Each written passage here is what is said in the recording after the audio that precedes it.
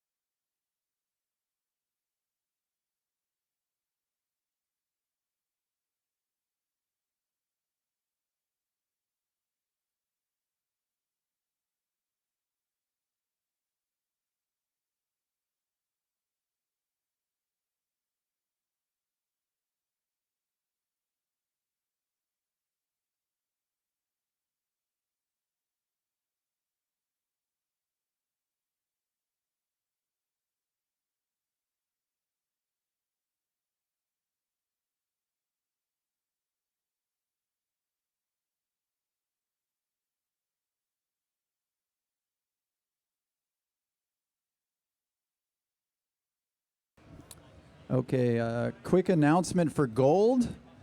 What we're going to do is once we get this class photo, we're going to get the upper left side of the bracket in their seats to do matches right away. So if you're in the upper left side of the bracket, we'll get that information to you, and we're going to get you sat here on the stages first thing.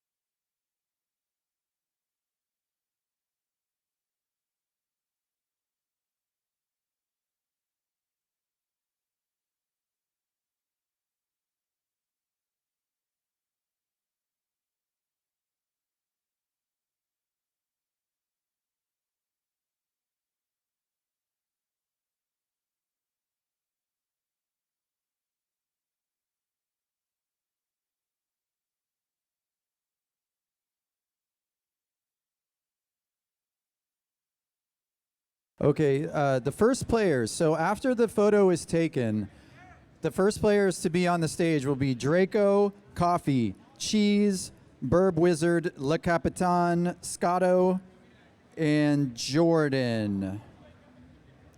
And Sharky. That'll be our first group.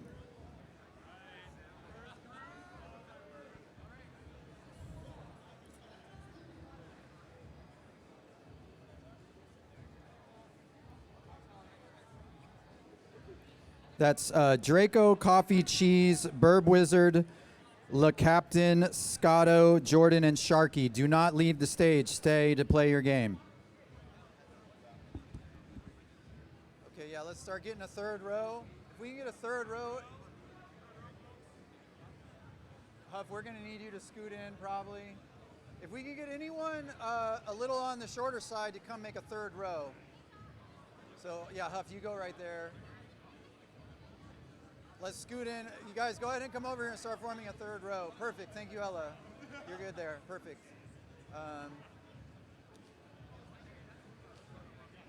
Eric's a row 2 next to Huff. Next to Huff there.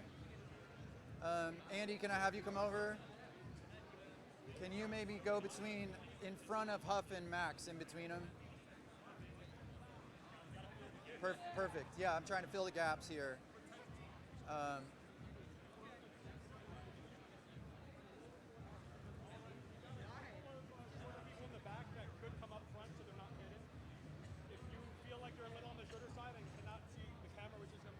Yeah, Cheese, maybe can I get you between Blank and Nevinator? Right there. Yeah, we're kind of doing a stagger. Thank you.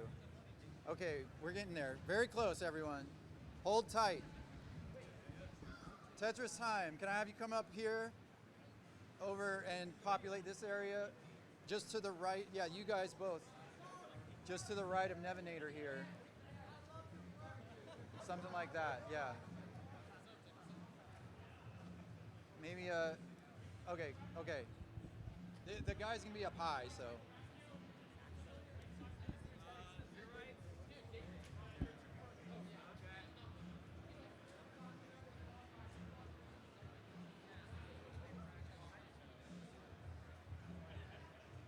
Okay, if someone.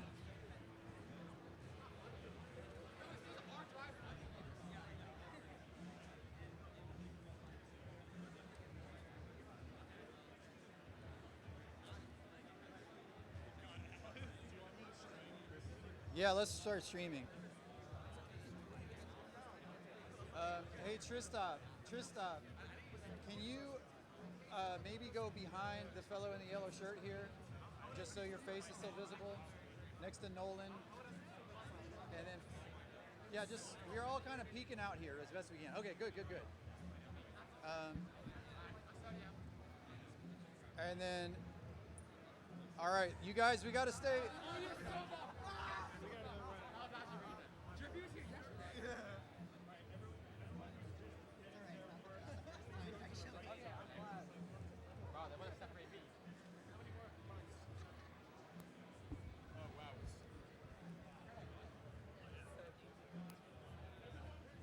Nice work, everyone. A few more minutes.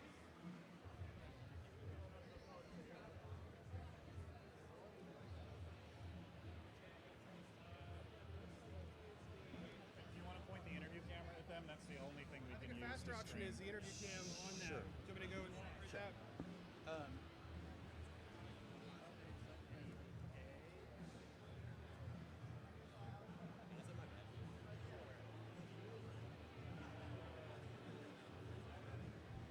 And then Aaron, we'll try to put you in the back if you can. Yeah, that's fair.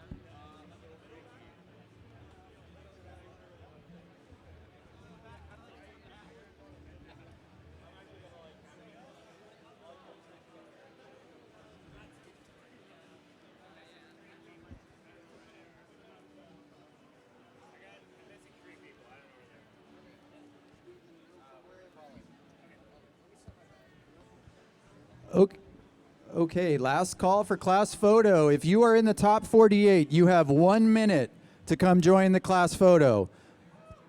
All top 48 gold bracket competitors, you have 1 minute to participate in the class photo. Thank you.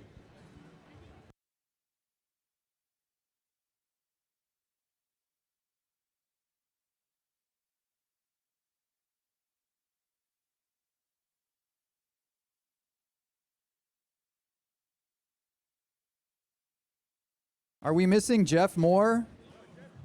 He's here. Okay. Okay, everyone. Give a big round of applause for your class of 2022. And photographers, I invite you to begin shooting. Yes, go ahead and bob your head, bob and weave, so everyone can see you. Look at Dan up here in the chair. Say 3, 2, 1, Tetris. All right, let's do a crazy one. 3, 2, 1, crazy.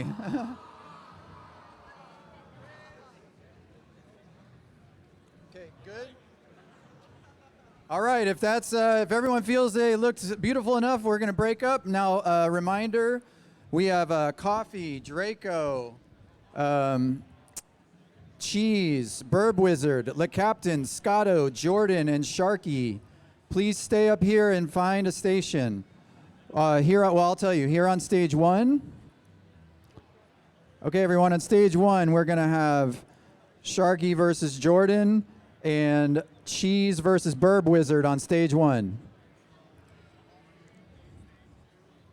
And then on stage 2, we're gonna have Coffee versus Draco and Le Captain versus Scotto.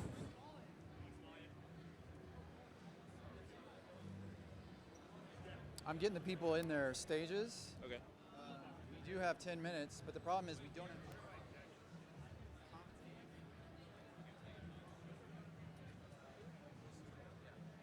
Okay.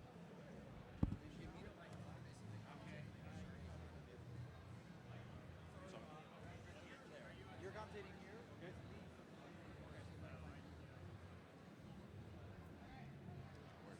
Hey, Chris.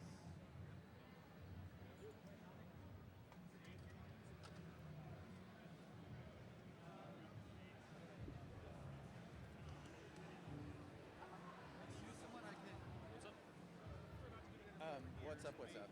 Are we ready to do this? Hold on. All right, it's clear. I gotta give this award away. You doing good? I'm giving this award away right now. Not to you. So your mark is that. Yeah. You can stand in the middle on the middle mark if you want. If you have 2 people, it's 1, 2. I'm gonna talk to him and I'm gonna leave. Hey Vince, is there someone I can ask to commentate instead of myself? If that comes to mind? Because I forgot Sharky's playing for the first match. Yeah, I'll play you. We can switch that match out. Or not. I don't know. I'll just do it. But if you think of someone, then send them up later. I'll start. Why? Just so that he has a chance to like recalibrate? Is that what we're doing? Right now, we only have Christine, so it's either me and Christine or nobody else.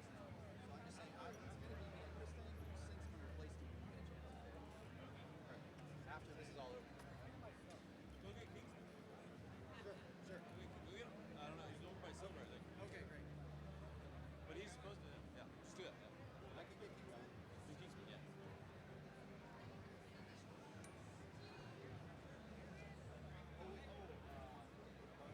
Waiting. What? Trey's got to click a button over there. I guess so. All right. Phone me up. All right, are you ready? Are you ready? Are you ready? Are you ready? Are you ready? Are you ready? Are you ready? One, two, one, two. Hopscotch.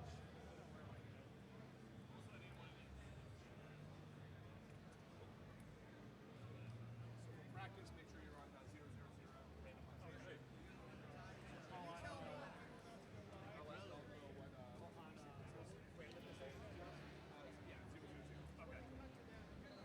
Check.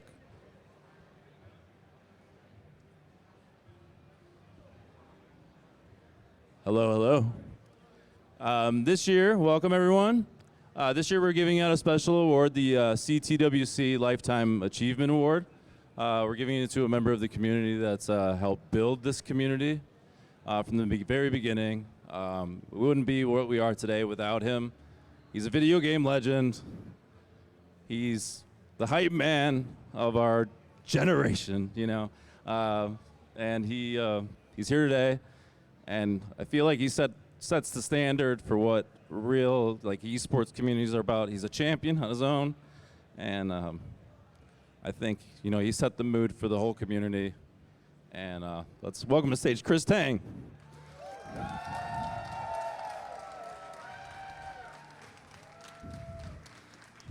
Boom! Trophy for Tang. Here, Chris. Nobody told me, man. And surprise. Oh my goodness. I don't know what to say. I never thought I only touched one of these for the first time like a couple days ago, and I am not prepared for this.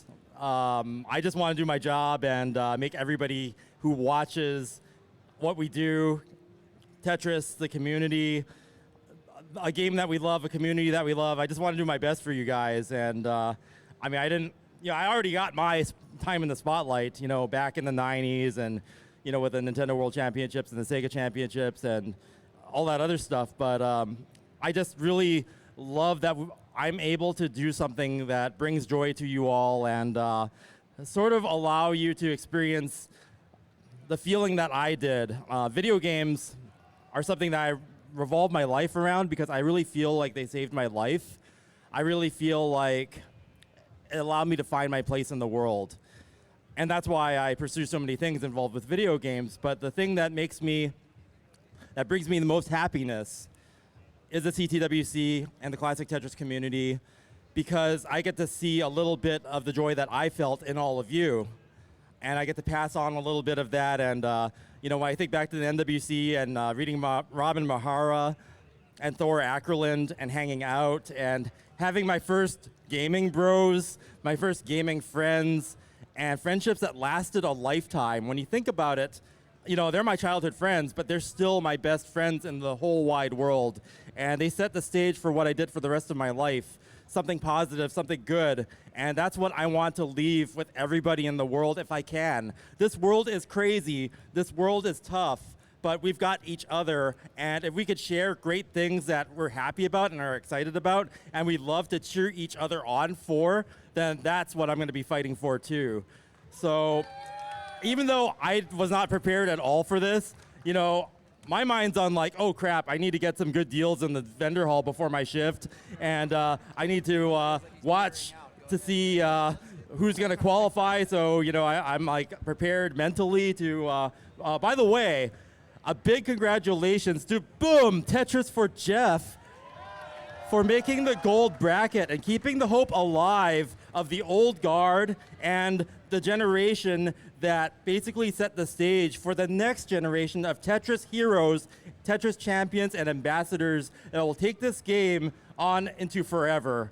And I'm so glad to see that Jeff, who kind of started, the memes, which inspired players like Joseph to take up the game, and in turn, Joseph inspiring the next generation beyond that. You can actually see the clear line between people who are great ambassadors and great influences for our community, and none of it would be possible without our first Tetris hero and ambassador, Jonas Neubauer, who I miss dearly.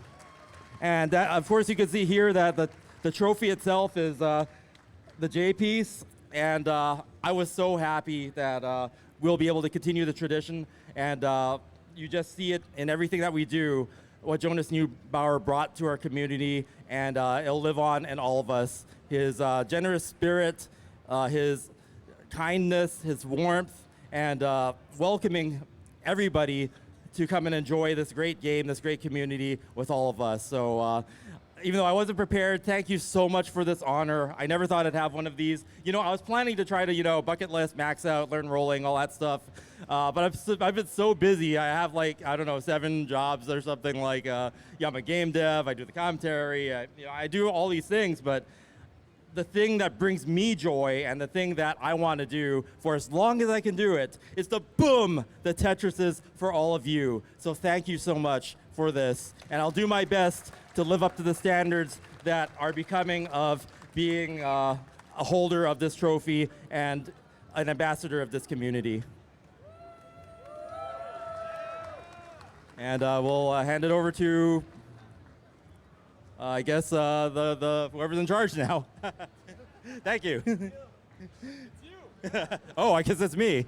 Okay. I guess we'll get right into it. We're doing round 0 here at CTWC 2022. It is Saturday, and it is time for brackets.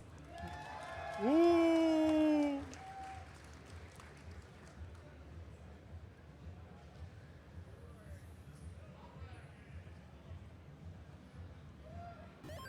Thank you. I'll put your back. Okay. I was not prepared for that. Nobody told me. That's always the best, unexpected things. So guys, it's a 12:30 sharp start. The judges know.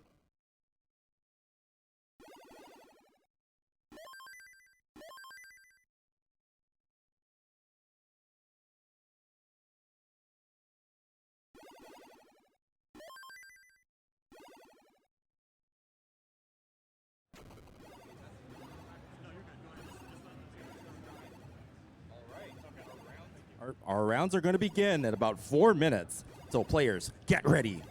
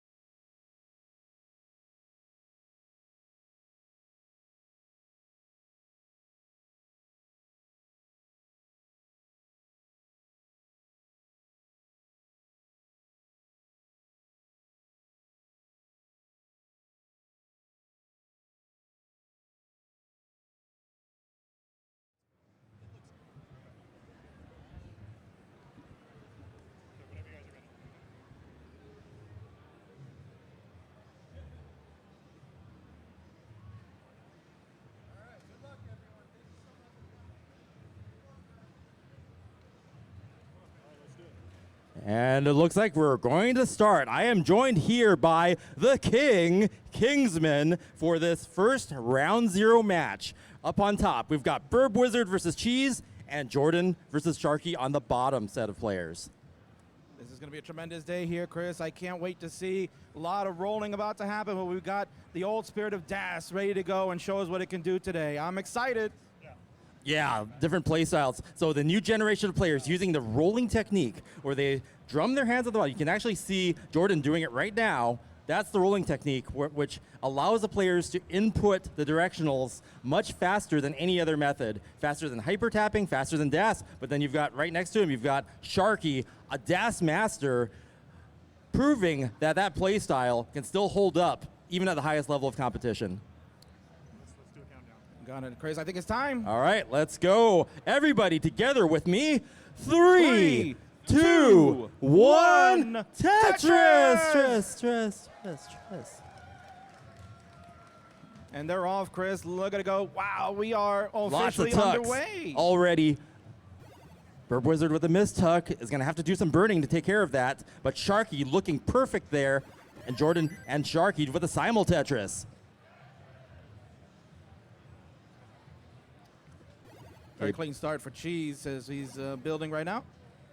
Yeah, Cheese is getting that well ready and just waiting on the long bar now. And boom, Tetris for Cheese.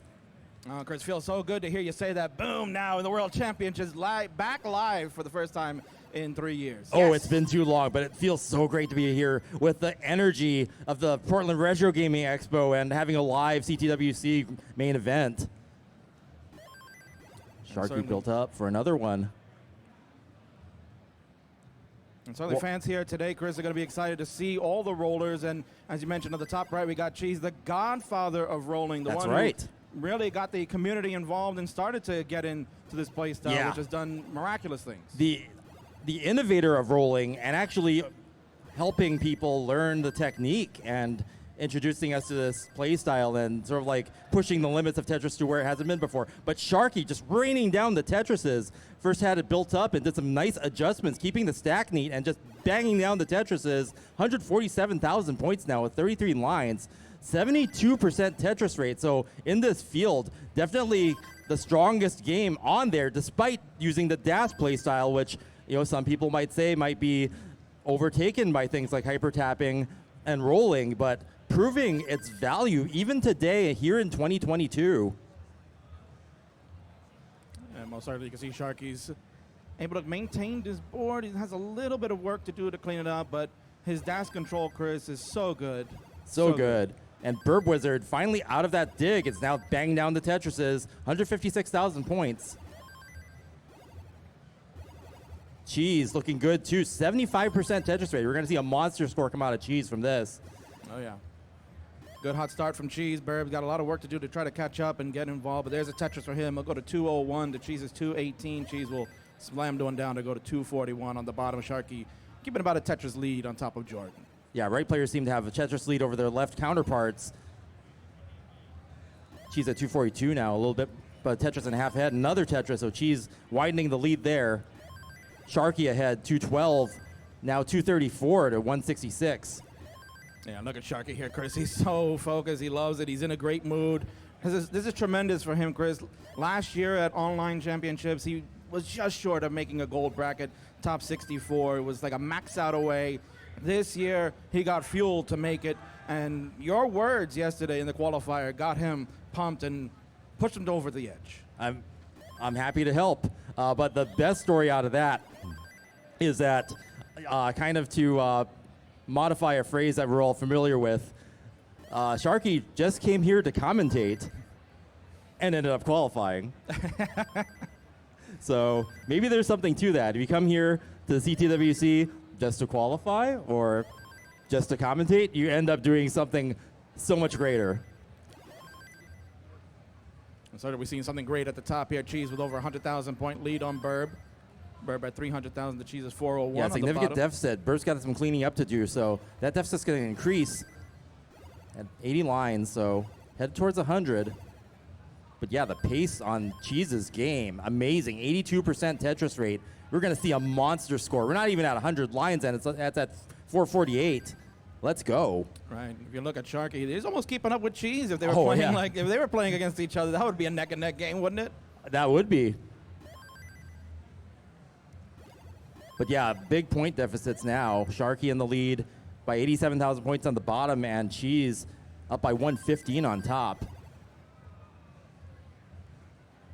As we pass the 100 line mark on the bottom game. You can see tremendous Tetris rate for Cheese right there, over 80%. Another one to slam home. In the zone. Cheese is in the zone. Whenever Cheese gets into like this game mode, is unstoppable. Former Masters champion, CTL champion, has many accolades on the resume. Yeah, and that board just super clean, super maximizing everything, getting as many Tetrises as humanly possible. Look at that adjustment. Absolutely beautiful. Boom, Tetris for Cheese.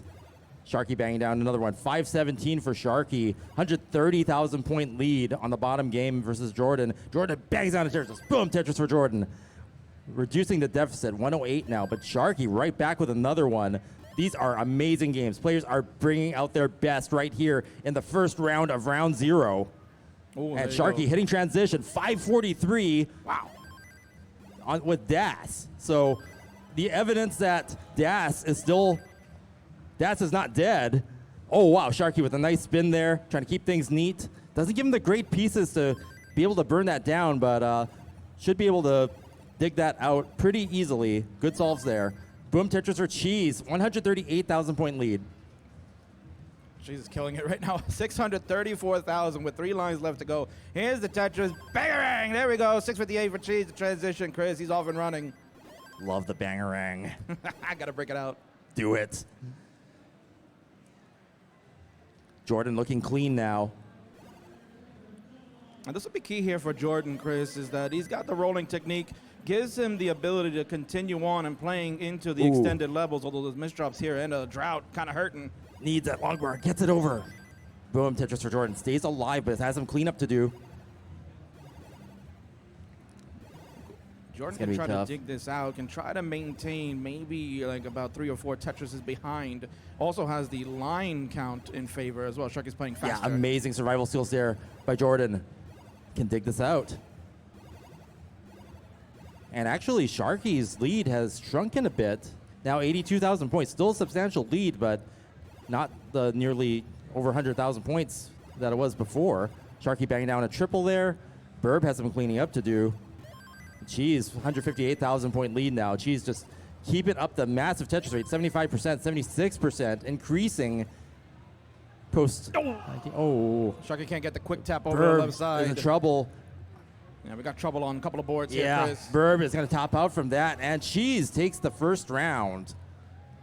And Sharky will Oh, fall Sharky, here. left Can we side's get going to be something? trouble, but he has an 80,000 point lead, so Jordan has a chase down of 50,000 points now. Can Jordan do it? Clean board. So at this point, Chris, is going to be about maybe, we see in the past line-out strats have been viable at the World Championships, but these rollers can get a little aggressive. They want to get Tetrises to end it quickly. We'll see what happens with Jordan, what we're going to choose. Yeah, 2 Tetrises will do it. And Jordan's clean now. Actually, the really clean, good board. Only needs 6,000 points. Next clear would probably do it. Nope, one more. Set up for a Tetris. And boom, Tetris for Jordan. Completing the chase down. Jordan taking the first round. And we're Very off in the nice. second round of Cheese versus Burp up on top. 0 point differential, so just with 1 Tetris on the board for both. So good games to open, Chris. That's the way you want to see the World Championship. Going into some Yeah. transitions, see some 19 play. Nice, cool, calm collectiveness with players. Cheese looking very formidable in this first game. Yeah, she's looking good. But Sharky having that massive lead with Das. So very interesting seeing this unfold. Certainly. Just one little hiccup that happened for Sharky. Kind of tried to get a long bar over into column 1. Yeah. Kind of hung in column 2 instead. And really, he tried to bring the board height down a little bit, but then couldn't quick tap one more long bar left, and that's where Yeah. it ended his run. Could get anything more over to the left. And now they're off on round 2. Meanwhile, up on top, Burb has some cleaning up to do. Cheese looking clean. Bangs down another Tetris. Boom, Tetris for Cheese. Boom, Tetris for Sharky. And boom, Tetris for Jordan. Yeah, this first game for Burb kind of opening up just like it happened with the last one. So he's trying to burn this down a little bit. With rolling, you can play higher, not have to worry about too much. You can get those 5 taps left and right quickly. Yeah, that fast movement speed is going to become the new standard, and then being able to use that to survive and to score. And you can see he's already whittled it down a little bit to the bottom, but he's almost down 100,000 points to start through the first, not even 40 lines, Chris. Yeah, so Cheese has kept it completely clean, has just been banging down the Tetris, doing the textbook, scoring, maximizing every long bar possible to get those Tetrises. 109,000 point lead now for Cheese. On the bottom, Sharky, 95% Tetris rate, also doing very good early on. Nice clean board. Jordan's got some cleanup to do, so once again, Sharky out to an early lead, 76,000 points. yeah, certainly on the bottom, it's a really good matchup. I like both of them. Jordan has put in a lot of work to learn rolling, has done different play styles all over in their Tetris career. We know Sharky, absolutely amazing DAS player, keeping that going, proving that he can play at the World Championships now. This is really a good matchup. Both have very similar plays as far as maintaining board and aggression when needed. Yeah. Definitely knowing how to throw all your aggression, what risks to take, and keeping yourself safe so you can stay alive to make those points. So key. Okay, Sharky's got a little bit of cleanup to do. Hopefully get some good pieces. That's perfect. Opens it up. And opens up the well. Nice solve. Meanwhile, dominance by Cheese at the top, Chris. Over 110,000 point lead. We are a little over halfway of this level 18, 349. Certainly looking for another high 600K. Wow. That stack of boxes on the left for Perb. Nice, orderly. Gets a dirty Tetris. Oh, Gets it. Sharky. Oh, no. Oh, Sharky with a quick top out there. So Jordan's gonna have a 107,000 point chase down. And is ready for Tetris. Boom, Tetris for Jordan. Take about 3 more. There's one. And with plenty of time, too, because only 59 lines in on this level 18, Jordan can just kind of walk it to the finish line. Yep, nice clean board. Boom, Tetris for Jordan. One more and change will do it. Meanwhile, the top, Chris, another strong game. Cheese 426 came to play, Chris. Not Yeah, fooling around now. 79% Not Tetris fooling rate. around now. Showing the power of the rolling and the power of just Cheese's great play. There's another Tetris for Cheese. And Jordan about to complete the chase down here. Boom, Tetris for Jordan. That's going to do it. So round 2 goes to Jordan. 2-0 now. Sharky has to win this round to stay in the match. We are best 3 out of 5 here. Our early plans were to do 2 out of 3, but as we were off and running, and I guess they were doing the logistics for how long things would take, they decided we could go 3 out of 5, so we'll see how this plays out. Well, I think everybody loves a good best out of 5. Oh, yeah. Right? Yeah, that's what that movie's called, Best of 5. I know. That's called a cheap plug right there. So shout out to Check Chris it Higgins. out. Absolutely. Chris Higgins, yeah. The film coming up, Best of 5, the Tetris Champions.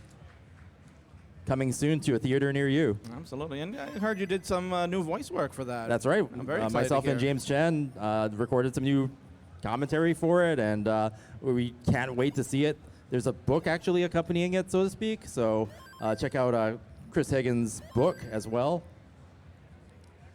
Put me in line. I'll buy that right away. Let's go. Yeah, it's up at the table if you want to check it out if you're here at the CTWC. Okay, Cheese now having to do a couple of skims.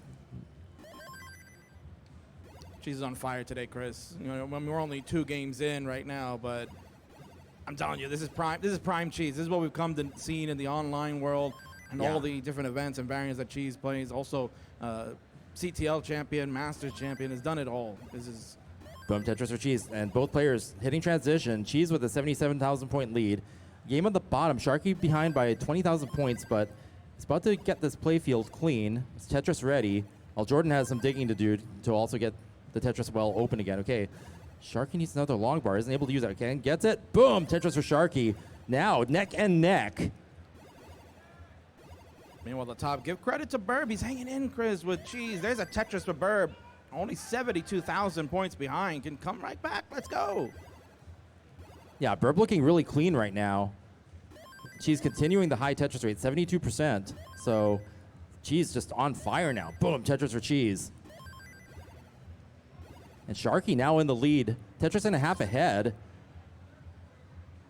after being down most of the round. So Jordan now with a misspin there will have some cleaning to do later on, but he's got to bound down to Tetris now.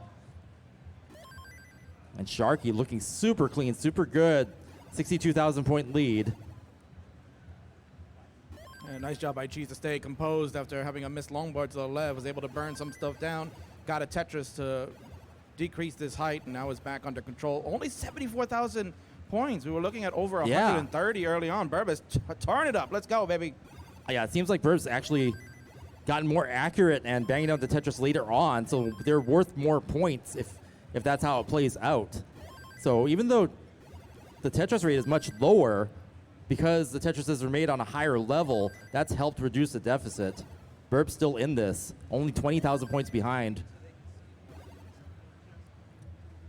Boom, Tetris for Sharky.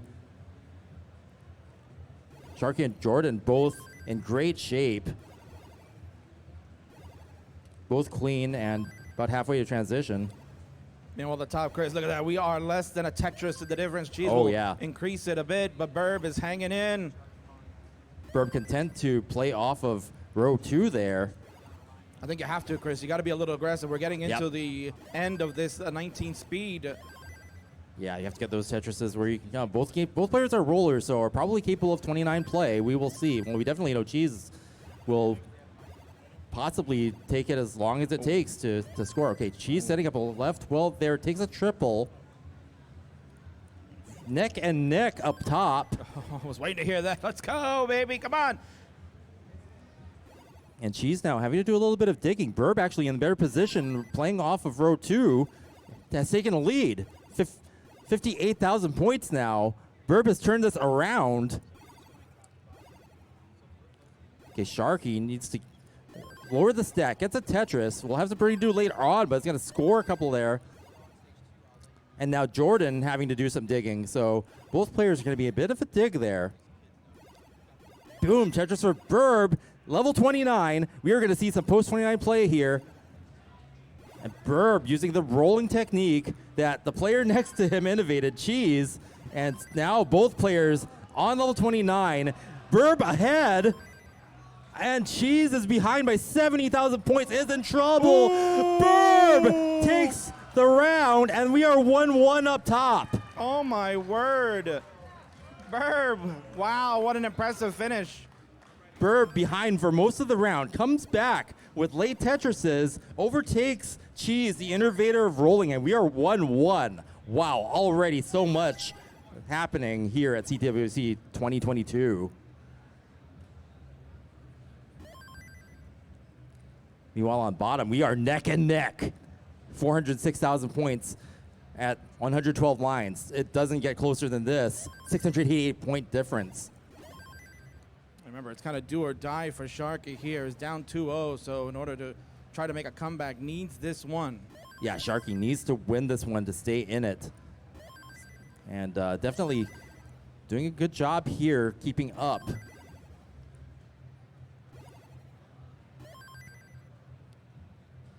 Okay, Sharky, Tetris ready. There it is. Boom, Tetris for Sharky.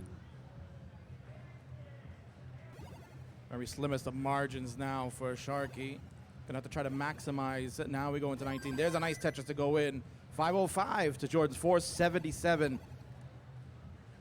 Yeah, so Sharky just up by a Tetris. Hit level 19 just a bit earlier, but they're still pretty even, so this is really just neck and neck all the way. Line counts and score.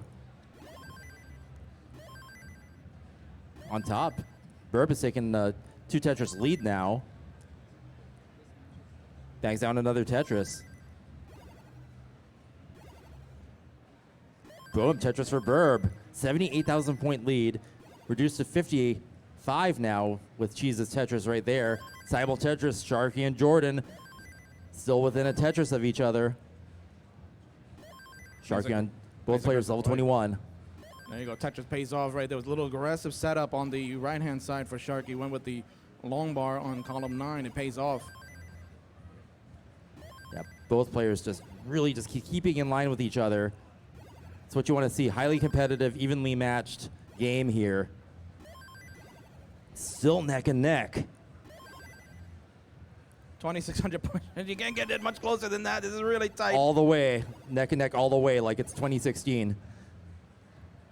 You get those vibes, Chris. I can feel it. This is the great part about being live, baby. Yeah, you never know what's gonna happen, and then it's just amazing Tetris action unfolding. Oh, Jordan's in trouble. That's a lot of misdrops. And the left side, he's gonna have to get a long bar over there or something and just start burning down. So this is Sharky's chance to come back here and stay in this match. Boom, Tetris for Sharky. 66,000 point lead. Jordan's in trouble. That left side's gonna be a problem. And Sharky stays in it, taking the round. We are 2-1. GG's. There's that GG's. I love it. You gotta get that in, right, Chris? Do it. I love commentating with you, King. Oh, you're the best, man. You know that. What an adjustment by Cheese to adjust that Z for the J tuck. Oh, superior mind.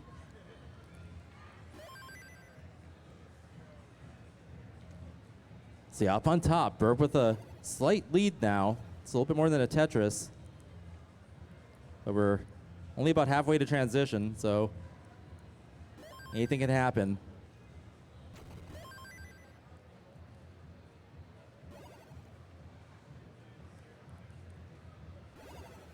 Okay, and both players are Tetris ready, just waiting for that long bar. There's one for Cheese. Boom, Tetris for Cheese.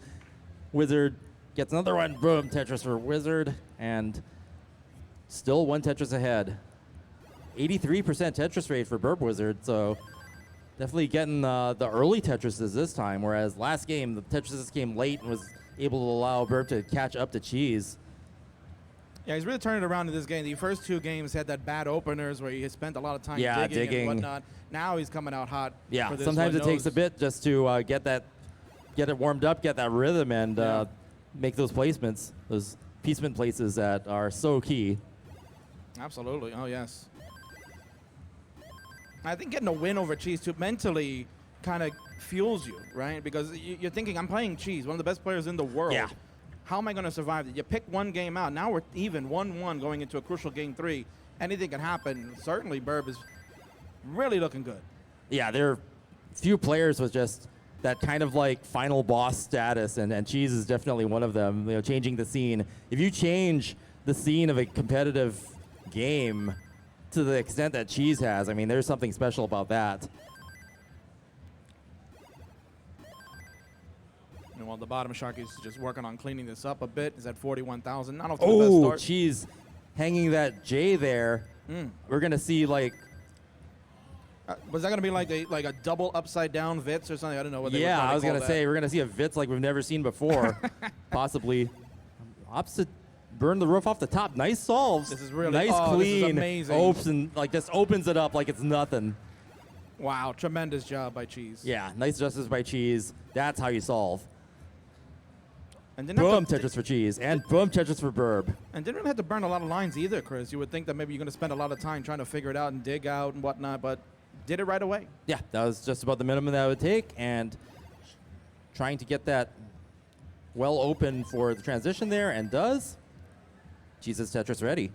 Meanwhile, look at the score for Burb. 631, almost 100,000 point lead on Cheese. Yeah, In the driver's seat. and not even hit transition yet. That is a monster score. That transition score is going to be one to watch because Burb is just on fire now, taking the triple, going into the Tetris after transition. Very smart play by Burb to know, just get cautious, take your time. We got plenty of runway to go. And the fight is on, 19 plus, let's go. Yeah, Burb at 663,000, 82,000 points over Cheese, who banks down to Tetris, reducing the deficit a bit, but Burb up high. Needs some good pieces. Okay, gets the triple into the double, opens up the well, ready for Tetris. And boom, Tetris for Burb. 34-piece drought there, Chris. That was a little vicious, but Burb hangs in like a pro. Yeah, showing aggressiveness and survival skills, the deadly combination that you need to excel in CTWC these days. Okay, Sharky now with a dirty Tetris. 77,000 points behind Jordan now. So Sharky, yeah, getting another Tetris on row 2. Oh, Cheese is in trouble here at the top, Chris. Oh, Cheese is going to top out. Oh, and man. Burb takes that with authority. 100,000 point lead at the end. And So Burb is up now, and Cheese is now on the ropes and needs to win this round to stay in the match. Oh, You're my 2-1. And I think you saw it on Burb's face there, Chris. He's like, what? What? Couldn't Okay, believe it. Sharky having to try to get some tucks in there to minimize the number of holes being formed there. Both players are going to be in a bit of a dig now. Getting hungry for some burgers and Swiss cheese, because that's a lot of holes in the playfield. See how efficiently they can get out, or if they choose to kind of turn it into a dirty Tetris well here. Okay, Sharky is going to go aggressive and build that center well on row 3. Win for that long bar. Has it set up. Jordan's still in the dig. And there it is. Boom, dirty Tetris for Sharky. Very done job by Shark to stay composed. Went all in. He's like, I'm going to wait for this long bar to come. I know it's coming. Yeah, And if you pays got to off. build on top, you may as well turn it into a Tetris, and that's what Sharky did. He's got another one set up now. Let's see. He gets it. Another column, or another row 3 Tetris for Sharky. Taking those Tetrises where they come. And Yeah, now the deficit's been reduced to only 30,000 points. Yeah, Sharky playing very well to, play aggressive. He wants to transfer that well. You just saw that there. Yeah. Chris was able to do it. Wanted to spend as minimal amount of lines to burn it to get over there, and scored with Tetrises. And with that, Sharky just waiting on another long bar now. Is Tetris ready? Boom, Tetris for Sharky. We are neck and neck. And neck and neck up on top, too, with 117,000 points. Bit early in the game on top, but yeah, Cheese and Burb just in line with each other. Bang down the Tetrises at the same time, do the same piece sets.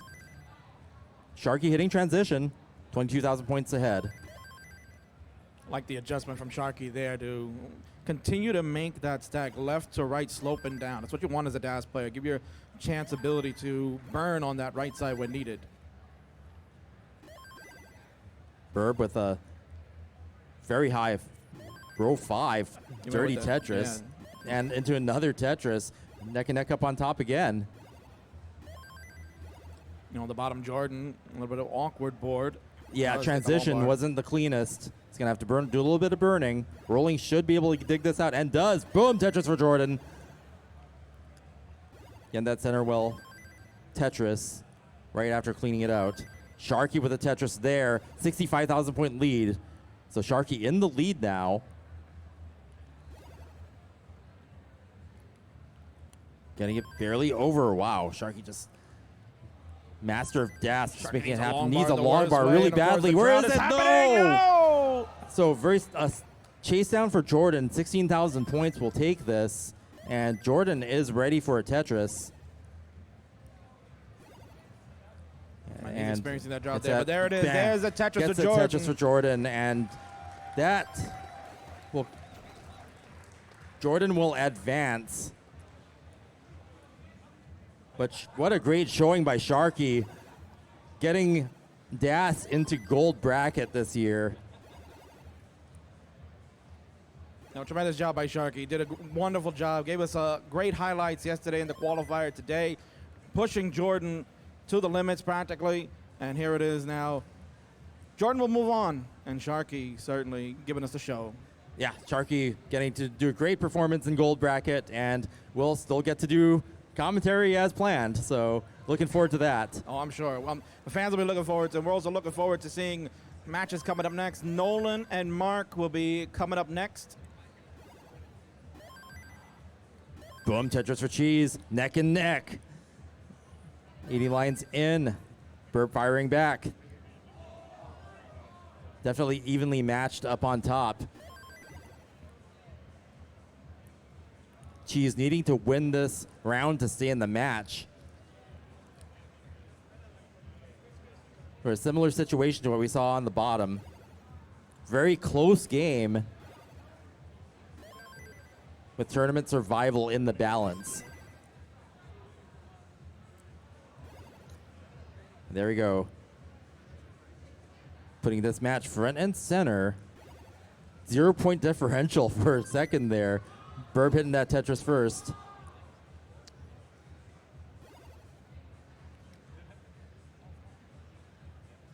Nice tucks by Cheese. Boom, Tetris for Cheese. Neck and neck. Past the 100 line mark. If you're Burb, you're playing with house money right now. He was coming in thinking, oh, Cheese gonna sweep me 1, 2, 3. I can't keep up with him. And look at this.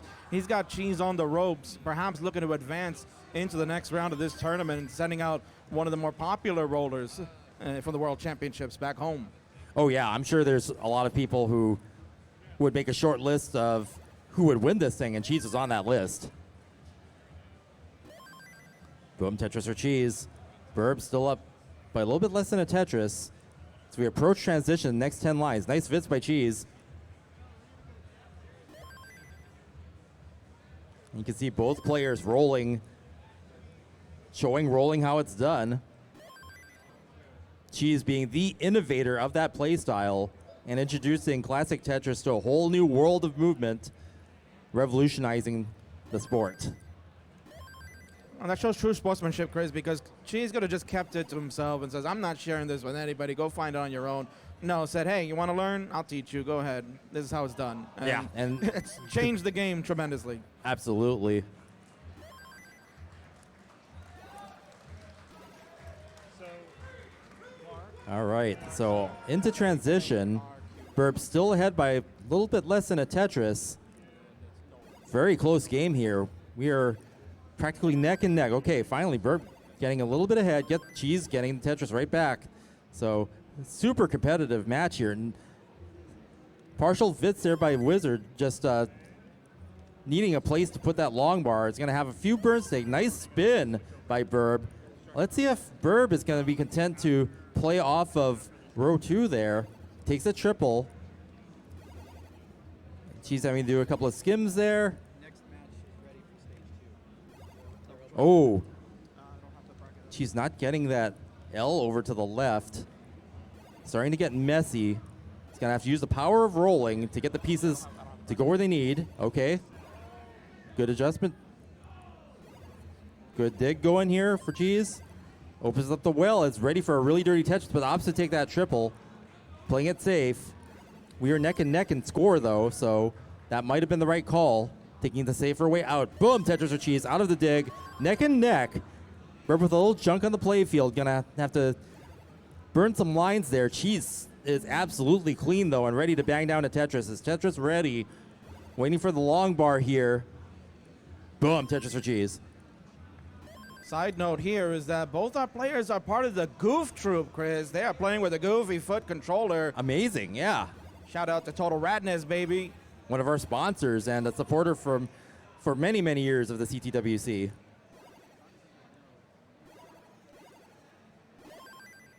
And while these two are battling it out, we're also getting ready on the second stage over there. Blank and Rhubarb, please come to the second stage, Blank and Rhubarb.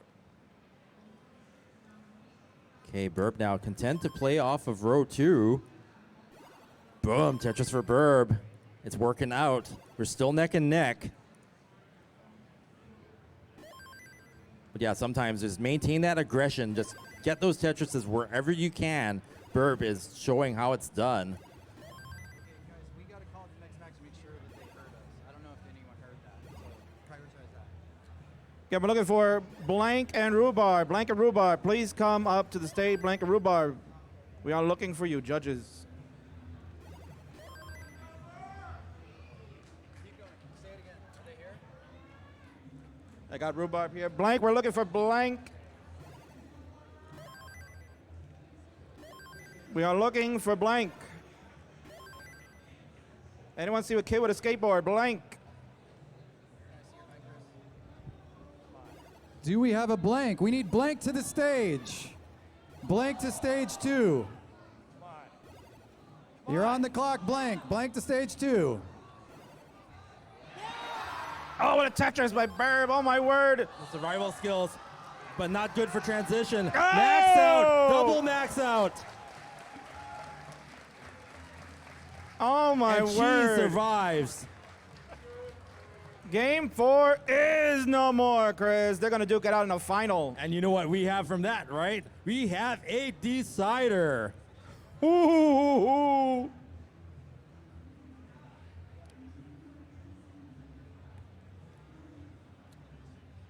But what a match, and what a way to end that there. Double max out, double what you'd formerly call a kill screen, now a skill screen, legitimately, as now we have what we call 29 play. So here we go. Tournament survival on the line here for both Burb and Cheese. While they're looking to survive, we're looking to find Blank. Blank, we are looking for you. Please come to the stage, Blank. It's game time. And on the bottom, we've got Mark versus Nolan underway for the first game of that match.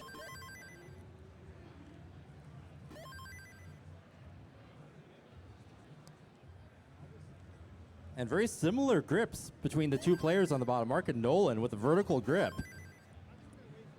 You love to see it, different styles of play here, even within hyper tapping.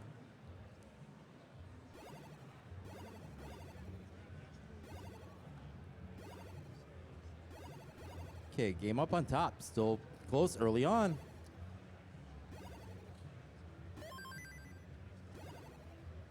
Boom, Tetris for Nolan. And I like that we got a battle of tappers here on the bottom, Chris, right? That's something that we were seeing a lot of in 2019, I know, right? Everybody was visual. the hyper tap. Everybody was like, oh, ooh, hyper tapping. Now it's like, who's sticking around with that? Yeah, it's almost like a rare matchup now, having tapper versus tapper. But you love to see it, and you know, a roller still hasn't won a main event CTWC, so you know, Das and tapping still has a chance to keep it alive and prevent the new wave of rolling from rolling over everything. I like that, Chris. Yes.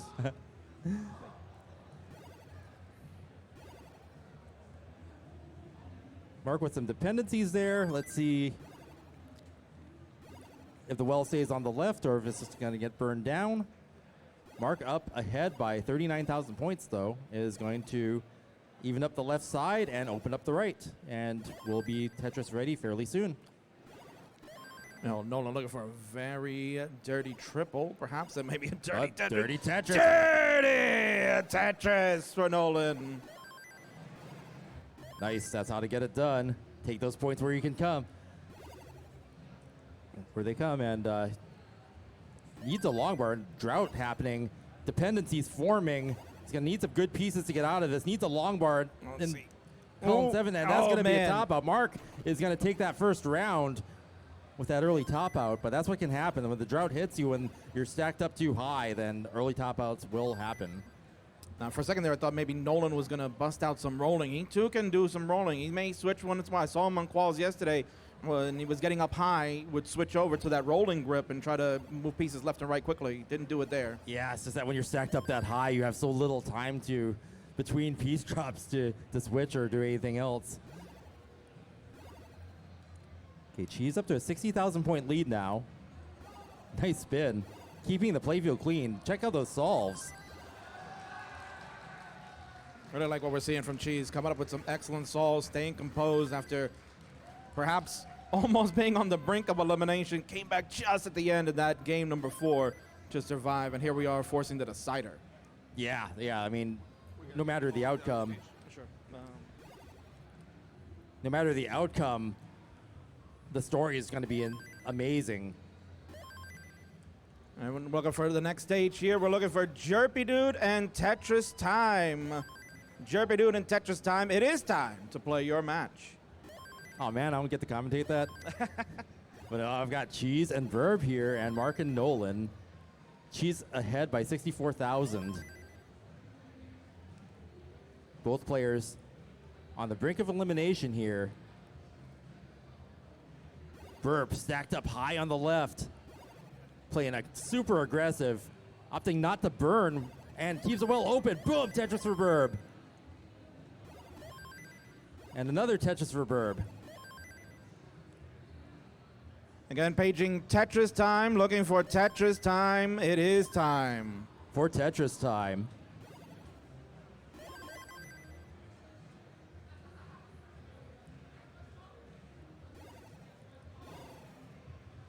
Burp with a nice spin there, keeping the playfield clean. Has some catching up to do with Cheese. Just a couple of Tetrises ahead as they're past the 100 line mark. Meanwhile, Nolan's got some digging to do. Mark with a clean playfield.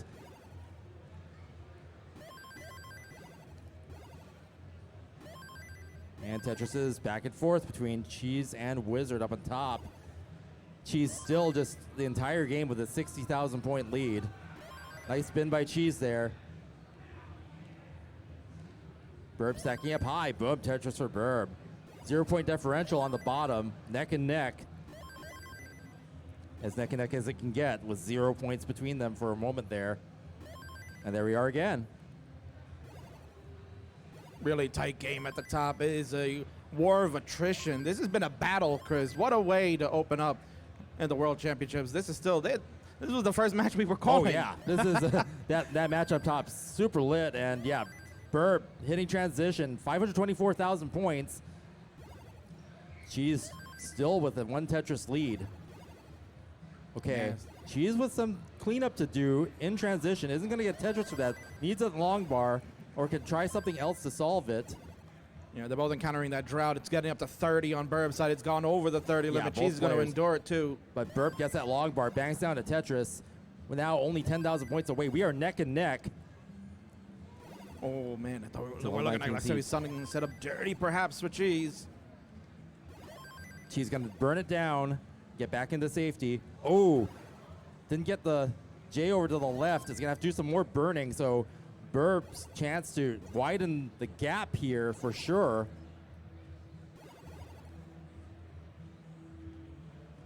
Mark needing a couple of long bars to open up that center well. Oh, Oh, meanwhile Mark is Mark with also the hang on the yeah, left. Mark at the bottom had a misdrop of an S piece, put him in trouble too. He's trying to tap his way out while the battle continues at the top. Burb with the lead, almost 80,000 points on the Roller Supreme. Grizz, this is intense. Yeah, both games are just now. Burb with a huge lead. Mark's left's going to be a problem. Mark's going to top out. Nolan's going to take that next round with authority. 90,000 point lead. We are 1-1 on the bottom. They'll exchange early top outs to get ready for a very crucial game 3 on the bottom. Meanwhile, at the top, Burb trying to figure out this saw, looking to get the right open. He has a triple ready, but it's just not working out for him, Chris. Yeah, and Cheese has that well set up finally. He's going to bang down to Tetris if the long bar comes, but now both players in a drought. Cheese taking the safety triple, another safety triple. Trying to keep that play field alive and that well open for the Tetris. And there it is. Boom, Tetris for Cheese. Burp still up ahead by 2 Tetrises. Nice tuck by Cheese. Good adjustments. Cheese taking a lot of triples here, and that's what's going to give Burb that lead. Cheese finally banging down a Tetris. Burb is playing so high up. There's the long bar just in time for Burb. 779 to Cheese's 719. both Players' players- boards are not in the best of shape, Chris. Yeah, they're really pushing it. They're pushing the aggression, trying to score where they can. Everything's on the line here. Absolutely. Burb opens it up, and there it is. Bang! Good. Tetris for Burb. Here's 21,000, 95,000 point lead for Burb now. And Cheese needs to dig down, get that board back into a good state for level 29 here. Burb is looking to pull up perhaps a huge upset to open the World Championships. Boom, Tetris for Burb. 150,000 point lead for Burb, but getting close to the end, Chris. At least what most of us knew it as the end.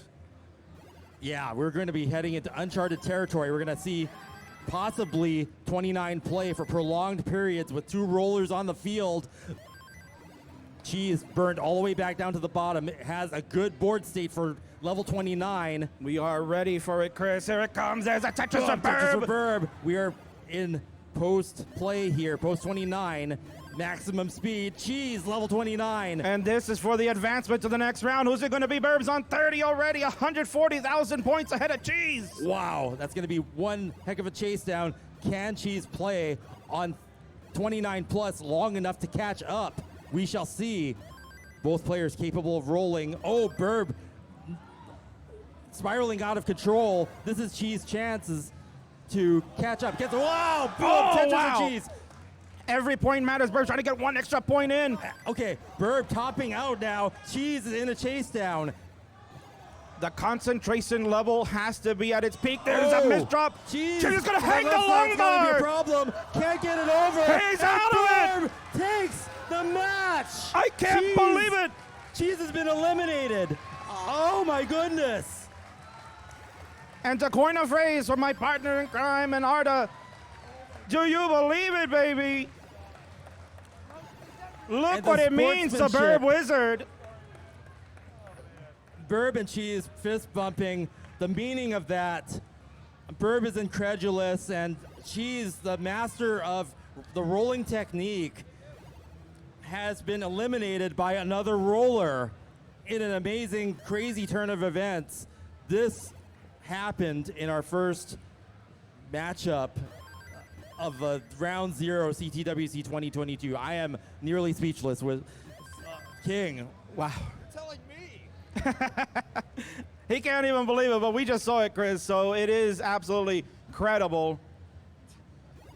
Burb gets the 3 hearts. Cheese is out of the tournament. If you're doing predictions, RIP, baby. Wow. And Chris, we don't stop there. We got to continue on. Oh, We got that's our right. next matchup. It's Red Shirt and Opox coming up next. So Red Shirt and Opox, come on down. Meanwhile, on the bottom, Mark banging down column 4 Tetris. Needs some catching up to do to Nolan. 45,000 points ahead. Nolan looking super clean right now.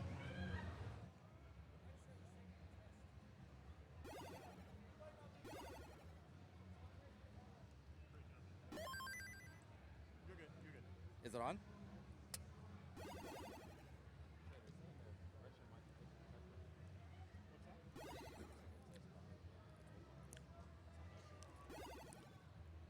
Mark with some cleanup to do. Waiting for a long bar, 15-piece drought and growing. Covers up the well. Let's see if Mark can get out. Oh, that's going to be a problem on the left. Can Mark tap something over the left? And he does. Needs to open up that well. This is going to be close. Mark needing a long bar right now. Gets it. Triple. Great timing on that long bar. I'm joined here by Sharky at this precarious moment for Mark. Yeah, excellent burns. Just needs to get, oh, perfect L piece for the flat burn.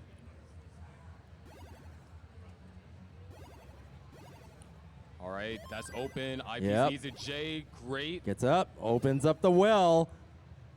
Good dig by Mark. The well is open, ready for a Tetris. Long bar just not coming when the well is open, though. Gets it open again, and hopefully he will. He had to cover it up again. Just another one piece late. Finally gets it. Boom! Tetris for Mark. Yeah, but Well- we are about to go into transition, and we have a 147,000 point lead for Nolan. Yeah, Nolan way up ahead now. And also behind on line, so a true lead here. Nolan looking really good, really clean, taking that triple, preparing for transition and higher Ooh. speeds.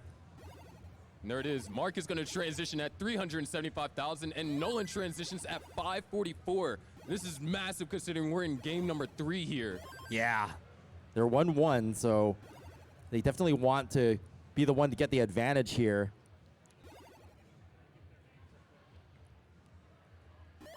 Boom, Tetris for Mark.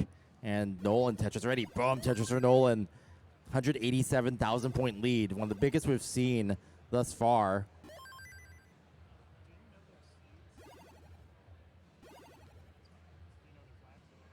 And boom, Tetris for Nolan. Maintaining that massive lead. 212,000 point lead now for Nolan. Mark is going to have a lot of catching up to do.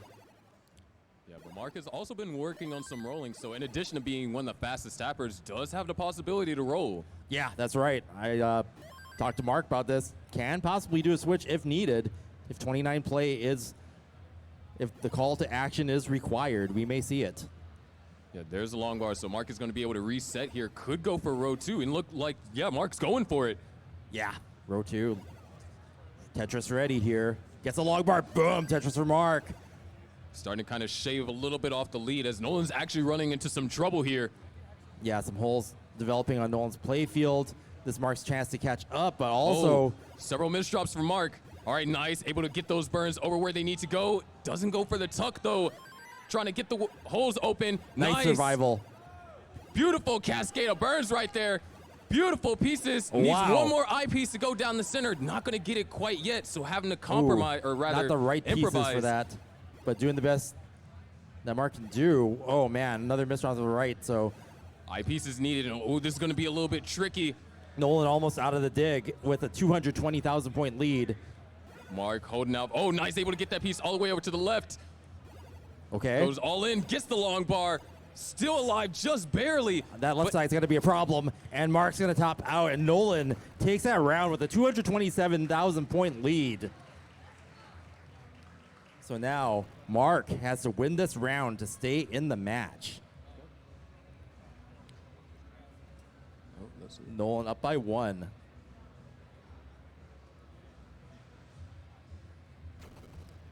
And looks like we're going to start another match up on top. We've got Opox versus Redshirt. Oh, we are.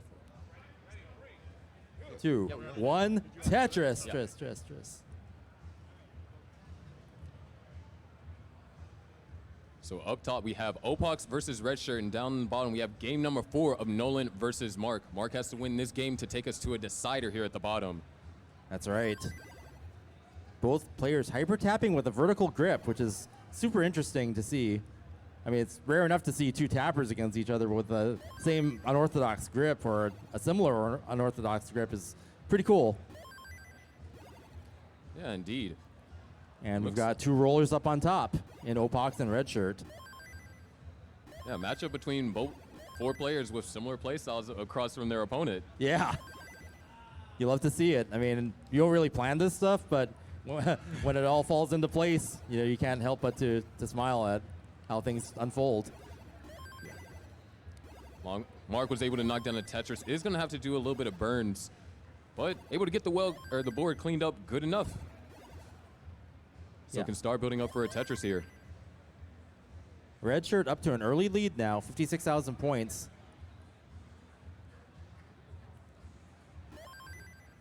And Boom, Tetris for Redshirt, 88% Tetris rate. So really just maximizing these opening lines, making them all Tetrises when possible.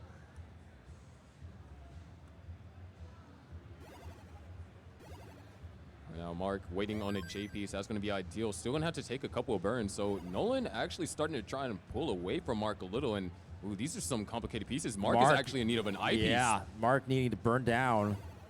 Needs to get this playfield under control in a hurry.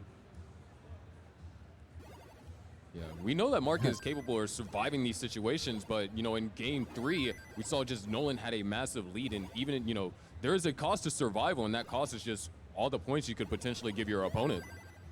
Yeah, Nolan, some good adjustments there. Did a Vitz a little bit earlier. Fills in that dependency with a long bar, and is Tetris ready. Boom, Tetris for Nolan. And, we're actually going to have a top out from Opox. Oh, whoa, that happened so suddenly. Redshirt taking that first round with authority, 141,000 point lead, taking that first round. Yeah, that was actually a near perfect opener from Redshirt. If you look at the line to Tetris score rate, ratio. yeah, that was crazy. That would have been a monster score, but Opox with the early top out, kind of robbing Redshirt of that, what would have been an amazing transition score and possibly a monster score in general. Yeah, but speaking about scores, 262 for Nolan and 171 for Mark. Mark now almost down by 100,000 points, and we're just about halfway through the pre-transition. Mark with the board finally under control. Bangs down to Tetris, reducing the deficit 65,000 points now. But Nolan answering back, set up for another Tetris. Bangs down 2 of them back to back, 88,000 point lead. There's another Tetris for Nolan. Goes up to 331,000. Yeah, 78% Tetris rate. So really solid play by Nolan just throughout this entire match. Yeah, and with the way that Nolan's playing, it looks like Nolan's going to try and close it out here. But Mark is a very perseverant individual, so he's definitely going to try his hardest. Yeah, sometimes yesterday in the quals, Mark didn't get those maxes early on, and sometimes it just takes a bit of warming up, and you know, if once Mark's past that threshold, will perform. Up top, we are just about neck and neck, separated by, I believe that's a double's worth in points. Not a little bit more following the Tetris from Opox. But yeah, 85% Tetris rate early on, so Opox coming back in this game. Redshirt having to set up some interesting tucks there. Let's see how Redshirt solves this. Yes. Able to get the long bar over all the way to And- the left. oh, misses the line Lots spin. of dependencies forming. A Redshirt. Redshirt in trouble. He's going to need some good pieces. Good burns, very nice. Gonna keep it open. Oh, no! dang. The right side's impossible. Redshirt's going to top out, and Opox is going to take the second round. We are 1-1. So both players suffering from early top outs from hangs. Yeah, the gift that Opox gave to Redshirt, Redshirt returned it right back. Wow. Mark now actually starting to cut down the lead, or Nolan's lead a little bit here. Now only down by 68,000.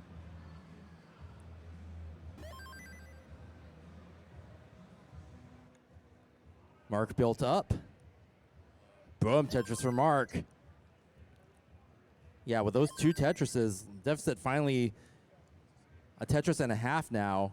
Nolan getting the Tetris. So Mark looking clean. No longer in dig. So gonna see scores from both players going up. And Nolan gonna have a massive transition score here. 550 already. 550,000 points, 91,000 point lead.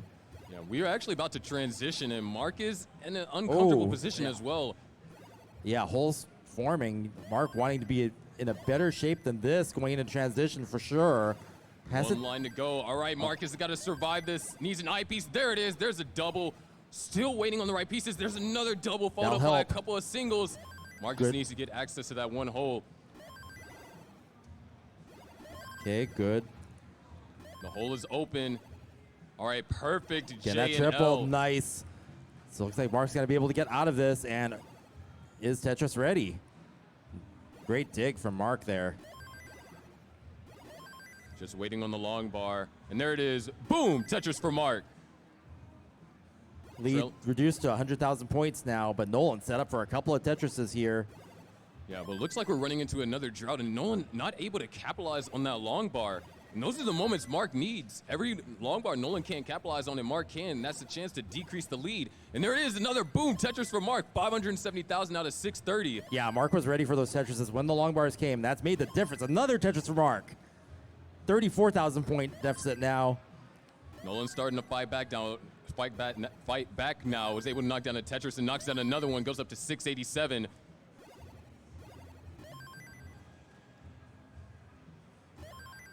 Oh, Mark hanging the There it Z there. He's gonna still have some going to knock digging. down the Tetris, but now has to do some digging. Up on top, we are neck and neck. Both players just at 215,000 points. And both looking good. Clean play fields. Mark is now all the way down to the bottom and might have to start committing to these left wells. Is back down Yeah, to he's being ready for a left 100,000 well points. Tetris. There it is. Boom, Tetris for Mark in the left well. Got a well transfer over to the right now, it looks like. Yep.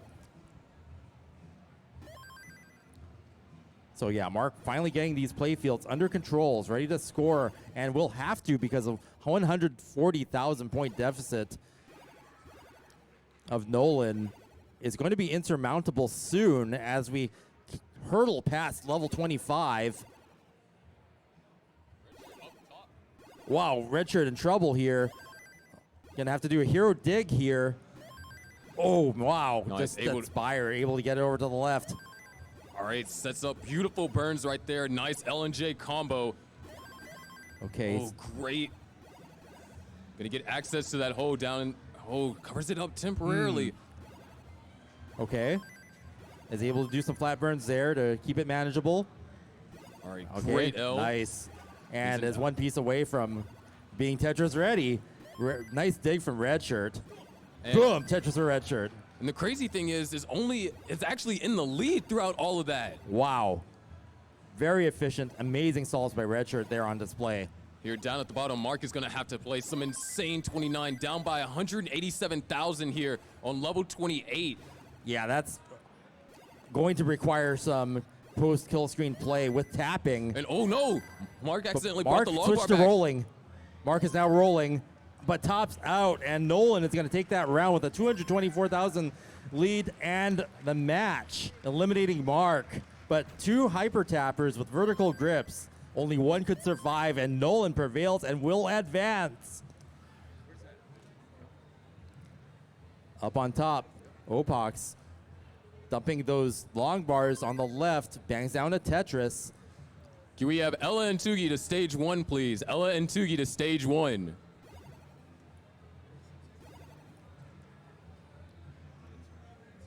Yeah, you want to pick player 1 and 2. Boom, Tetris or Opox. Here we are. We're nearing the transition. This is game number 3 as well.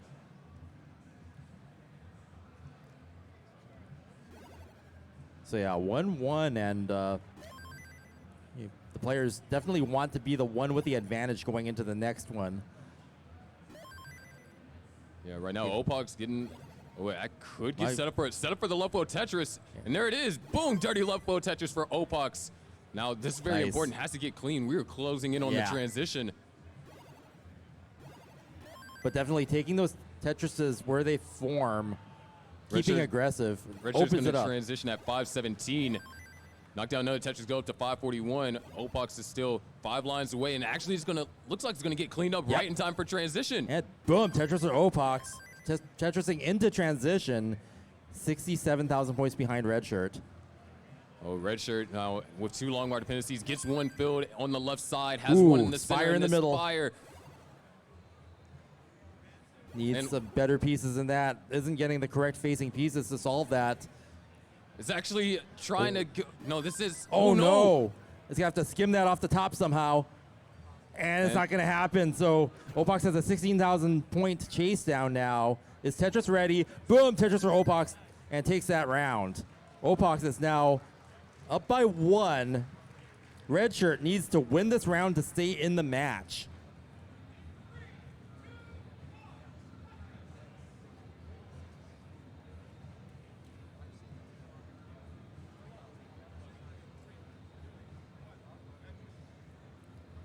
Okay, now it's round 4. We're going to get Opox the heart on the screen.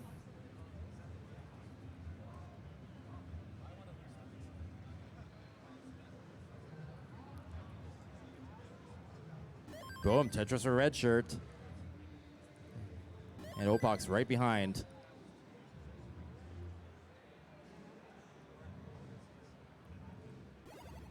Okay, Red Shirt with another Tetris. Opox not ready to capitalize on that long bar. But manages to get it clean, bangs out Tetris.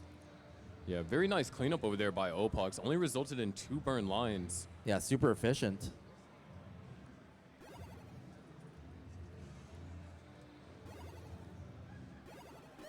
Another Tetris for Red Shirt, off to a really fire start here. He kind of saw something similar to this in game 1.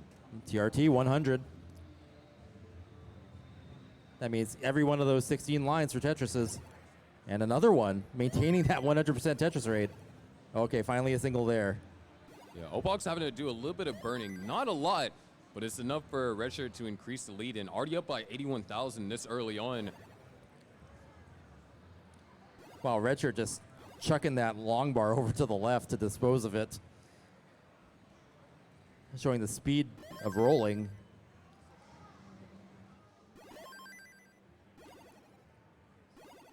Opox taking a triple there. Just wants to keep the playfield clean and get it over to the standard well over onto the right.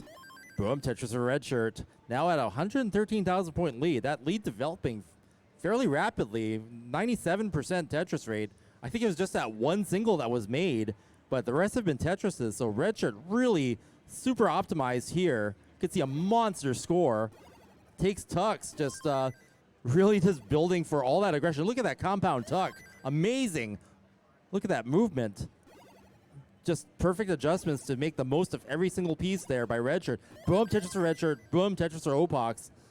So even though Opox actually playing very well right now, Redshirt just 90% Tetris rate this far in. Amazing. If Redshirt's pace keeps up, this is going to be a match to watch. Could be seeing some records being broken here in real time.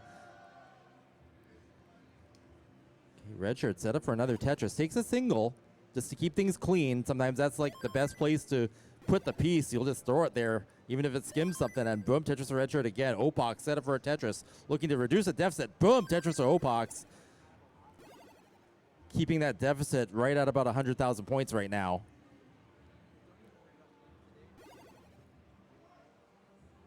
Nice adjustment by Redshirt. Just really moment to moment, keeping that playfield as clean as possible. Boom, Tetris for Redshirt, and boom, Tetris or Opox. We're still at 100,000 point deficit. Yeah, we are just halfway through the pre-transition. And now Redshirt- Opox having to burn some stuff down is going to give Redshirt an opportunity to widen the lead. Yeah, Redshirt is looking at a 600K transition here. And there it is, Opox able to get a triple. There it is, Opox can now go Tetris ready. 425 for Redshirt. Opox finally knocks down a Tetris, goes up to 297.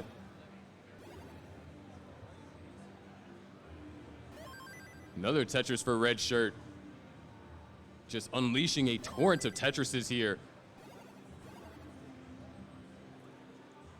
But now Opox is in a position to continuously score Tetrises. We're ready to see more of this match. There it is, another Tetris for Opox. Nearing 100 lines.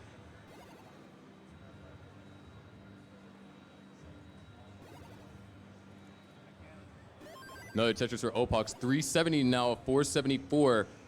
Redshirt had to do a little bit of burning here.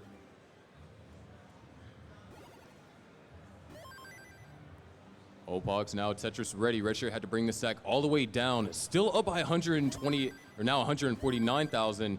Opox is going to knock it back down to 126 advantage for Redshirt. 20 lines left till transition.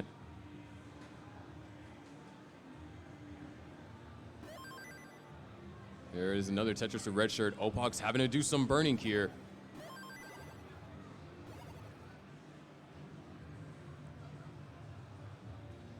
Tetris for Opox. Redshirt 2 Tetrises away from a 600K and hits the S-spin. And boom, Tetris for Redshirt. And boom, Tetris for Opox.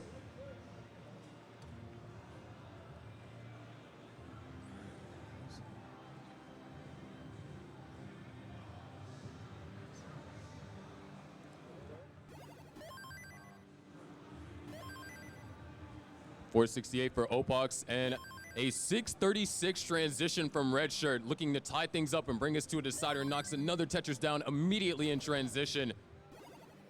Opox transitions at 493, down by 168,000 points here in Game 4. Another Tetris for Redshirt, continuing to pour the pressure on. Opox now Tetris ready. Waiting on the long bar. Running into a drought, has to take a triple. Still waiting on this long bar, and there it is. Boom, Tetris for Opox. Yeah, Redshirt's Tetris rate, 81%, has just really optimized this entire time. It's going to be so hard for Opox to catch up. It's probably going to require some 29 play if this keeps up. Yeah, 604 now for Opox. Redshirt at 774 here, going into level 22, and this is not going to be a Tetris, that's going to be a triple, but Opox can start going for row 2 and is set up for one right now. That's what he needs to do, play aggressive. There it is, boom, Tetris or Opox. Able to burn down a double. Now Opox might try and reset, go all the way back to the right-hand side. And oh, there's a slight misdrop from Redshirt, so an opportunity has opened for Opox, a small one, but an opportunity nonetheless. Yeah, we'll see how Redshirt handles this solve here to minimize the amount of burns taken. And wow, beautiful solve. There it is, another Tetris for Opox. cutting it down lead, or cutting the lead down just a little bit. Nice clean by Redshirt. All right, Redshirt. Oh, Redshirt with a hang on the left. He's Yeah, got to allow this Opox to drought- catch up. This drought is killer right now. Opox still trying to stay alive. Waiting on the long bar here. A 30-piece drought. Oh, Opox man. knocks down a Tetris. And the lead is closed down to only 107,000 points. Yeah, now down Opox to is only coming 78. back. Opox with a clean play field.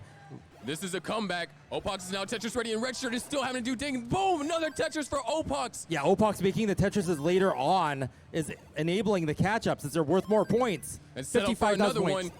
And Redshirt still in the dig and has a precarious right side. Another Tetris for Opox, now down by less than a Tetris. Is Tetris Set ready? up. Oh, there it And is. there it is. Boom! Tetris for Opox. Okay, Redshirt now getting the playfield under control. Opox might actually. We are neck and neck. Yeah, separated by 35 pushdown points there for a second. But now Redshirt's starting to knock down Tetrises. This is going to come down to 29 play. Absolutely.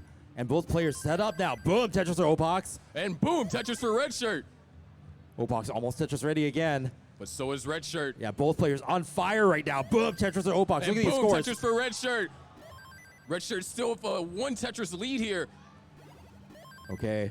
Boom, Tetris for Opox. Boom, Tetris for Both players Redshirt. on the verge of maxing out here. One Tetris left till 29. The second transition Is coming. All right, It's coming. Both waiting players on the set long up. bar. Oh, we're getting droughted into 29. Oh, they're 29. Redshirt's up high. Both players, how are they going to do Hey, this? there's Desirable three Tetris. Tetris. Wait. Max out on both sides. Opox now having to get pieces, able to throw that piece all the way over to Redshirt the right. in trouble. Waiting for the long bar. Needs the long Opox. bar. That's Wow, a triple. Only needs 20,000 more points. Gets the piece all the way over to the left. 29 Still survival. trying to do some burns here.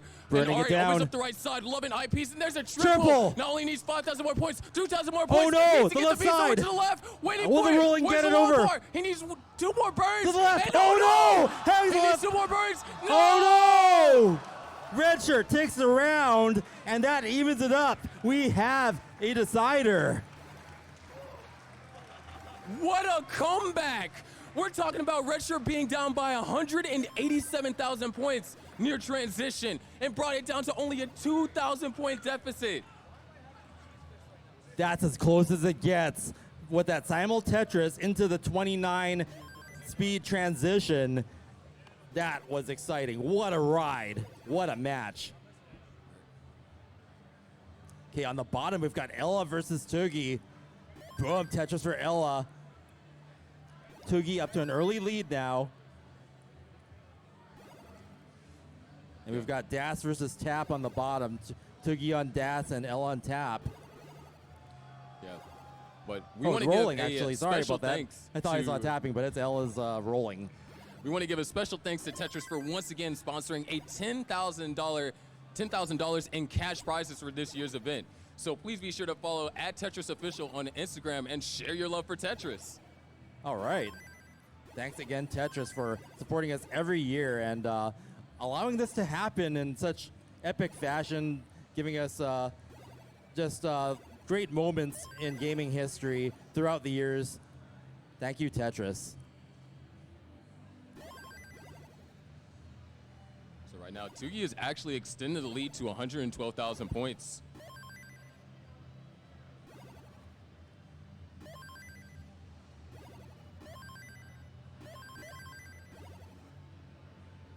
$410 for Tugi and $275 for Ella.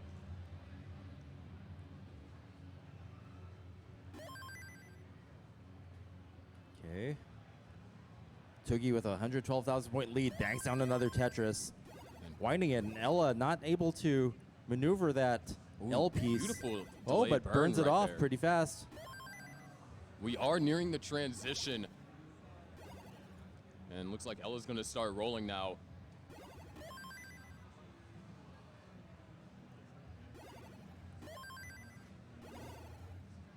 One more Tetris, or rather, yeah, that's Yep. going to send us into transition. 331 transition for Ella.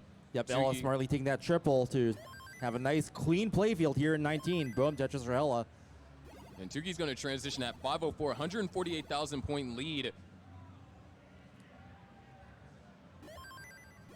Ella Ella waiting on the long bar, and there it is. Boom, Tetris for Ella. And boom, Tetris for Tugi. 149,000 point lead. Up top, we are only separated by a single. Opox and Redshirt here in their decider. Yeah, super close game, neck and neck.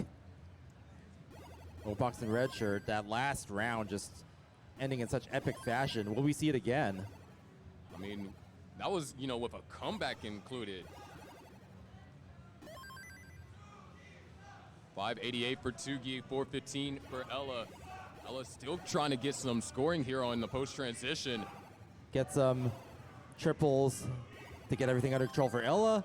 It's going to get a column 3 Tetris for Ella. Nice. Tugi now almost set up for a Tetris, just needs to get a couple pieces over to left, and boom, Tetris for Tugi. And Ella with a couple of misdrops here. Okay, nice skim there to get rid of it. Oh, Misses a T-spin, though.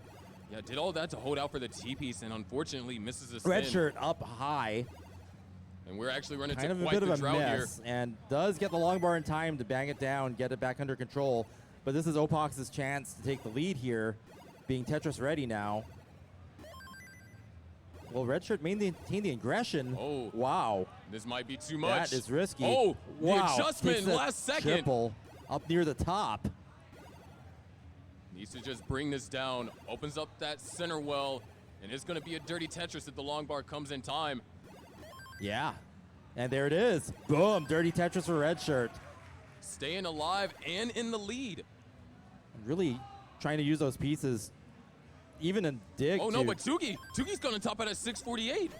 Ella has to get to 649 in order to chase this down. 78,000 points to go for Ella to chase this down. Nice split double there. And Ella with the playfield under control now, in position for this chase down.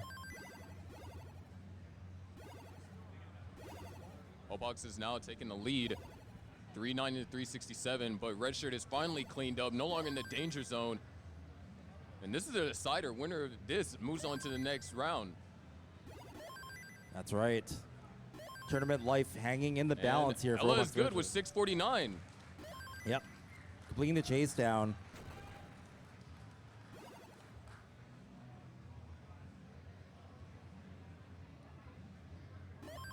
Boom, Tetris or Opox. Widening the lead just slightly. Okay, Redshirt finally. Tetris ready. Boom, Tetris or Redshirt. And boom, Tetris for Opox. Yeah, after all that digging, Redshirt really finally paying off here with these Tetrises. Yeah, but now we come down to, 19, and if Opox's 19 is anything like last game, Opox could balloon this lead if Redshirt's not careful. Yeah, about to hit transition now for Redshirt. And there's a Tetris. Redshirt Ready can for try another? and grab one more, but his nose is going to burn into level 19 at And 469. Gets another Tetris into right past 19. And the lead has shrunken to 13,000. Opox is a little behind in lines and has yet to hit transition. Yeah, Opox is going to be behind a level, it seems like, throughout the majority of the post-transition. Yeah, Redshirt was playing so high, and it just seems like a difference in play style. Yeah, but now Redshirt is putting pressure on Opox, forcing Opox to kind of match his efficiency. Yeah. 573 to now 582. Redshirt only down by 9,000 points. And Opox is up a little high. Opox is running into a drought and gets the long bar over just barely. Knocks down 2 quick Tetrises. Yeah. Good score there, and Redshirt with a skim there. Gonna need a couple of pieces to get Tetris ready again. And with that, Opox knocks down Tetris back up to an 82,000 point lead. Redshirt's gonna cut it asunder only to 54. Okay, both playfields looking good now. Ready to score. The player's ready, just waiting on the long bar. And then drought developing. Okay, Opox gets a Tetris. There it is, Tetris for Redshirt as well. Opox taking some conservative burns, getting the stack down. And boom, Tetris for Redshirt. we're Another- neck and neck in Yeah, score, but what about a line, another level behind is Red Shirt, or Opox being a level behind Red Shirt. Yeah, only separated by 27,000 right now. 789 to now make that 819 to 793. This is a very close game. Great overhang over there by Red Shirt. Meanwhile, on the bottom, Ella to 58,000 point lead. Has to fill in the middle there, just dumping those boxes over to the left. Sodium and Puppy Ball, please go to stage 2. Sodium and Puppy Ball, please go to stage 2. 7,000 points separate Opox and Red Shirt here. Red Shirt's on level 27. Opox only 3 Tetrises away from a max. Red Shirt now also 3. Yeah, these are going to be some monster scores. We're going to have to see Red Shirt get some 29 play because Opox just has so much room left here on these last 3 levels. That's right. 10 line difference there. 2.5 Tetrises. Boom, Tetris for Red Shirt. And boom, Tetris for Opox, 10,000 points away from the max. And there it is, max out for Opox. And Red Shirt just waiting on the long bar. Probably wants to get the playfield under control as well. Yeah, but this drought. All Okay. right, there's the Tetris, can get one more. And there it is, And max gets out for it. Red Shirt. 1,045,000 now, 1,060,000. Double max Opox out. is still on level 28. Yeah, Red Shirt now playing at level 29 speeds. Oh no, things are starting to get complicated for Opox. Probably wants to get the playfield in better positions. Double long bar dependent right now. And the long bar's not coming. Oh no, Opox is gonna go to 29 a little dirty. Only with a 10,000 point lead, Okay. and Red Shirt now is Oh, clear no. lines. And oh no, Opox Opox. is in trouble. But so is Red Shirt. Red Shirt Red needs Shirt needs 8,000 the points. points. He's got to do a 8,000 piece of our points. life. Gets it Double. over. 5,000 point difference. 4,000, 3,000. 2,000. 1,000. One more 540. line. One more and line. there it is. Red Shirt takes Red the Shirt decider. completing the chase down. Wow. 2 rounds back to back. That close. Insane. It all came down to that 29 play from Red Shirt, and Opox not being able to really go into 29 clean. Yeah. Needed to get that playfield under control, but Red Shirt able to survive long enough to 29 to complete the chase down at those speeds. Singles and doubles did it. What a finish. Can we have L and NDDK up to the main stage? L and NDDK up to stage 1, please. Let's get a second call for the 2 that you just called before for the second stage. We need another 2 as well. All right. Can we have Jeff and Oscar to stage 2? Jeff and Oscar to stage 2.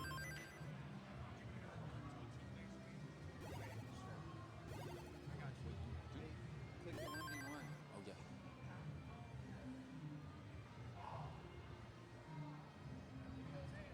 Okay, so Ella up by a little bit less than a Tetris now. We're about to cross 100 line mark. Oh, Ella with some problems on the playfield. Both players now with some holes in the stack are going to have to clean up a bit right at the 100 line mark. Ella with a slight lead, 45,000 point lead. Can you have At Coaster and Longboy to stage 2? At Coaster and Longboy to stage 2.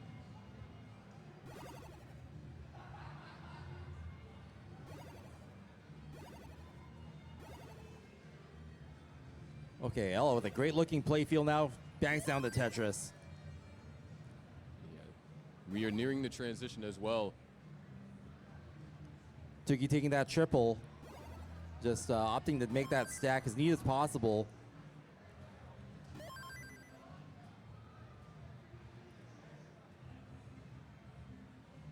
Tuki, one of our DAS players, still remaining, making the case for DAS as viable here in the gold bracket. Still viable in 2022. Boom, Tetris for Tugi. Reducing the deficit slightly and can get neck and neck with this next couple of Tetrises. Yeah, Tugi hitting 444 transition. Transition for Tugi and a 504 for Ella.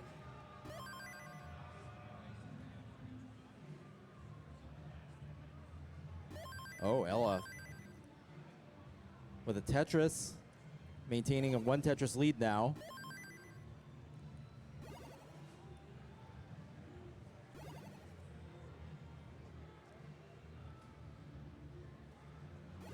Okay, Okay, good play fields on both. Toogie banging down to Tetris. Ella just maintaining this 1-2 Tetris lead this entire game.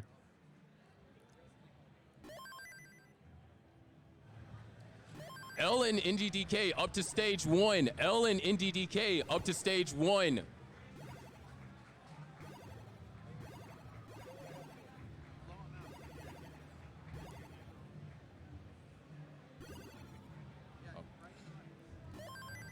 L and NDDK up to stage 1, please. L and NDDK up to stage 1.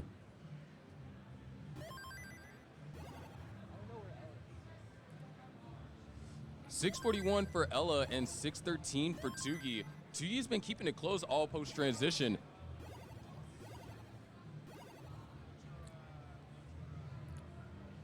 Yeah, overall, this match has been pretty much the same story the entire way.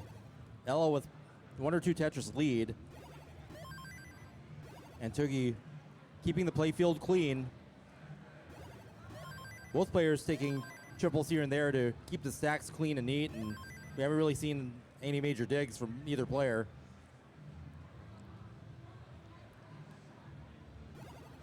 Still roughly a 2 Tetris lead now for Ella. Both players running into a drought here. This is a big drought as well. Yeah. Toogie ahead in pieces. Okay, finally bang down to Tetris. Ella so able is to Ella. capitalize. All right, Ella getting in Tetris, Toogie getting in Tetris. So just really just the same story entire round. 2 Tetris lead by Ella. Ella having to do a little bit of burning here. Toogie's play feels clean. Boom, Tetris or Toogie. Ella finally able to get the well open so can start going for Tetrises. Yep. No long bars wasted. Boom, Tetris for Ella. Only a 1 Tetris differential right now. Toogie now needs a T-piece or can find another way to solve it. Oh no, that's gonna cost a couple of burns. Yeah. And halfway up the board, we're nearing level 29, and Toogie on Das really needs to get every single Tetris possible here. Ella capable of rolling, doing, and then movement post 29, so Toogie And, on oh, the that ropes hang here. is gonna and do it. Toogie's just gonna peace out on that one. Ella takes the round, up by 2 now. Toogie needs to win this round to stay in the match. At Coaster 2 and Longboy to stage 2, please. At Coaster and Longboy to stage 2, please.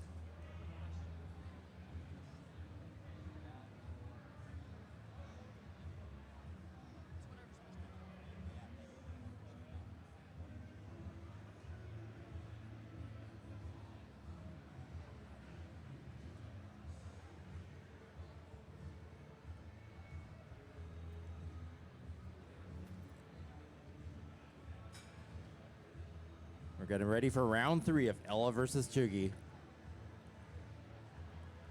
And it's actually really great to see international competitors just completely making up this match. Yeah, we have one from Canada and one from Austria.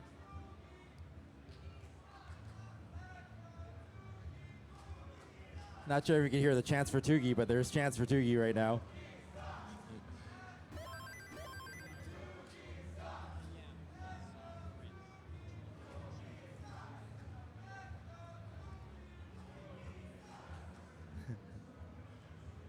Yeah, chance for Toogie. And both ready to get this Tetris here. There it is. Tetris for Toogie. And boom, Tetris for Ella.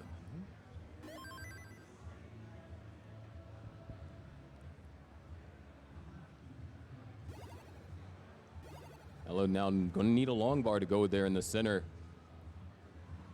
And oh, So yeah, Toogie up to an early lead now, able to use those long bars for those Tetrises. you know, this is a moment where Toogie, needs the most points. Being a DAS player in the match, you have to capitalize on 18 because on 19 you're restricted what you Yeah. can do. So that means just much more aggression, much more optimization. Make those points while you can. Nice spin from Toogie. keeping that playfield solid and ready for Tetris. There it is. Boom, Tetris for Tugi. Up by a Tetris.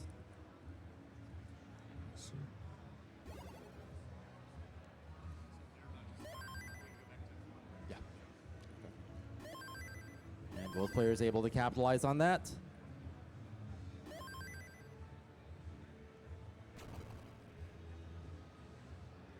Oh, L built up for a Tetris, and we're less than a Tetris away from each other on the bottom match. Neck and neck. Yeah. And now Tugi does have the cleaner board than Ella, so if the long bar comes soon, Tugi's going to be able to capitalize and generate separation. Yeah. We have L and NDDK up top starting their match. And ooh, you got a dirty Tetris set up for Ella, and boom, Tetris for Ella. Nice. That's the way to do it. If you have to build on top, may as well turn it into a Tetris if you can. If you can do it and manage, you know, a potential drought as well, because, you know, Tetris is a balancing game. You got to make sure you're efficient, but not too aggressive to try and increase your efficiency. Yeah, a lot of it is leaving yourself open to different possibilities and make your stack accommodating as well. So if that stack can accommodate a dirty Tetris, go for it. Yeah, but so far this is a really close game. Tugi with just under a 2 Tetris lead here. And, you know, Tugi has been able to capitalize on those key long bars and might be able to do so on this next one following this drought. Yeah, good scores halfway to transition. And, oh, nice adjustment over there from Ella. And, Ooh, oh, the wow, 5 nice below tuck. adjustment as Wow, well. keeping that clean. Just would like a long bar to be rewarded for her efforts. Really holding out, taking that triple because you have to. Just no long bar in sight, 15, 16 piece drought now. And it's continuing to climb. And there it is, finally, boom, Tetris for Ella. And another Tetris for Ella.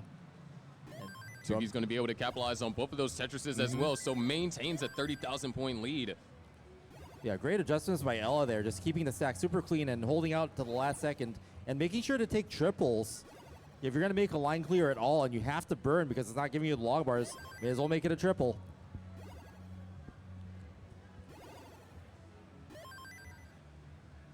Yeah, but And we're neck and neck now. Tugi going to still try and keep this one Tetris lead.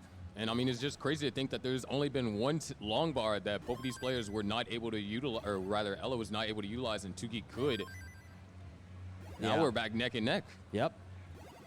And now I think we're pretty much even with the long bar usage here, so we are true neck and neck. Both at players at 103 lines. Yeah, the transition is looming. And we can be looking at some 500K transitions here. Yeah. Really good, evenly matched game here. It's what you want to see here in the gold bracket at CTWC 2022. Rolling versus Das.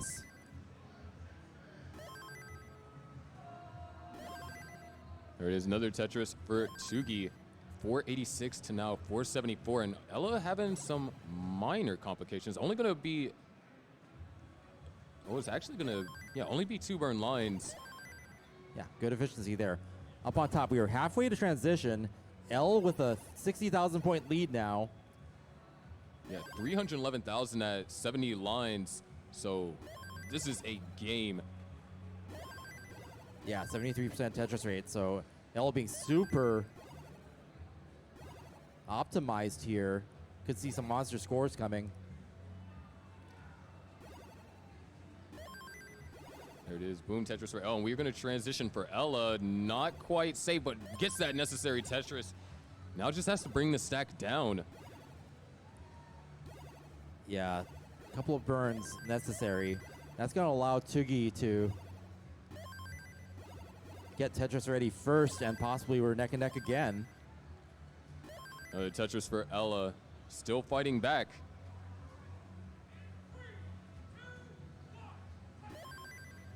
Up on top, L with an 89,000 point lead. Backs down another Tetris, so. And DDK, he's a little catching up to do, but has a good looking stack. ready to score. Yeah, just kind of got into some rough situations that were really just prolonged digs. Couldn't really get good pieces to resolve certain situations. Okay, NDDK banging down another Tetris. Now L gonna having to do some skims there. Oh, nice burns. Good skims. Takes a left wall Tetris. Boom, Tetris for L. We are separated by 260,000, or not 260,000. Oh, now 1,000 points down at the bottom, and L's kind of Ella's in needs trouble. to dig down a bit. This is Tugi's chance to take the lead here. Bangs down the Tetris. Ella opens up the well. Nice efficiency there. Ella keeping it clean and getting it open again. Yeah, this is just an incredibly close game. I mean, each line clear shifts the lead. Yeah. And Ella actually sacrificing the stack a little. Sets it up for the Tux. Perfectly executed. Solve there. Amazing movement by Ella, getting that to remain clean. And Tugi's actually having some complications here. So Ella, for the first time in the entire match, is going to be able to actually build a lead. Or rather, this game. We have transition for Ella up top, 576.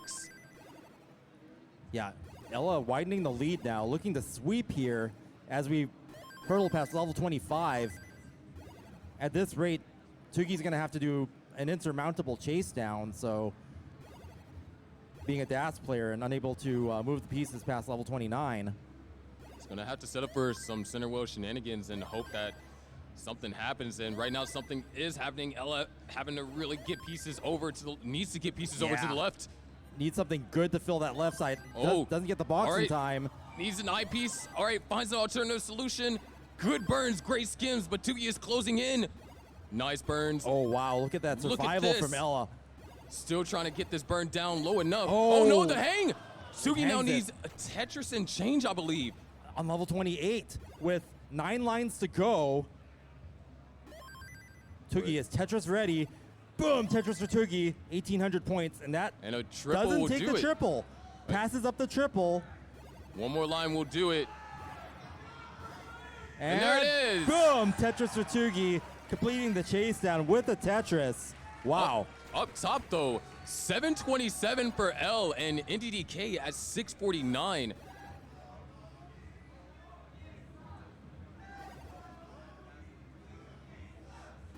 NDDK starting to get up a little bit high. Yeah. L up to a 100,000 point lead.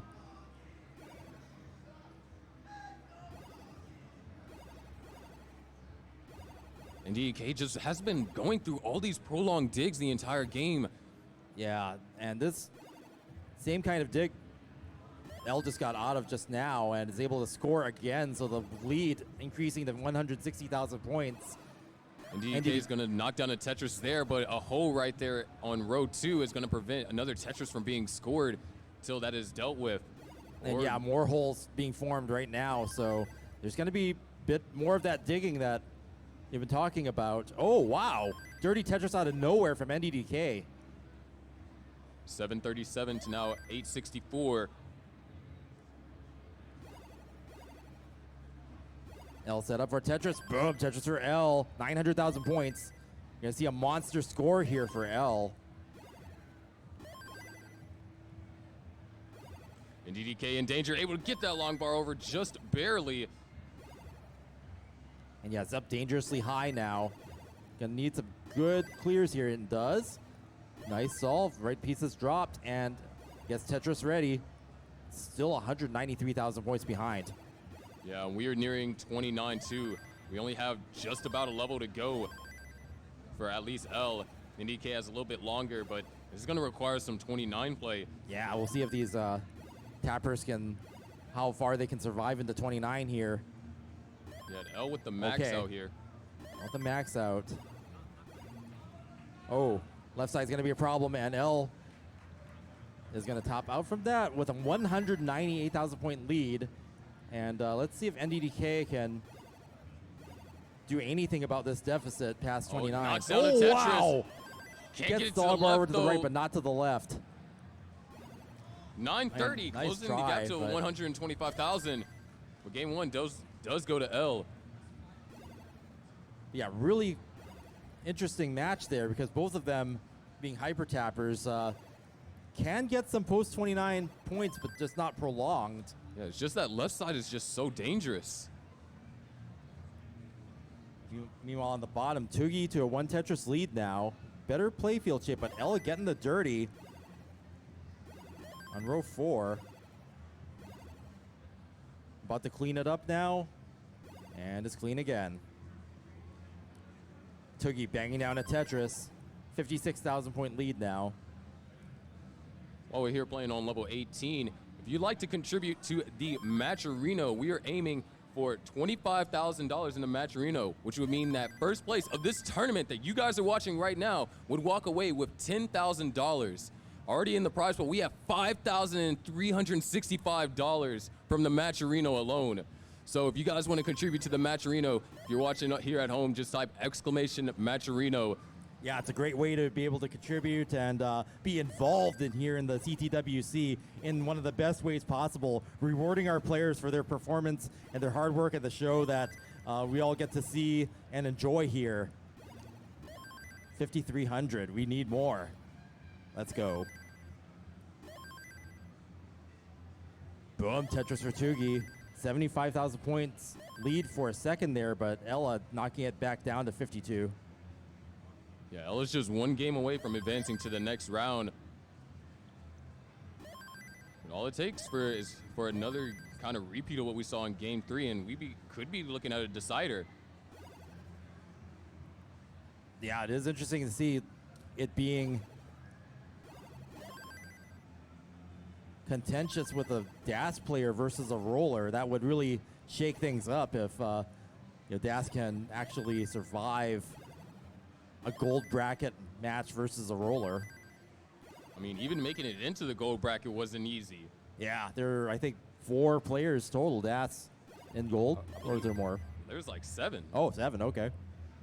There's actually more DAS players than tappers. Wow. The rest of the players have moved on to rolling, so.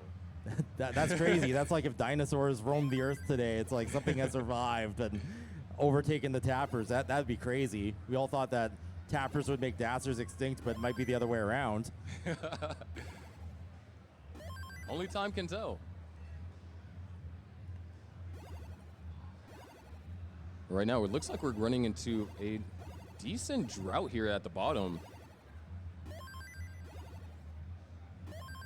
After 25 pieces, both players are able to use the long bar for a Tetris, and Ella has closed the gap. Yeah, both players clean, and yeah, we're neck and neck. Up top, we were separated by 22 pushed-out points from NDDK and L. Yeah, really close games on all screens now. They're all within 1 Tetris reach of each other.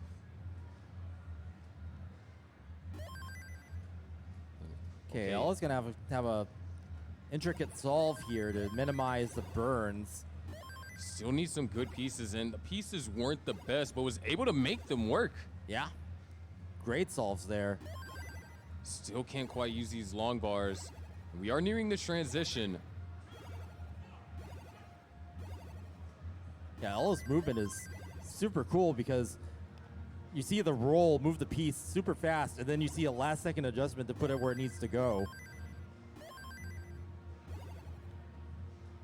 Boom, Tetris for Ella. Into transition now.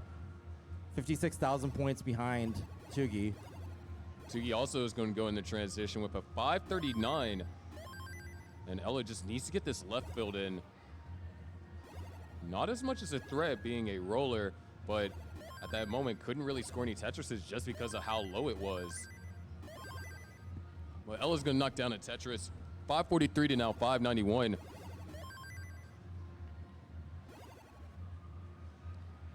Yeah, so post-transition, just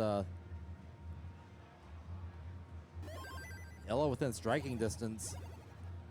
And what a bit. bits right Nice there. hits. Just executed so quickly there. If you blink, you might miss it. Well is finally open for Ella, just waiting on the long bar. Up on top, we're still neck and neck. 3,800 point difference. Both banging down simul Tetrises. Past the 100 line mark. So close. Nice spin up there for L. Yep, that's how you keep a playfield clean. Those moves are useful. Well, Ella's still kind of having some trouble really getting access to this column 3. Yeah, so Tugi's starting to pull away and score here. Now up, was up 70,000, now 40,000. Back up to 70,000 with that Tetris. Yeah, and Tugi's almost behind a level as well. Yeah, so that's a true lead.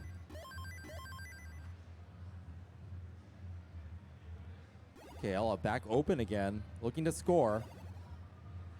All right. And boom, Tetris for Ella. Nice placement. Tugi, oh, nice adjustment right there. Yeah, Tugi's board looking good. Great management there. Managing to keep the well open with minimal burns. Boom, Tetris for Tugi. Ella with a dirty setup now. And oh, not able to get that piece quite all the Needs way a over to long the left. bar. Oh, and compromises with that triple. So that's just going to allow Tugi to widen the lead now.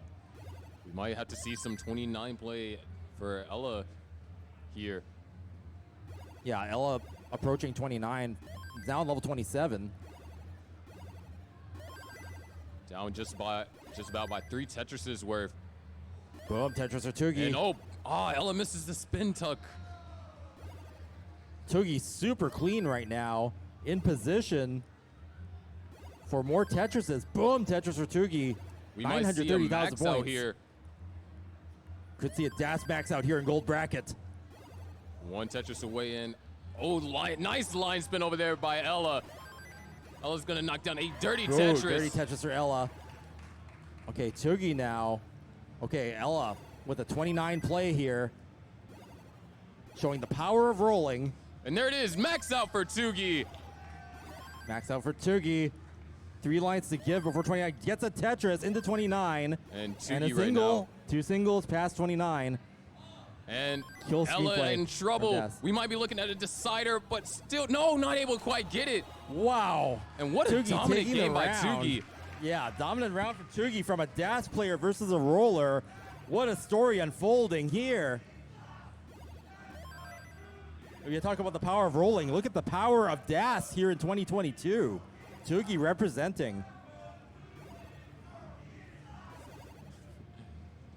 Now up top, L in a little bit of trouble. Boom, Tetris for NDDK. 69,000 points ahead now. Yeah, L with a lot of holes in the board. Okay, nice. Beautiful split burn. It's a great O piece as well. Oh, goes for the S flat delay burn. Needs one piece to open up. All right, well There is it is. open. Boom, Tetris for L. Getting that playfield somewhat under control. There's a bit of a spire. See how this can be resolved. Nice. Great pieces, great burns. L now down by 100,000. Yeah, just that dig up there was enabled NDDK to widen that lead. 878,000 points now on level 25. So Monster Store's coming. Boom, Tetris for NDDK. We're L trying to fight back, and we know that both these players are tappers. They do have some capability on 29, but when you start talking about points that are in the 100,000s, it does start to get incredibly difficult to make that comeback. okay, NDDK. Oh, no, this drought. That drought, Good. yeah. Needing a long It's just bar. a really poorly timed drought. NDDK nicely filling in that left side, enabling the safety burns there. 33-piece drought. Neither player could really use the long bar for a Tetris. But there it NDDK is. gets it. Boom, Tetris for NDDK. About to max out here. Next Tetris will do it. There it is. Boom, Tetris for NDDK. Max out. Can try and grab one more. Meanwhile, L down by 200,000 points. Not Opts going to take get set the up for a triple. dirty. Okay, he's going to use that long bar to open up the left well. All right. NDDK goes at 1,038,000, and that T-piece doesn't get over, so NDDK ties things up 1-1. 1-1. Another nice even match.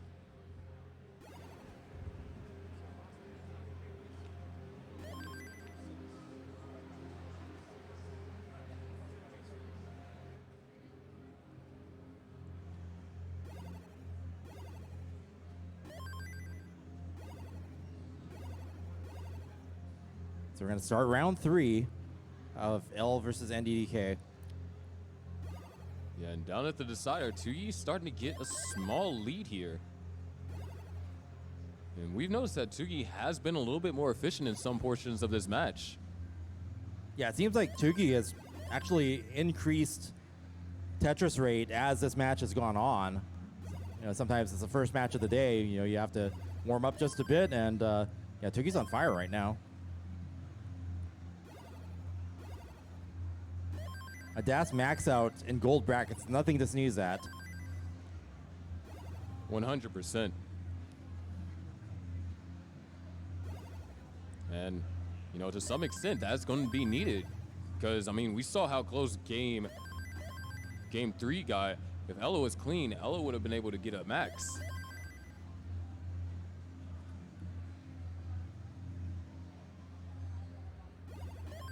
Okay, Ella set up for Tetris here, looking to even things up. Tugi now having to clear away that top formation there. And Ella just waiting on the right pieces. Nice. Great burns, opens up the well. Nice burns by Tugi there. Boom, Tetris for Ella, and boom, Tetris for Tugi. Listen to Tetris separating them. Oh, nice overhang over there by Ella.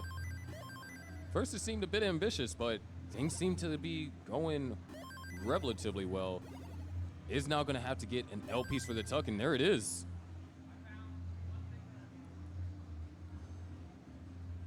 And, ooh, Ella might be in trouble. Long bar is kind of starting to become necessary. Oh, that left side. It's going to be really tough to get anything over there. Long bar needs the to come long in. bar, Oh, and that's we have going to an be a top upset. out. Das has beaten Rolling. Tugi is going to advance, eliminating Ella. What a upset, like you just said. Wow. It just took one, it happened all in an instant. Yeah, that was an early top out from Rolling. Was not able to survive that. And I'm just incredulous right now. We're seeing upsets. We had two big ones already today. Yeah, this is Here in round zero. Dude, we're totally synced, man. Yeah. Yeah.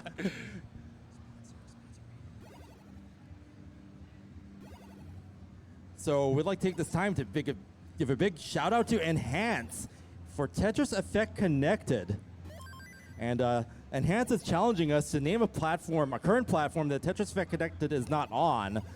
I would probably say something funny like Google Stadia, but Tetris Effect Connected is on Nintendo Switch, Steam, PlayStation 4, PlayStation VR, Oculus Quest, Xbox Series X and S, Xbox One, Xbox Game Pass, Windows 10, Epic Game Store, and Amazon Luna, if you can imagine that. And it's cross-platform multiplayer. And guess what? With the classic score attack mode, anyone on a current platform, one of those platforms, could play classic Tetris like you're seeing here in the CTWC in Tetris Effect Connected without having to have a CRT TV or the old Nintendo or any of that old equipment. So definitely we want to thank Enhance for supporting us and sponsoring us this year at CTWC 2022. Really, Tetris Effect Connected being the definitive version of Tetris for this era, for the old eras, and for the future eras beyond. It's all connected. I mean, there's a reason why I own 3 versions on my computer alone. Oh yeah, I've got Epic, Microsoft, Steam, got all those, and my PS4 version. So it's great just having that, and you can actually play it. I have it on Steam Deck, and I can play it portably and have all 3 platforms on PC on my Steam Deck. It's amazing. Can we have Aaron and Valor to stage 1, please? Aaron and Valor to stage 1.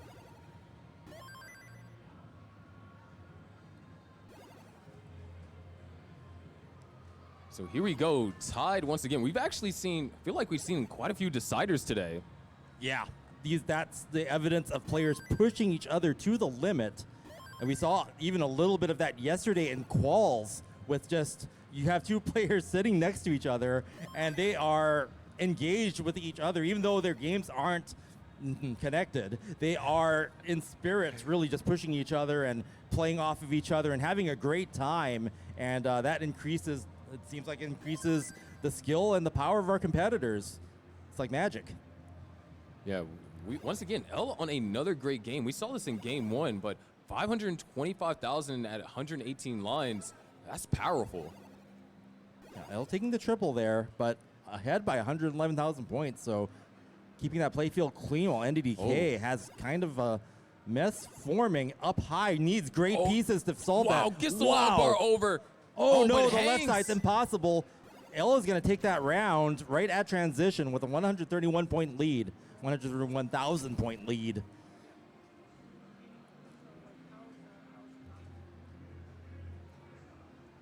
But yeah, these matches highly competitive.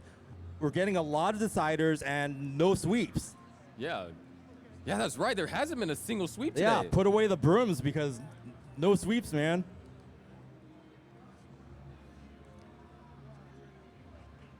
And we're off to this fourth round.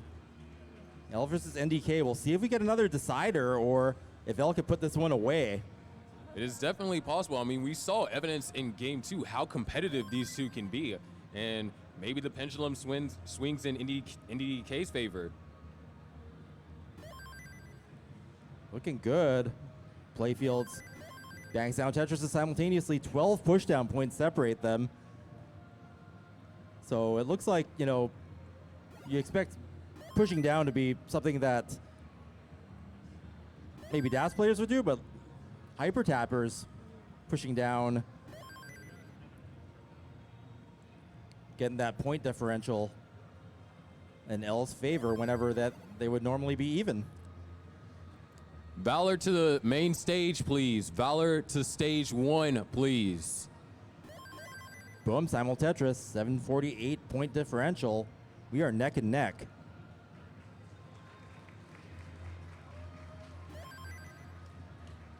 Okay, NDDK having to do some burns here, but gets it just perfect solve there, opening it back up.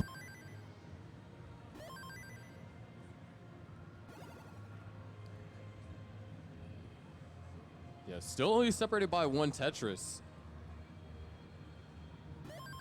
And just really clean play.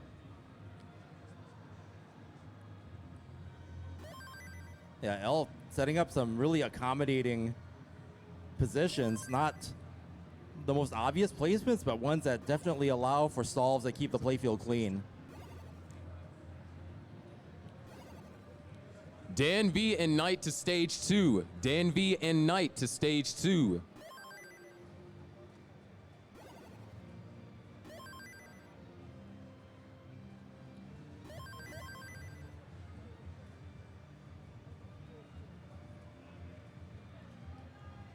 L with a 91% Tetris rate, about 50 lines in. So we could see some monster scores from this. Yeah, this is only 4 burn lines. If you were to, quantify that. Oh, yeah. Which, Oh, another Tetris, and the Tetris rate goes up to 92. just the aggression here. Gonna take a couple of skims, bring the stack down. Yeah, L looking for that knockout punch here. Super optimizing. I mean, it's otherwise super evenly matched. Both players with a very similar tapping style, too. Both able to get some lines after transition, or after 29. But to be honest, I am a big fan of all the play styles. I want to see all play styles still being employed in 2023. Yeah, I mean, it just shows that there's many different ways to play the game. Yeah. It's like, if you want to play DAS, then play DAS. Yeah, I mean, a lot of people just, that's the natural way you kind of learn the game. And if you manage to push the buttons faster, then you could go with tapping. Or if you want to really have that fast, lightning quick movement and feel comfortable with it, then we have a lot of players taking up rolling. And with so many players taking up rolling, you know, it makes it feel doable. You know, it makes it feel like it's a viable option to learn. Yeah, you even have, you know, other DAS players like Matt Martin, for example, can roll. That's right. So you can have combo switching players, you know, like Mark has rolling and tapping, or like you said, Matt with, oh wow, nice spin by L. Matt doing DAS and rolling. I mean, there's people that have their goal is to get a trifecta with all play styles, which is, you know, get a max out with that's right. DAS, tap, and rolling. Yeah, so additional bucket list goals. Don't just max, but max with a different style. That keeps it fresh and interesting. So many ways to play classic Tetris, even today. Yeah, right now, L, once again, just as we were once close and now has been able to build up 100,000 points separation, just sheer efficiency. Yeah, about to cross the 500,000 point threshold. Boom, Tetris for L. 517 at only 108 lines. Massive scores on the way. NDDK is 143,000 points behind. Yeah, 32-piece drought. Yeah, 34 pieces before a long bar. But yeah, it gets rewarded with that Tetris as NDDK. But I mean, this is how you know these are some of the best players in the world, because surviving 32 pieces without a long bar and that's your primary way to score, you know, that's nothing. It's not easy. Yeah, drought management, man. Got to take it seriously. Yeah, it's definitely an acquired skill, and NDDK shows that he has mastered that to a certain level. But what? Ooh, nice solve by NDDK 609,000 there. from L. NDDK with some clutch solves there, just using the pieces very well to get out of this without burning too many lines. 656,000 Yeah, that's that a monster transition. So check the record books. That is a nice transition score. NDDK.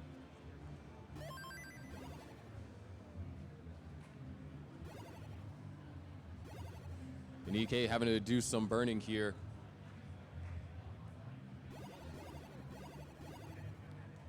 L ready for another Tetris. Bangs one down. 244,000 points. L with this crazy optimization. This is going to be an amazing score. Any way you slice it. Wow. Yeah, and this is really hard to attack, because you'd expect this kind of lead when we get to the later levels where Tetrises are worth more. So NDDK has to be really efficient here to make a comeback. Yeah, I mean, we could actually see some kind of unsurmountable lead happen in the mid-20s. NDDK is trying to push back, though. I mean, NDDK score's actually pretty good right now. It's just that this is such an amazing, possibly record-breaking game from L right now. Nice tuck. Oh, wow, look at wow, what a adjustments. tuck right there. But getting precarious. Oh, no. Oh, no. Just a little bit too Oh, aggressive. my goodness. All right, so we have a 190,000 point chase down. 776,000 is what NDDK needs to win. It's not trivial, because all it takes is just a bad drop Oh, or a no. misdrop. That right side. And oh, oh, no, no, the the hang. hang. And And that's it- going to end it. L is going to take the round with that giant lead. NDDK not able to complete the chase down. L will advance. And with that, I'm going to be handing off the mic to, and he's here. Austin is here. Welcome, Beeson Shen, to the commentary table. And I'll be seeing you guys a little bit later. I think I'm going to try to get in on the Jeff Moore match whenever that happens. So, all right, here's Austin. Can we have you, K-Poke Chris. and Brighton up to the stage? K-Poke and Brighton up to the stage.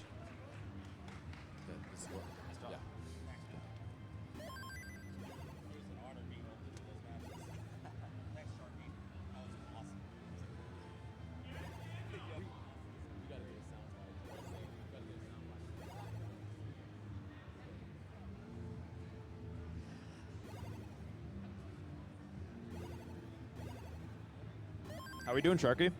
We're doing fantastic. You know, I can tell. So we're about to get started here with Valor and Aaron here.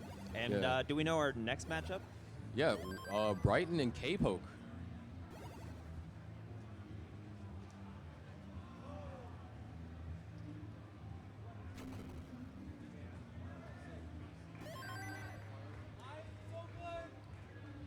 And oh, that's the top out from Aaron. What was that? Oh, man. Hello, hello. You hear me? That's me. Okay.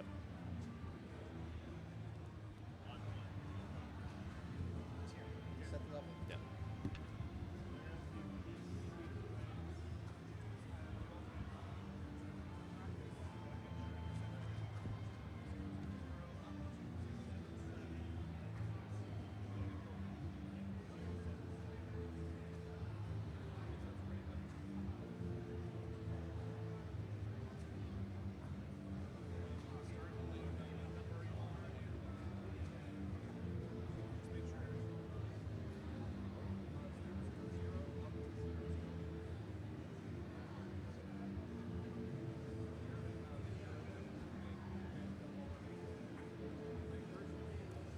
All right, we're going to get game number 2 already started here for Aaron and Valor.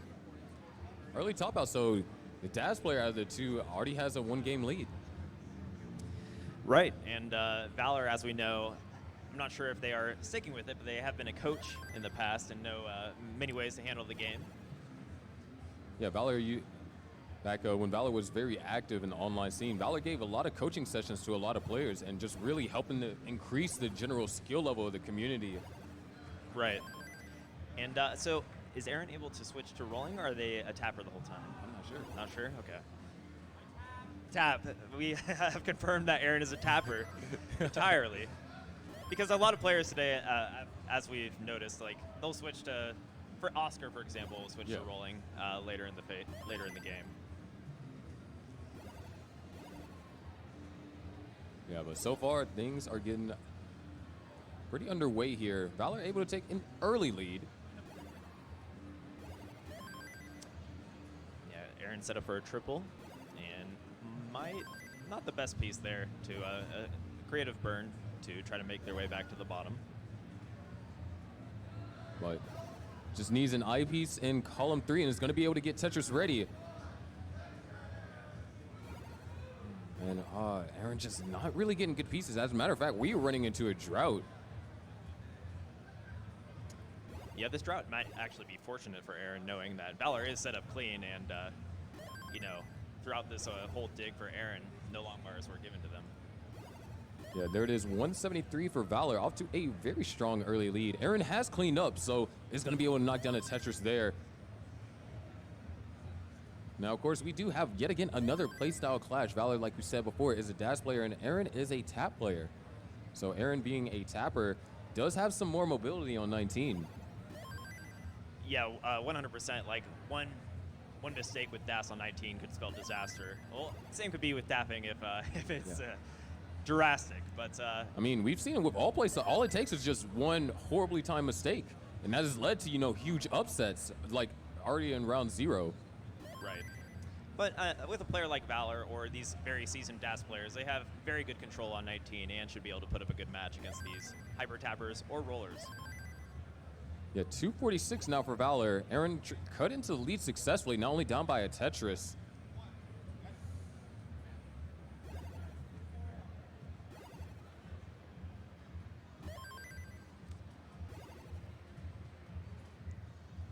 So up top we have Brighton and K-Poke starting their game.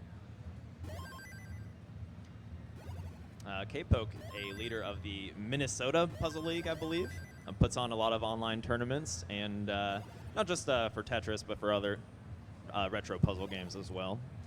And I am not too familiar with Brighton. Do you have any history on them? No. No.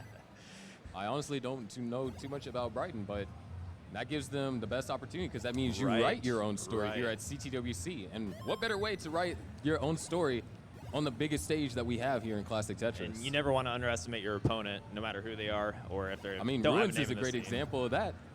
Right, right. Or Richie that he went by in CTWC. Ruins online.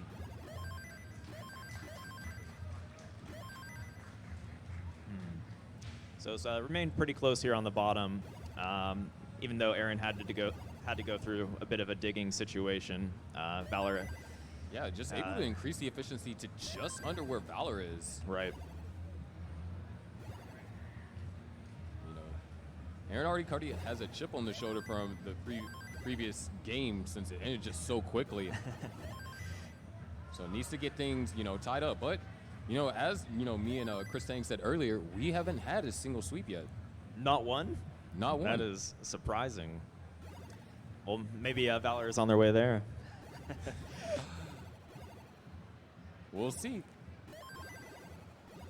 But right now, actually, both players kind of getting a really complicated piece sequence. Valor was able to navigate through pretty quickly, actually.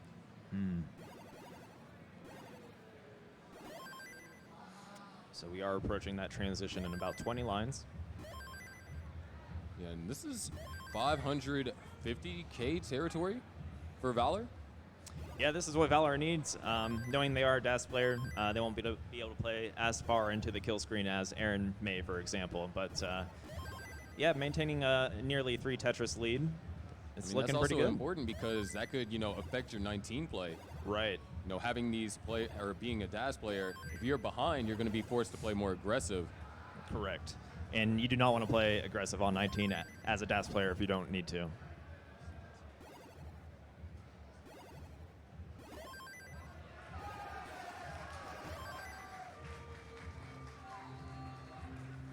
Oh, Aaron going through a bit of a drought and misdrops a T-piece. We'll see what they can do to get out of this situation. Only one more line to burn until level 19. Does not get the long bar over. And Valor is in the lead to take game number 2 against Aaron.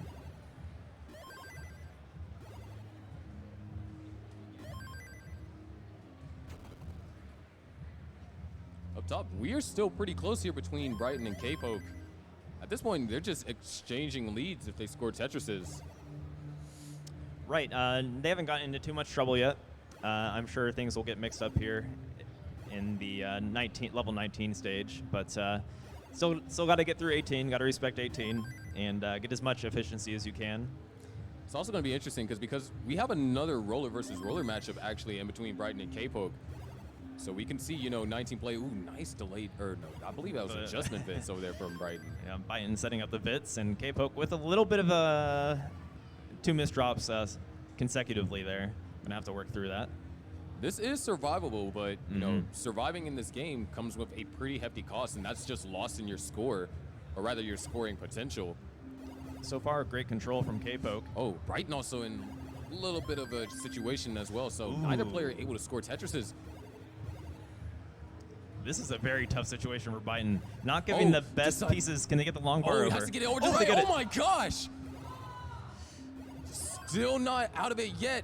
In fact, that dependency on the left-hand side could be trouble. Able to get the J-piece over, but now an I-piece is needed. And the I-piece doesn't come. Brighton's tops out at 363. One more Tetris for K-Poke. We'll get game number 1. Yeah, and K-Poke was able to navigate out of a very difficult situation as well, and possibly for the victory after one more Tetris. Yeah, just waiting on the long bar here.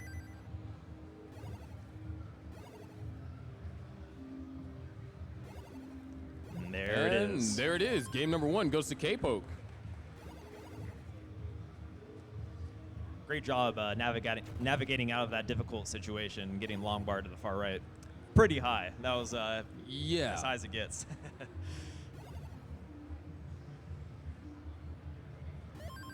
But here we go. Valor and Aaron, game number 3. Aaron is backed into a corner. Needs to win this to stay alive here in the match and by extension the tournament. Valor, I feel like Valor's been maintaining a lead throughout all 3 games so far, showing a pretty impeccable level 18.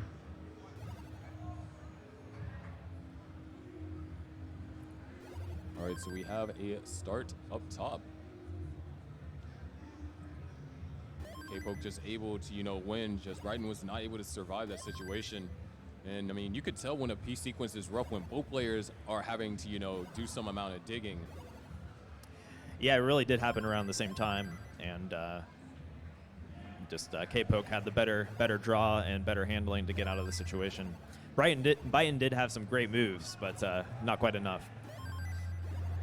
Yeah, could see All right, gonna just slide that underneath. And Yeah, high center stack here from Valor. Going to have to fill out column 3 and 4. yeah, it's gonna need good pieces to do so as well. Looks like it's falling for the most part. It's gonna have to take a couple of burns. 234 now for Valor. Knocks down Tetris, goes up to 259.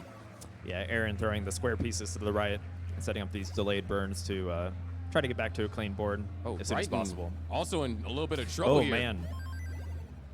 Just happened all of a sudden. Good pieces so far. Bringing the stack down. And is going to actually try to wait for a L or a J. Didn't quite come immediately. Still trying to wait on preferred pieces. Forced to make compromises everywhere. Does have a Tetris waiting for him. Oh, but they cover the well. And there it is. There it is. Boom, Tetris for Brighton. Still not a that's still not a pretty board to look at, but I'm assuming they're going to try to find their way down here. It'd definitely be in their best interest. Yeah. Meanwhile, Aaron on the bottom here is finally taking a lead over Valor ever so slightly, but pretty much neck and neck here at the bottom. Yeah, Valor having to. He's going to actually try and really take his time to burn this out. And this is a moment where Aaron could really. Not able to use that eyepiece, but this is a huge moment. Aaron could capitalize. Valor's almost down to the bottom, and yeah, there it is. Valor can now start building for Tetris. Has to build that left side. Yeah, that's tricky. They do not want to set that long bar dependency, so they throw the square to the slightly to the right so that more pieces can fit there on the left. Yeah, very disciplined way of dealing with that situation, but RNG is giving Valor a little bit of a tough time. We are at that 100 line mark, so Valor is going to want to bring this down and get to a comfortable stage before level 19, knowing that they are a DAS player. Yeah, and they definitely would want to try and close it out here. That is a good point. Want to try to get as much score as they can here on level 18. That is concerning. An eyepiece might be necessary, and is able to get it over. Okay, that's a huge triple. Set up for a T-spin, or decided not to go for the split burn right there. Yeah, the T-spin is very enticing at times, but they still have 11 lines to work through and have a Tetris waiting if they can get through these top 2 rows. But now things are starting to get complicated because Aaron was able to take all of that and convert it into a 100,000 point lead. Yeah, finally Aaron was able to garner a bit of a lead from one of these tough situations from Valor. Last time that happened, Aaron had to go through a drought as well. So. Right now Valor is Tetris ready and would like to transition with a Tetris. I believe giving almost exactly 400K if the long bar comes. And okay, triple into a double. But able to get cleaned up, just really not able to really transition with a Tetris. Would you know, that tends to happen with players. They want to transition with that Tetris. So now Aaron has a very comfortable lead at 133,000. Of course, in these later levels, the Tetrises are worth a lot more, and Valor can close that gap. But Valor being the DAS player, Aaron has a very comfortable position to play a bit safer. Yeah, the most important thing right here, if you're in Aaron's position, is to survive. Because, I mean, we've seen plenty of games happen today where, you know, players had just a massive lead, and just because they didn't survive long enough, a chase down was possible. Right. And knowing Valor is 2 games up, they have a bit of cushion to play a bit safer here. It was 462 for Valor, 635 for Aaron. And Valor might be running into a huge issue here because Aaron and Valor are scoring on the same long bars for the most part, which means the lead really isn't changing. Right. And Valor has to create 1 hole in the gap. And this is going to slow Valor down a bit. And missed S-spin for Aaron. Should give Valor a little bit of breathing room, but the runway is running. It is getting quite short here with a 166,000 point lead here for Aaron. This is going to be tough for Valor to get caught up. Yeah, the last 3 levels, you can get 250,000 points if you were to go just about perfect. And nice bits over there for Aaron.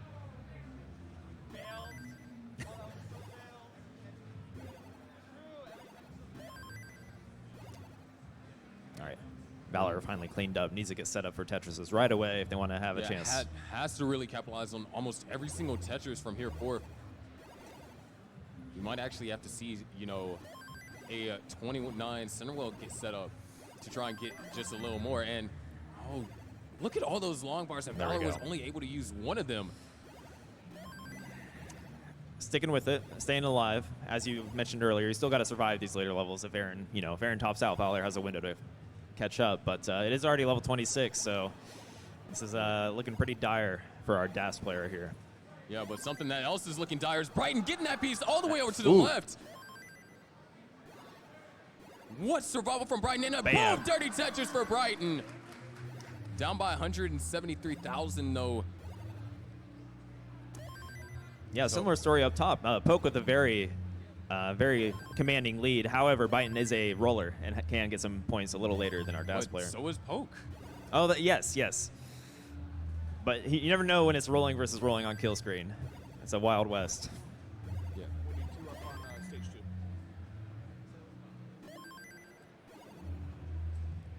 Yeah. Okay. Boom, Tetris for Brighton. Valor can try and grab a couple more lines, and it's not going to happen. So Aaron does get game number 3. GG. So up top, Poke has actually closed the gap. Or not Poke, Brighton has actually closed the gap. Down by now only 100,000. Poke kind of spent a good chunk of level 23 having to burn. Good pieces for Brighton there. And Tetris. Only 100K gap here, and Poke has some holes to work through here. Setting up for, oh, okay, I thought they were going to set up for row up Tetris, but not quite.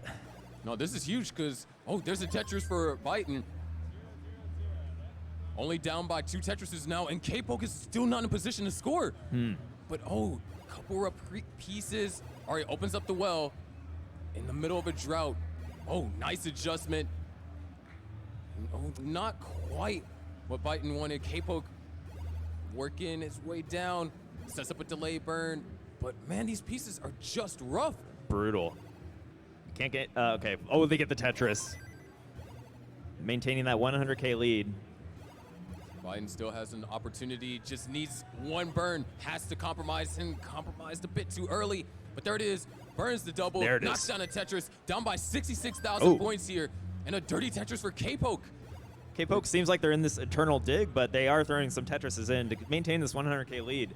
You can see 2 more Tetrises over here from Brighton, and cut it down to only 1, so 29 play is needed in order to try and overcome this deficit up against an active opponent too.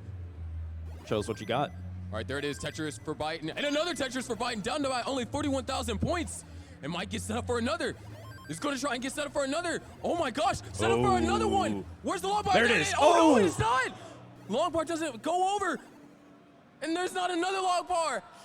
Brighton tops out at 813, so K-Poke is good.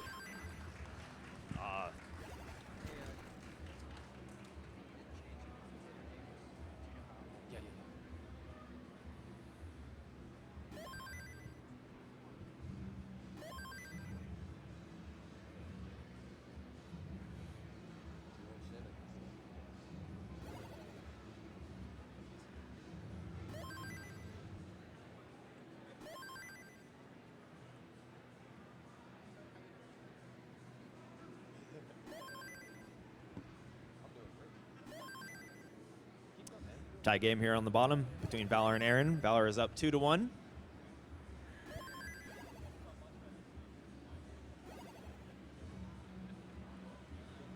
Aaron, oh, we're actually separated only by a single. So oh no, that misshot from Valor.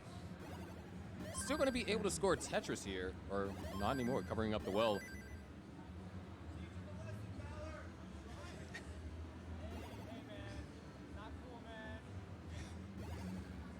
Got players over here cracking jokes at each other.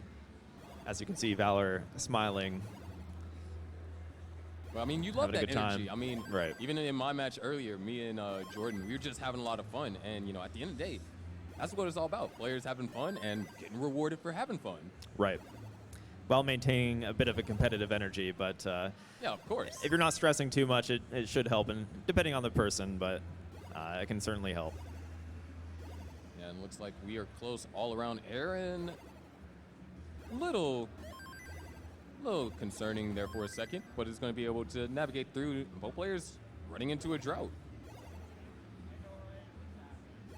Yeah, small drought here so far. Valor finding the long bar, and Aaron also getting that same long bar, maintaining a very close score.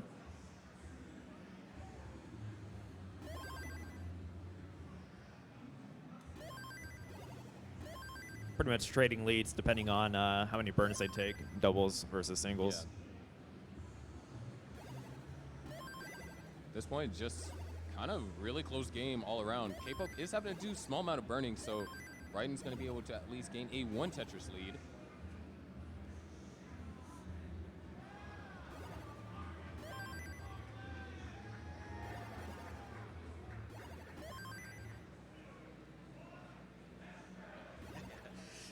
I was wondering.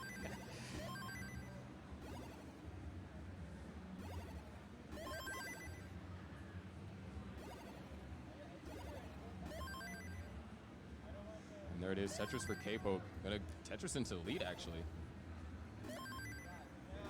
Brighton had 2 square techs set up, but finds both pieces and scores a Tetris. Yeah. Meanwhile, down at the bottom, Valor has taken a small lead, and emphasis on small, only separated by 2 singles. Right. It's really been this close the entire matchup so far. Yeah, 373 now. Aaron still actually having to take quite a few burns. Brian looking for this column 4 Tetris. Set up for it. And there it is. We are 30 lines away from the transition for Valor and Aaron. And I mean, this is also just another tough situation for Valor, because as a DAS player, you want to have a lead on a tapper, because they have, you know, the ability to move pieces higher, especially on that left-hand side, where, you know, originally as a DAS player, you might have to compromise. Tappers, they can hold out a little bit longer before they are forced to compromise. With that being said, Valor has shown some pretty good level 19 play so far, at least when it comes to survivability. But when it comes down to it, Tapper will have a scoring advantage, knowing they can get a few rows higher. But you know, as long as Valor survives and plays as they have been playing so far, I think they have a pretty good chance here against because Aaron. this is a must-win situation for Aaron, not Valor. Well, must-win if Valor wants to advance to the next round right now. Right.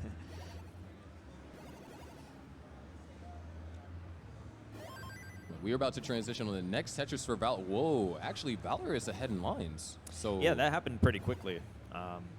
But with that being said, Aaron does have to clear a triple and a single, so it should be very close at this transition. Yeah, 5:22 transition for Valor, and Aaron actually not going to try and do it for Tetris.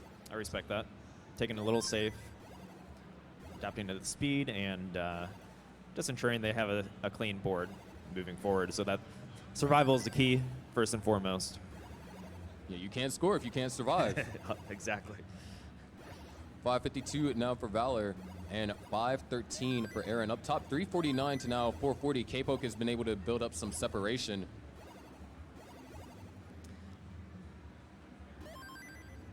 Separated by just under 3 Tetrises, make that 4. Yeah, Brighton's been showing some pretty good play, great survivability, so hopefully they can, they almost nailed that kill screen Tetris to keep it close in game 2. Yeah, so and, I have you know, high hopes for them in this game 3. And who knows how, you know, the story would have developed had that Tetris been scored. Right.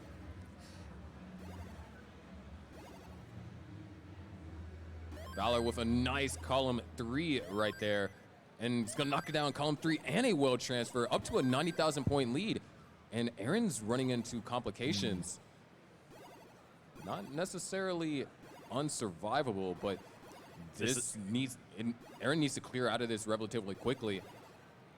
This is the exact position Valor needs to be in order to take this game and match.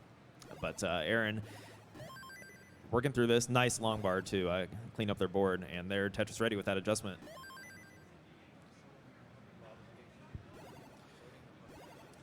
We need Sodium and Puppy Ball to stage 2, please. Sodium, Puppy Ball, make your way to stage 2. Thank you. No, aren't they? They never played for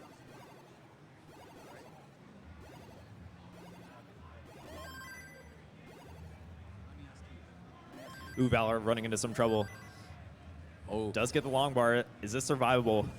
This is some quick thinking with the DAS in mind, and they have to very difficult to maintain this speed. Has to really rely on quick taps. And oh, that hang. So now Aaron now has a 56,000 point chase down. Needs to get 688,000. Could line out or can do it with a Tetris or two. Right. Lining out is possible from here. Although, you know, as you practice, you naturally set up for Tetrises, so you'll often see players just try to finish it with the Tetris. Not played. So their last match, round 1.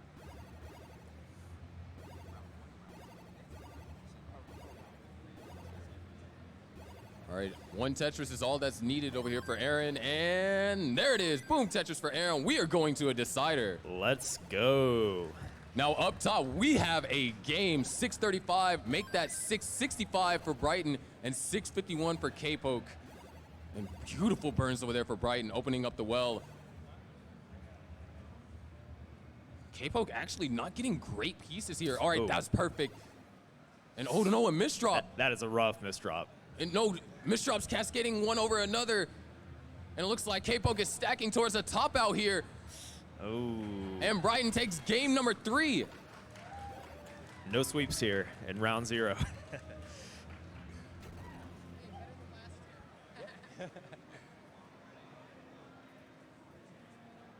All right, we got our decider started down at the bottom.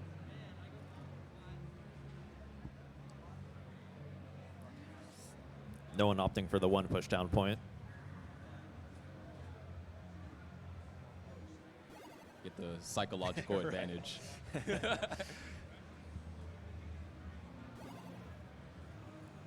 But looks like we might actually be, for a second, looked like that was going to develop into like an opening drought. Yeah, with that, players stacking pretty high, waiting for those long bars, and they did come. Yeah. I mean, so far the droughts have been pretty tame. Yeah, I'd say so. I don't think they haven't had anything over 30 yet. Or, I think the highest was like maybe 35. Yeah, around there. And we all know around CTWC time, RNG just seems to be always at its worst. Right. So maybe it's giving us a break this year. How nice. Oh, Valor, that's not necessarily wanted. Stack is low enough, and gonna have to just take a triple. Smart move. I think, you know, a huge part of, you know, DAS is when you make a misdrop, how fast you can recover. Because generally, misdrops with DAS result in you losing. Right. Your If DAS you're, charge. especially on level 19, like when you're playing aggressively, trying to maintain these Tetrises against players that you know, can stack more freely. One misdrop you can create a flagpole and top out right away. Or missing getting to the left, like even on 18, will spell trouble. But it seems that Valor has gotten everything under control. Both players are walking headfirst into a drought. Valor not really able to use that long bar for it. Would love to get an L piece here to fill in said dependency in columns 3 and 4. Nearly a 3 Tetris lead here for Aaron at about 50 lines in. Meanwhile, up top, we got a pretty close game, too. Separated only by 1 Tetris. And Brighton, of course, is aiming to win game number 4 to bring us to a decider. Yeah, I'm looking forward to seeing more of Brighton's play here. So far, so good. They've run into some tough sequences, and they've shown some pretty good handling, you know, given the tough situations. Yeah, the perseverance that Brighton has is truly inspiring. I mean, there have definitely been a lot of situations like, oh, Brighton might top out here, and just found a way to just always persevere. And it's that kind of perseverance that is needed here in the set.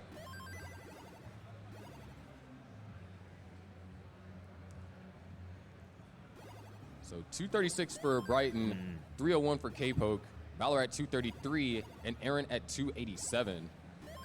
K-Poke is actually on a stellar game now that I read all scores out. Yeah, 300K under 60 lines is nothing to scoff at.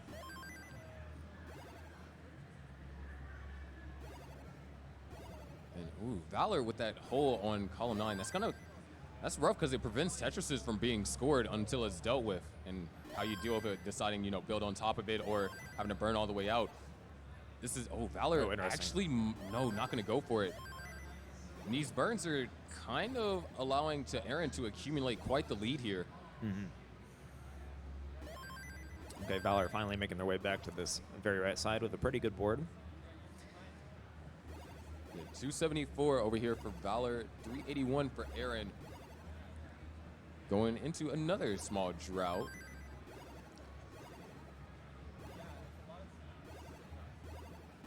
Yep, just under 30.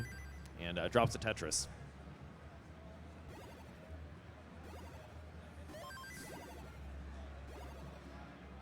Brighton having to do a little bit of dirking, so K-Poke was able to build a lead.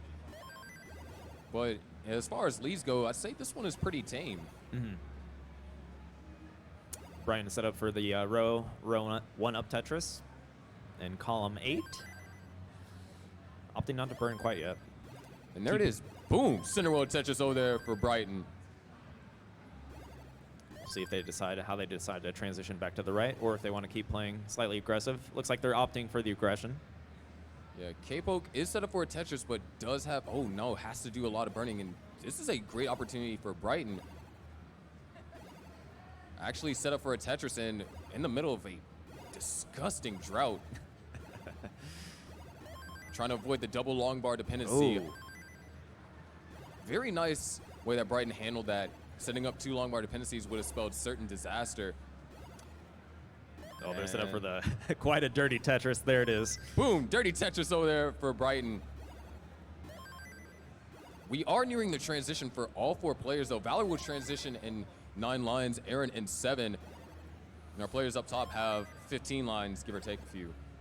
Valor just had a pretty rough board, but actually find a pretty efficient way through some cheese there to clean up their board for this transition. And there is another Tetris for Brighton. Valor is going to transition at 470. So all things considered, even though Valor has what we considered a rough 18, a 470, despite all that, is very impressive. Yeah, and but Valor has shown pretty good 19 control so far, and we'll see what they can do. It's this is quite a gap to cover still, but Aaron running into some trouble should help out Valor here. Yeah, this is a decider. Neither player has another game to give. Winner of this advances to the next round. Up top, Brighton and K-Poke just reached transition. 498 to now 566. Yeah, K-Poke in the lead, looking to close it out. Aaron's still having complications just getting clean. And Valor, although taking some really conservative burns, has a very clean board. And should be able to get set up for Tetrises soon, but now Aaron's almost also clean. The gap was shrunk to only 2 Tetrises, and Valor still have, oh no! Few options here, but looking like they're going to take it safe and just try to, burn over time rather than go for any creative tucks. Oh no, another, on all those hangs, that's going to do it. Valor's going to top it at 542. Aaron takes the decider. Great game from Valor. Almost bringing it there, but as we were mentioning, just a few misdrops with Das on 19 because spelled disaster. Now here we go, another game over here from Brighton and K-Poke, separated by 1 Tetris. 678 to now 716, and both players just have a pristine stack here. Yeah, very close game. Nearly the same line count. Yeah, Brighton opting to, really get that left built out, get Tetris ready last. There it is, Tetris for Brighton, 715, now 748. Make that 778 from K-Poke. 29 play could be a factor here. Both players can roll, and the way things are going, they've just been playing this incredibly well. Yeah. Brighton not taking a whole lot of burns here. Seems like they are keeping up a fair amount of aggression. I'm going to take a few burns there. So 100,000 point leads for K-Poke here, leading into level 26. Boom, Tetris for Brighton. Brighton needs every Tetris they can get before 29. And K-Poke actually having to do some burning here. Might try and go. Yeah, K-Poke's actually going to go aggressive for the left low Tetris.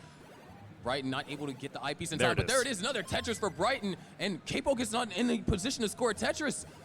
Brighton knocks out another Tetris, closes the gap to only 22,000. K-Poke is a Tetris after a drought. All right, Brighton now Tetris ready. K-Poke back into a potential scoring position. Brighton sets up a delayed burn. Ooh, tricky board. Gets a long bar. Oh, those pieces are a little bit rough. Would love to get a T-piece. Oh, finds a great way to navigate through that. Great burns. But we are getting close to 29, down by 87,000 points. Needs to get in a position to score Tetrises or even just get lines here on 29. 3 lines left before 29. Oh, one more line left. All right, Brian's gonna have to do a massive dig. He needs to get, gets that piece all the way over left. Oh my gosh! Needs to get another piece over left. Needs to, needs something. Able to get it over, what? But it's not gonna be enough. Brighton tops out at 886. And K-Poke is good for game number 4. Great try from Brighton. That was a very difficult board to navigate in the very end there.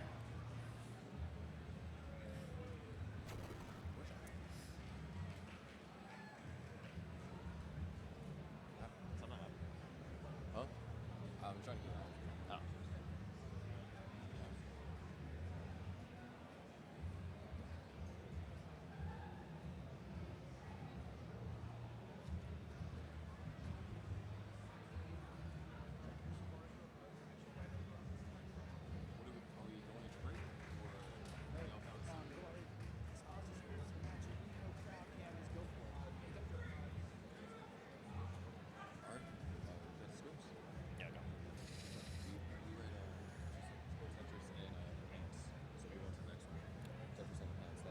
Okay. I'll do Hyperkin. All right, we've had some great games so far, Sharky, but we would like to thank Hyperkin for supporting CTWC this year, which is, I know Hyperkin has supplied many consoles to our players with the Retrons around the world. And multiple players here use the Retron, and have you ever used one yourself? I recently tried one, and rolling on it wasn't actually that bad. It felt like actually great. I was like, I might have to get it to, practice later. It felt like I was actually a roller for like 5 seconds. Yeah, it's pretty accessible and pretty easy to get a hold of one. So definitely check out Hyperkin and give it a go if you're looking to get into Classic Tetris. It's a great console to check out.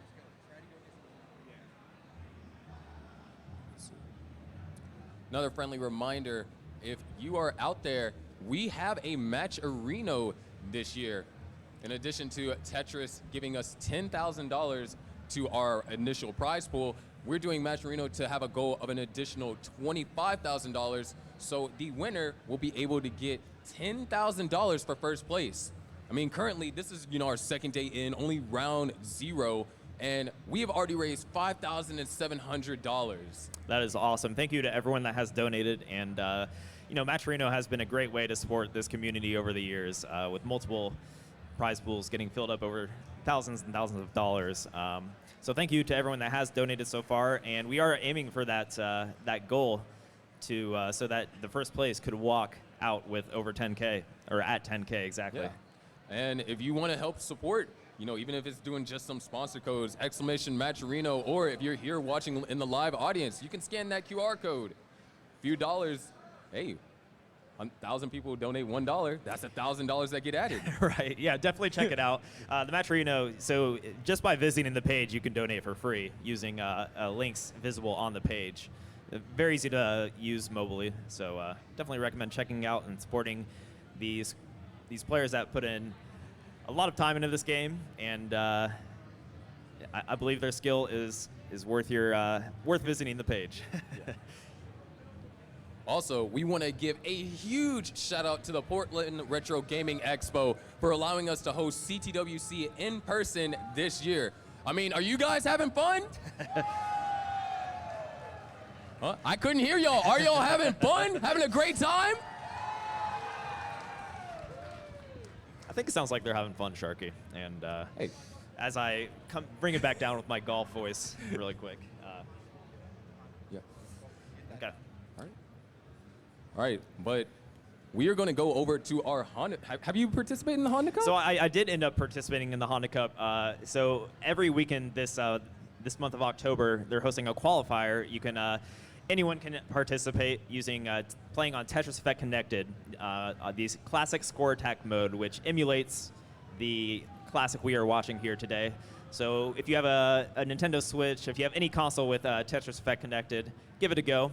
And it's been a lot of fun, and it's been run by a team at Microsoft, I believe. Yeah. So definitely give it a try. There should be one tomorrow as well. We might, we were talking about setting up maybe a few people playing here tomorrow that we're looking to play in the Honda Cup, so we'll see if we can make that happen. But yeah, but I think a Game Scout has some more information to share with us about Honda Cup. yeah, let's check. Hey, Classic Tetris fans watching at home, do you think you have what it takes to participate in a pro Classic Tetris tournament? Well, now's your chance to give it a shot. The Honda Fan Cup is an online Tetris Effect connected tournament using Classic Score Attack. There's a $10,000 prize pool split across 4 qualifiers and a finale, with the qualifiers happening on Sundays in October. You can still sign up to play in any qualifier that hasn't yet already happened. There's no PB requirements or skill level pre-checks. Anybody over 18 in the United States, Canada, or Mexico can enter. And it's really easy to sign up. You just go to start.gg/xbox, pick a day, and then fill out the info to register. The final qualifier will be streamed live next weekend on the Classic Tetris Twitch channel. And here's the best part. The top player from each qualifier is going to be a finalist that gets to play one of the top 4 eligible competitors from the Classic Tetris World Championships this year in the grand finale on October 29th, which will be broadcast on the official Xbox Twitch page. So if you think you have what it takes to compete, which you should, because in Classic Score Attack anything can happen, head over to start.gg/xbox and register today. Now, let's get back to the World Championships.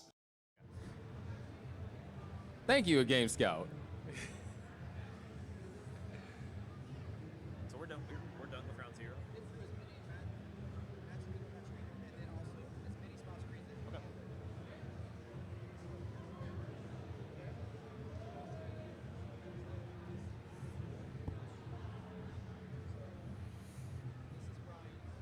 All right, so definitely check out Honda Cup, which will be happening tomorrow.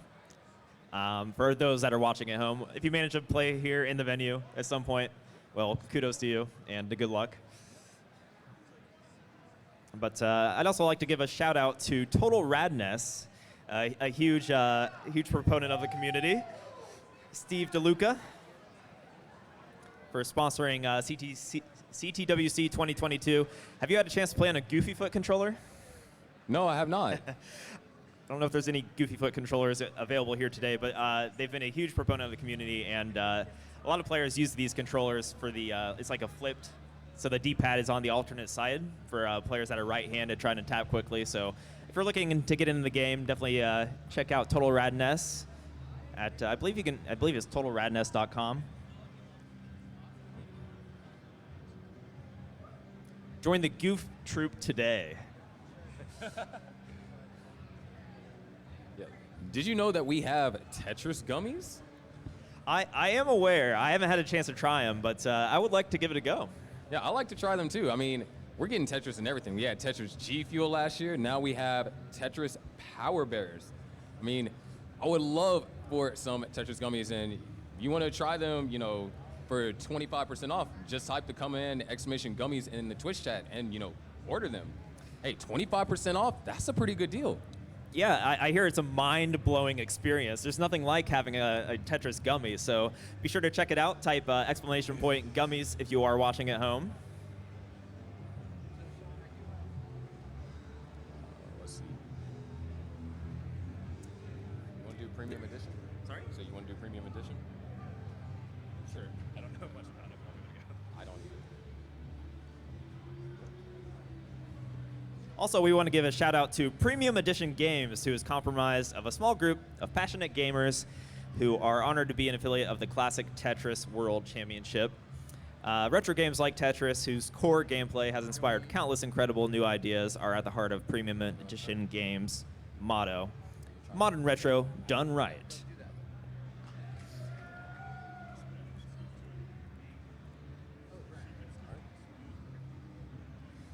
Also, we want to give a huge shout out to Geek Tropical. Now, I don't know about you, but I personally am a huge fan of these shirts. I mean, just look at the shirt that they have on display right now.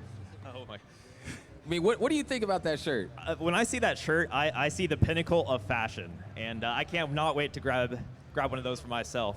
Just looking at this graphic here, I'd go for the sky blue personally. That reminds me of like a level 0 start. Yeah, I mean, they're button-up shirts, and not only that, they have over 15 different designs. Oh wow. And it's officially licensed too. So if you're a Tetris fan looking to hit the beach, definitely check out Geek Tropical. I mean, I want to try and get me a shirt today, but being a 2X because of how tall I am, not Right. it's difficult. Also, Adam is walking around here with a shirt. If you're trying to see the Geek Tropical model on display, they are constantly walking around and poking around behind the stage here, so definitely check it out.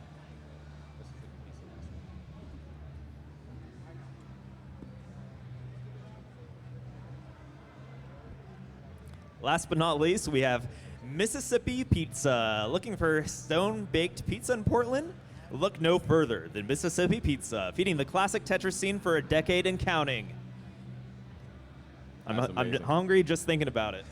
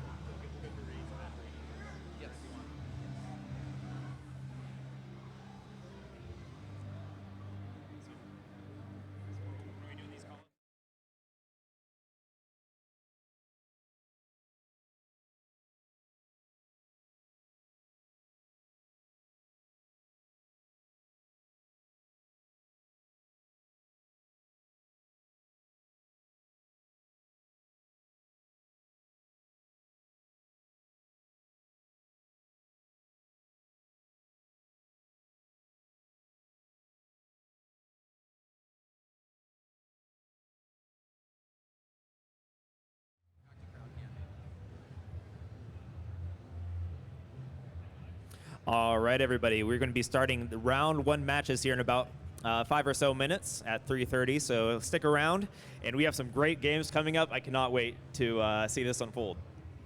Oh yeah, it's gonna be insane.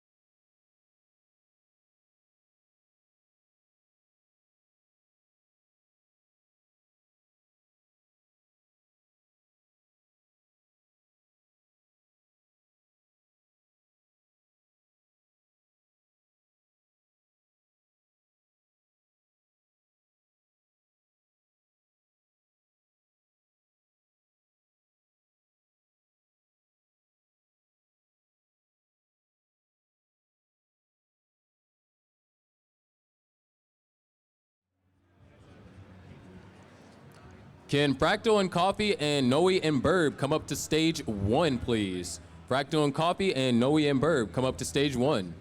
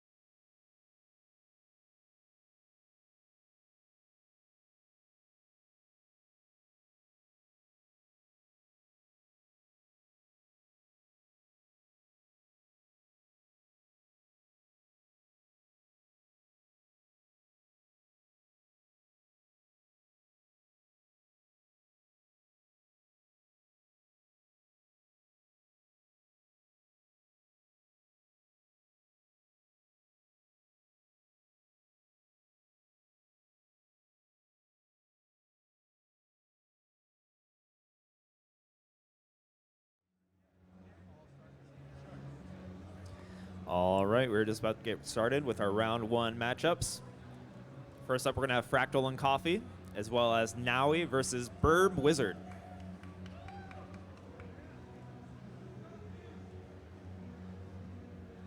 Coffee, the fan favorite.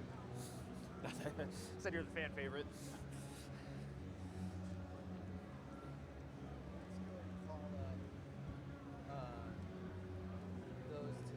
Nowie and Burb are right here. So if we got these 4, Sid Evan, the captain. Yeah. Well, can we get? Shit, I was hoping to get Thatchy on stage 1. I mean, it's too late probably. It's alright. It's alright. Well, we can skip over that. Go back to it. But the players already in Discord are expecting it to play out that way, so I don't know. It's okay. Thatchy's gonna win, so we'll get on stage 1. So, just call up whoever to stage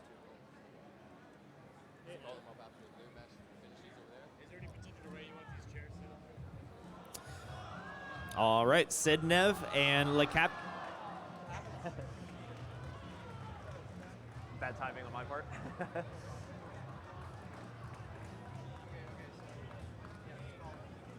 All right, Sidnev and Lake Captain, make your way to stage 2 for your matchup in round 1. As well as Alex Thatch and Jordan, make your way to stage 2. Or Thatchy. Is that the nickname? Thatchy, make your way to stage 2.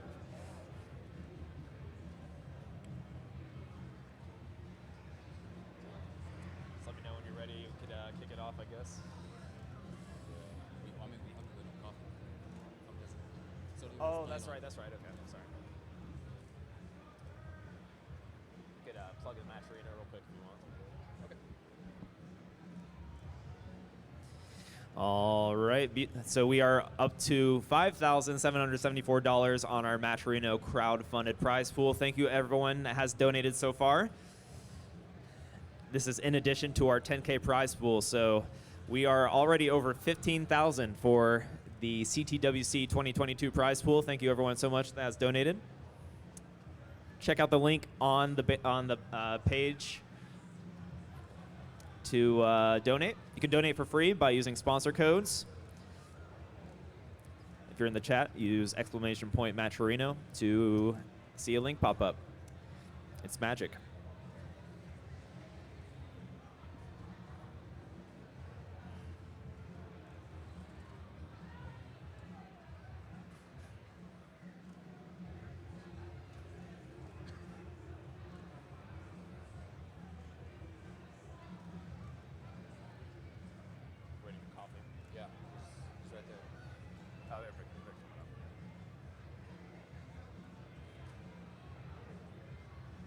Oh, were they trying to find sodium, probably?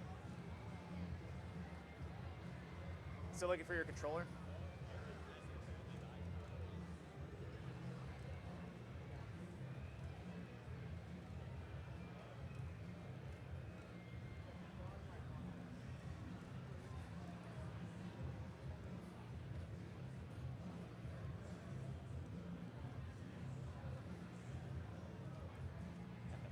I can do an enhanced read.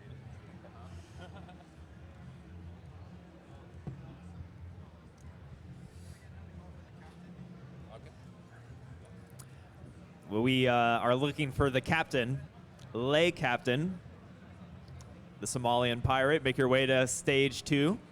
Le captain, make your way to stage 2.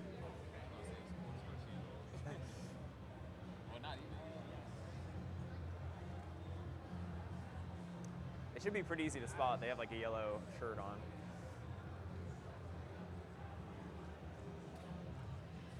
There's sodium.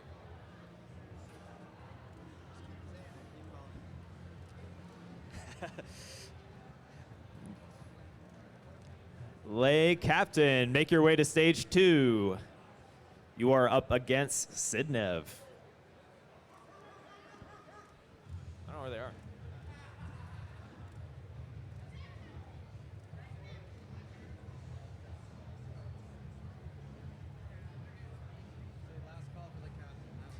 Last call for the captain. Lay captain, make your way to stage 2 to proceed with your match.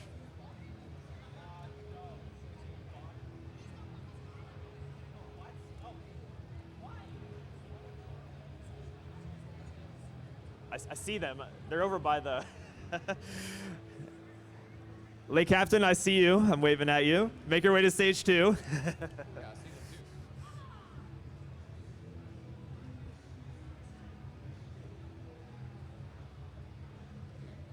Does he not hear? I don't know what they were trying to do. There they are. Oh, this dude went and got food. What's that? He went and got food. Lay captain looking like they had to grab a bite to eat first. All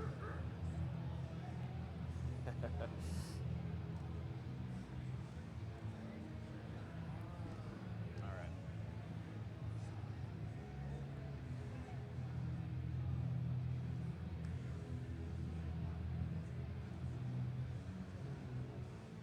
Coffee doesn't have a controller. Never. The risk of lending out a controller. Wait, so what's going on?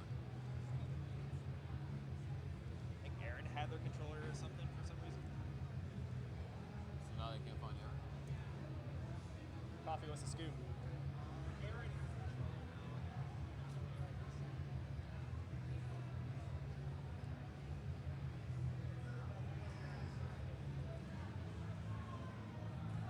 Got about 1 minute, we're gonna go. Can we get another matchup going? Thanks, Rob. Get to your PC. Oh, is it you on your controller? Nice. Right on time. Go ahead.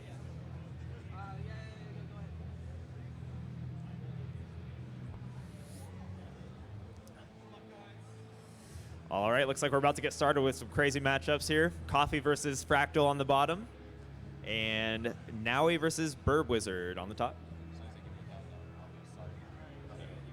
Give a nice little call, get the crowd hype. Okay, let's do it. Yeah, do your thing.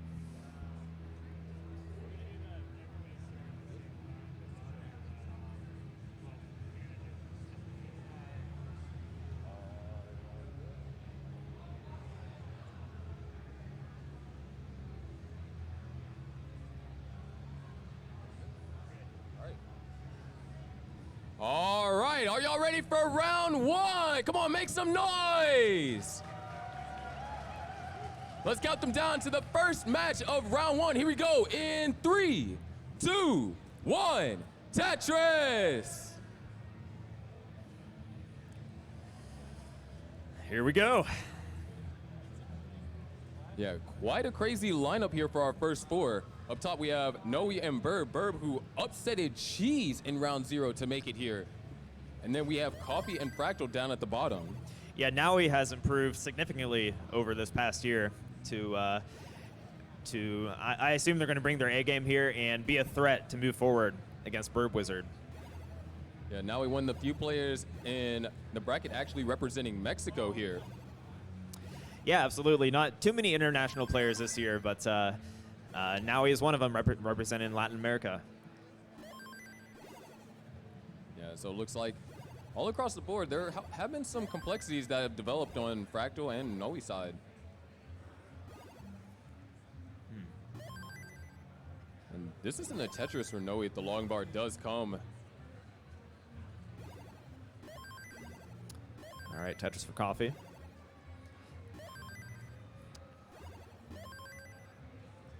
There we go. We're just about even down at the bottom.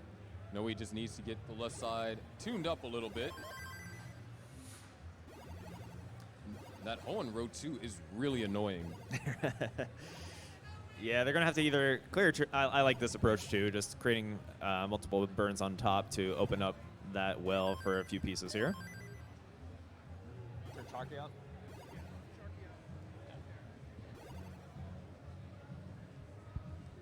And we got quite the drought developing here up top.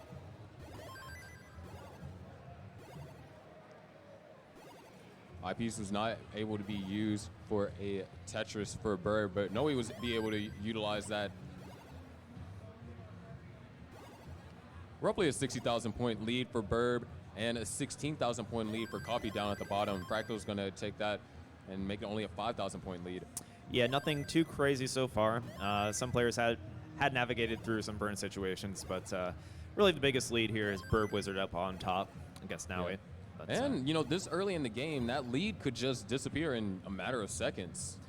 yeah, especially with the caliber of skill here today, this just feels like, you know, almost feels like a warm-up that we're watching. And Yeah. as like we have 3 rollers on the screen right now, and all of them can play into that post level 29.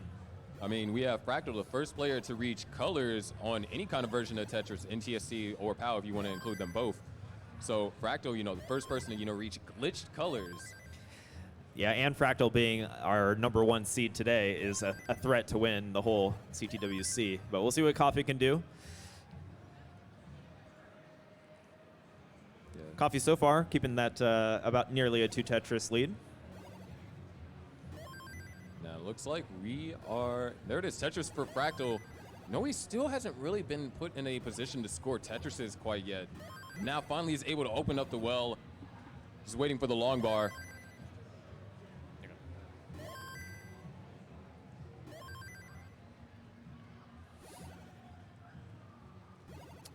All right, Burb Wizard with an interesting situation.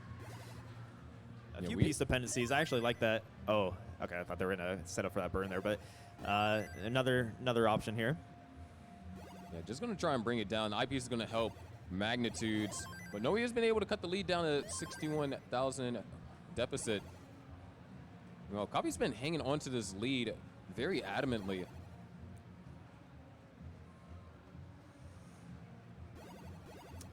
A slight drought here for Burb Wizard. There it is. Putting him over the 60% Tetris rate. Yeah, all these scores are actually incredibly high when you look at, you know, where we are at here in the game. Yeah. Right. I feel like at least the pacing I used to go by, and this was in what 2019, 2020 was 100K every 25 lines. But it seems like so far tonight people are just destroying that pace. Yeah. And now we're looking at a potential 600K for Coffee. This is more likely to be in the higher 500s. Fractal also in the same region. Same can be said for Burb and Nawi. So all players reach transition and they continue to play how efficient they are. We may see 4 players with identical transitions all across the board. Yeah, it's a free-for-all as of right now. Yeah, And- but right now, Burb, all right, able to get that piece for a burn. Needs to get that piece all the way over to the left. Still not out of it yet. And doesn't get misses the Z-spin, and Burb tops out at 386. So Noe is good for game number 1. Now some quick thinking from Burb to go for that spin, but a very small window of execution there. Yeah, you only have 3 frames to hit that spin here on 18. And, the decision to go for it. Exactly. That adds to the execution timing. But, yeah, now you're going to take game 1 comfortably.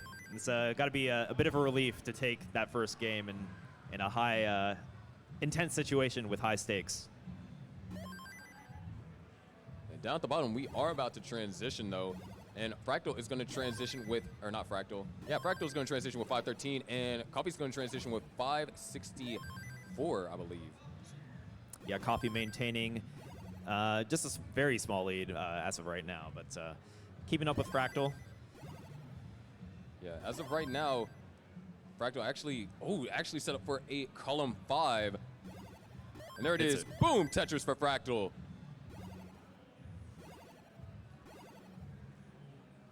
Ooh. Coffee not able to quite get that piece all the way over to the left. Yeah, this is kind of a tricky situation. They get the long bar. Barely, it seems like they barely got it over. Yeah, this does give Fractal an opportunity to actually take the lead following this Tetris. Boom, Tetris for Fractal. Pushing the lead higher now up to 44,000 point lead. And what a simul Tetris right there. Yeah, we got a great match going between Coffee and Fractal. Coffee wants to maintain as much of an edge or as close as possible to Fractal in this 19 to 29 stage. 644 now, make that 672 for Coffee. Down by now around 3 Tetrises here. Well, both players are on a fast game, but look at Burb. Burb up top. Needs to get an eyepiece over to the left. Eyepiece needs to fall. Eyepiece doesn't come in. An early top out from Burb again. So Noe takes game number 2.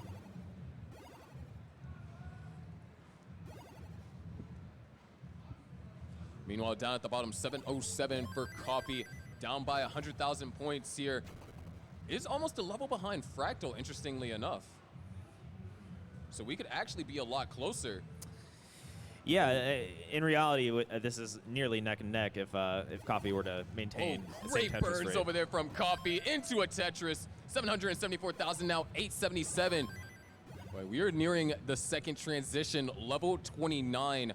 Fractal's already on level 26 here. Coffee will go to level 26 following a Tetris, and boom! Tetris for Coffee, down by 44,000 points.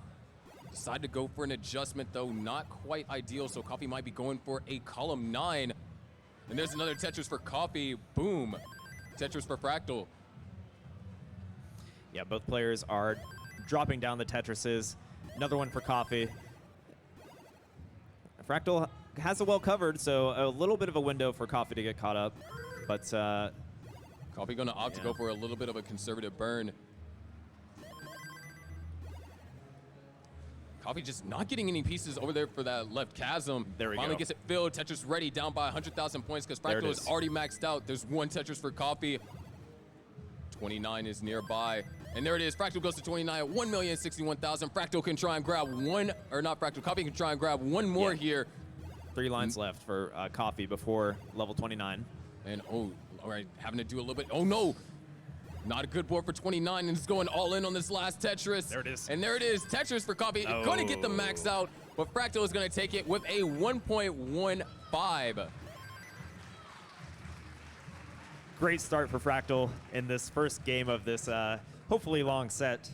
Yeah, that was an incredibly competitive match. I mean, when you consider how close they were at transition, even how close they were going around level 26, it wasn't until Coffee kind of ran into that issue, not getting the right pieces to fill that chasm, that Fractal was able to build some amount of separation. Right, Coffee was maintaining a very strong 18, and I mean they did hit the max outs. Like they brought a good game, but they're going to need to bring a little bit extra.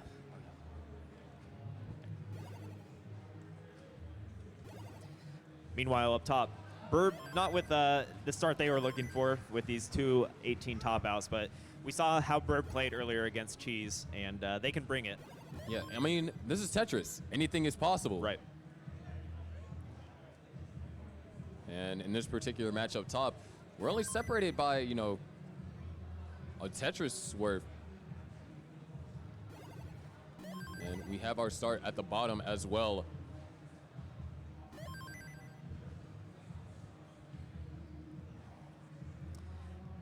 Now we're with that double well.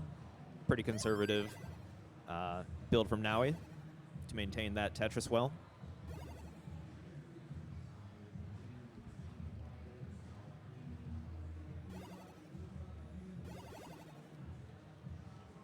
There it is, Tetris for Noe.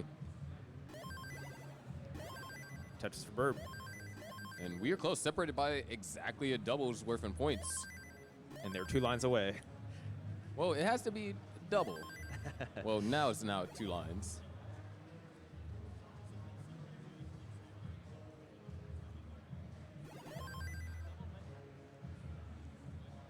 And there we are. We are tied up top, and both players are going to knock down a Tetris. I mean, you can't get any more neck and neck than this.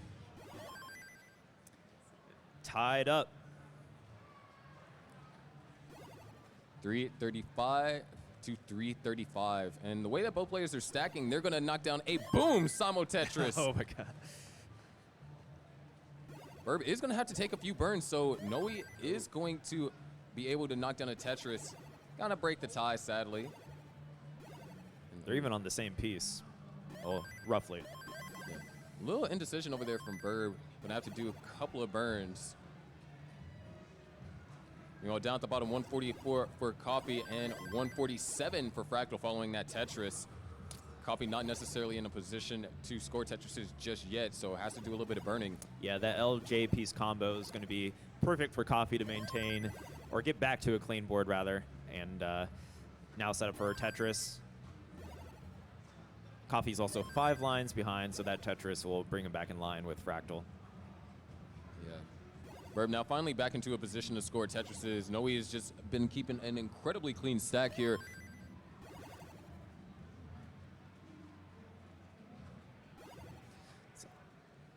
And Burb just not really getting like good pieces to try and go for consistent Tetrises.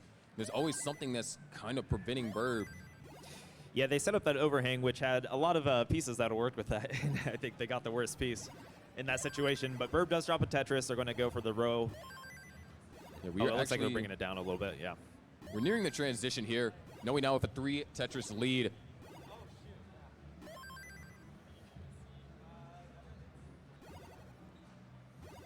And Noe's actually going to bring the stack down in preparation for transition. Yeah, only 10 lines away for Naui before we hit level 19 speed. Naui with a 73% Tetris rate with a great start to this game. Looking to close it out. Yeah, it might be our first sweep, but we'll have to see. And ooh, a couple of overhangs. Oh, set up for a T-spin?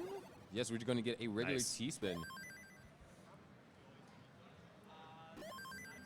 Oh, that T misdrop could spell trouble. There are some like horizontal burn options here with that long bar. Yeah, having to use that long bar though, and Burb is able to use it for a Tetris. Transition at 505. Boom. Boom, Tetris for Burb. 529 to now 581.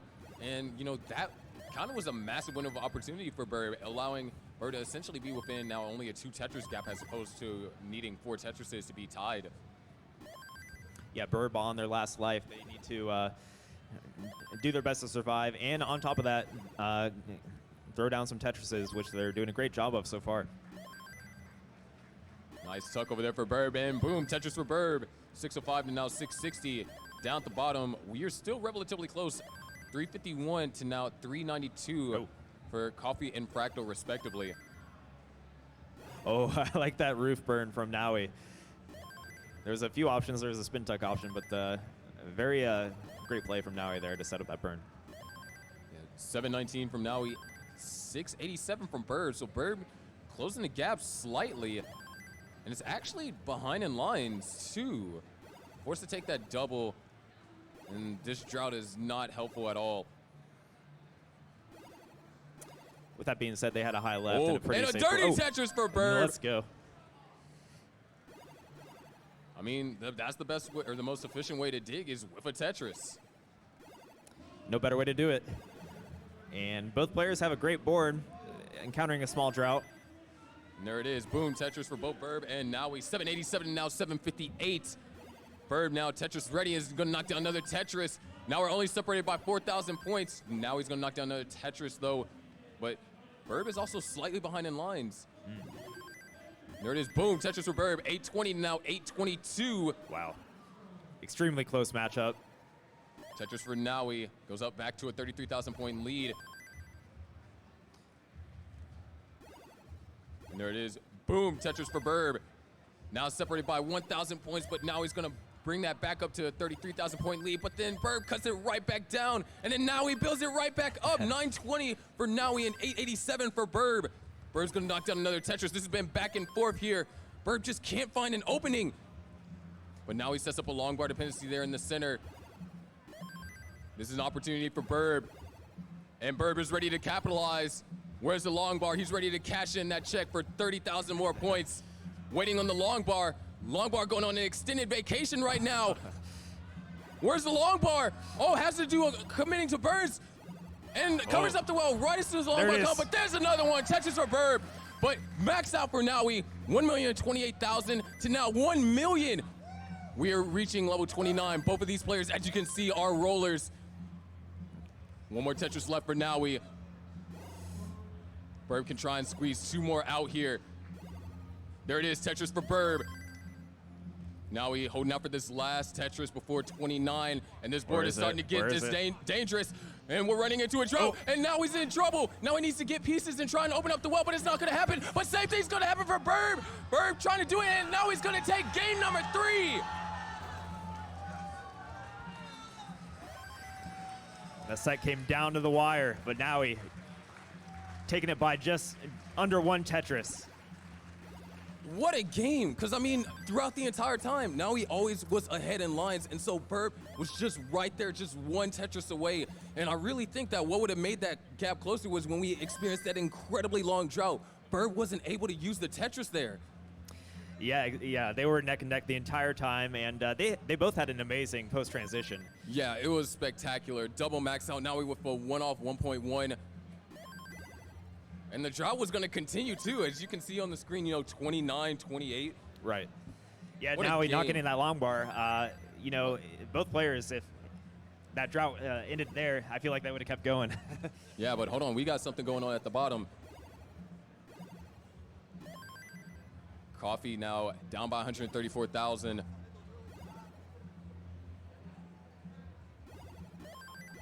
Can we get Hup and Nolan to the main stage, please? Hup and Nolan to the main stage. So meanwhile, between Coffee and Fractal, we have a very comfortable lead for Fractal here on level 26. Yeah, and the thing is, this isn't a bad game for Coffee either. Fractal is just playing incredibly well here. Yeah, just about to max out here with if they find 1 more Tetris. Just waiting on the long bar, and there it is. Max out for Fractal.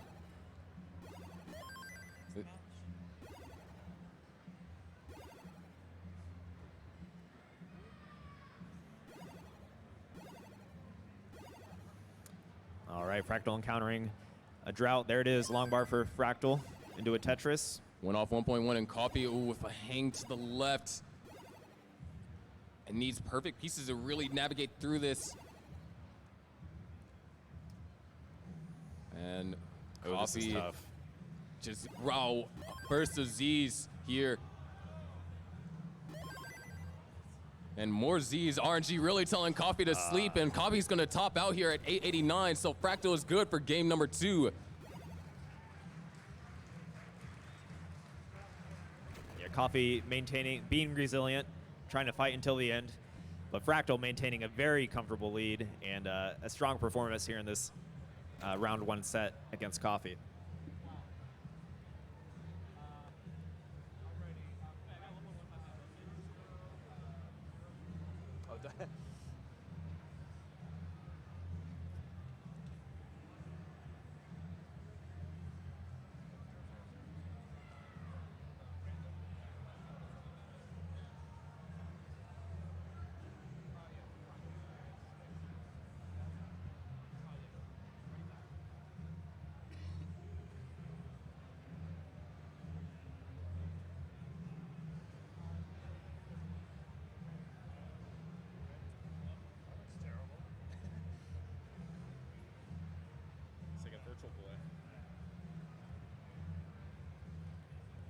All right, we got to start over here for Fractal and Coffee.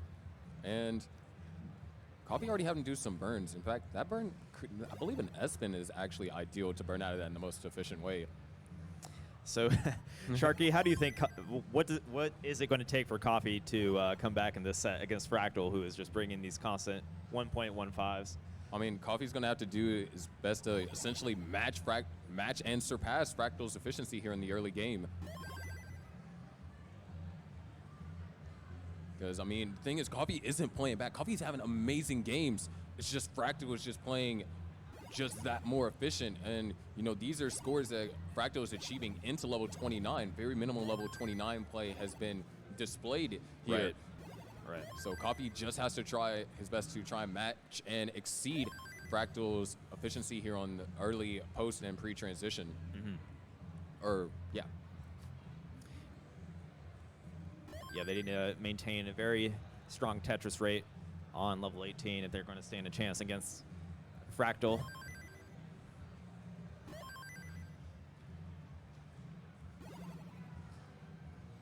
Coffee has gotten the board under control.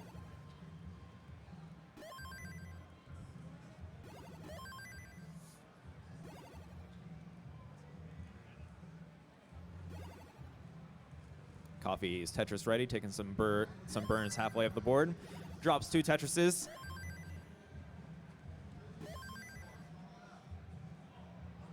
Fractal 192, Coffee 127. Just really good start over there for Fractal.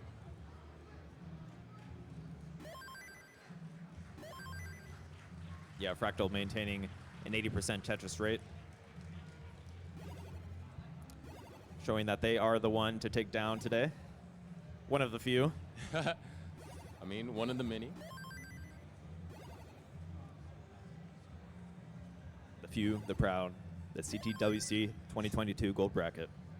Yeah, but right now, Coffee also slightly behind in lines, and that is a delayed bits from Fractal. Fractal needs an eyepiece to tuck underneath it. Gets one. Does Fractal get the long bar, though? Waiting on it. And the long bar sure is taking his time. Yeah, this is okay, finally get that L piece. I think the long bar got stuck in the elevator. Or the J piece, rather. And setting up some more burns on a drought. There it is. Tetris for Fractal. Coffee ready and waiting.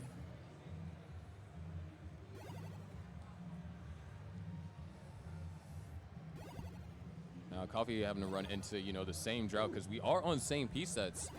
So, I mean, that's kind of, you know, one of the brutal things about same piece sets is, you know, you have, the only way you can increase your score and relative to your opponent's score is to capitalize on the long bars they do not.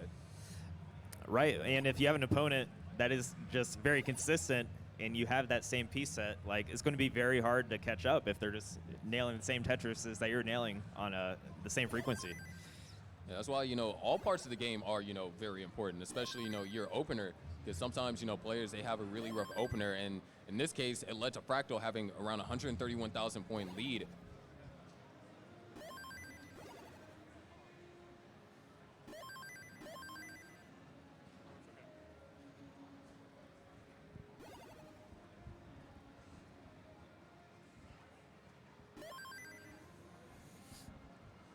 All right, so we have Nolan and Huff at the top.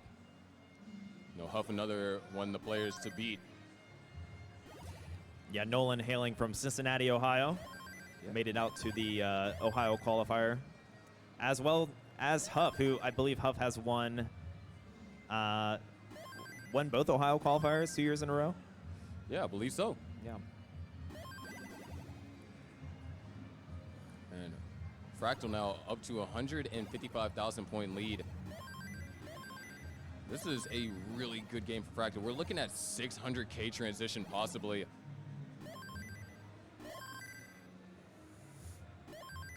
There's Boom, Tetris for Coffee.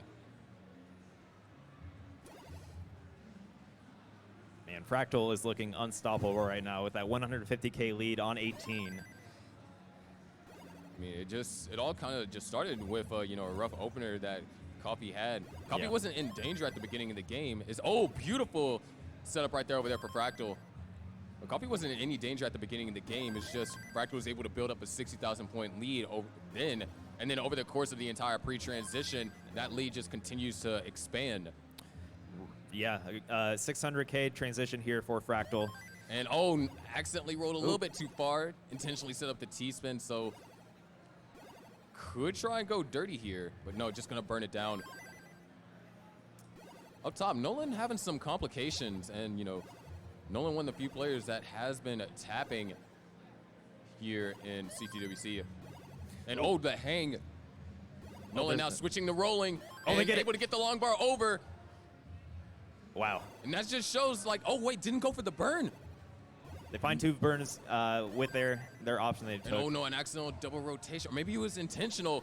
Still, the hang, not just a little bit short. Ooh. Going for the flat burn, doing the best. Nice, look at this down stacking by Nolan. Wow. Oh my gosh. Still not out of it yet. There's a nice double. Throwing pieces left and right. He just needs a couple more. Not gonna throw the T-piece all the way over to left. And look at that, burning a double. What a survival by Nolan, swapping from tapping to rolling mid-game, almost at the point of being topped out.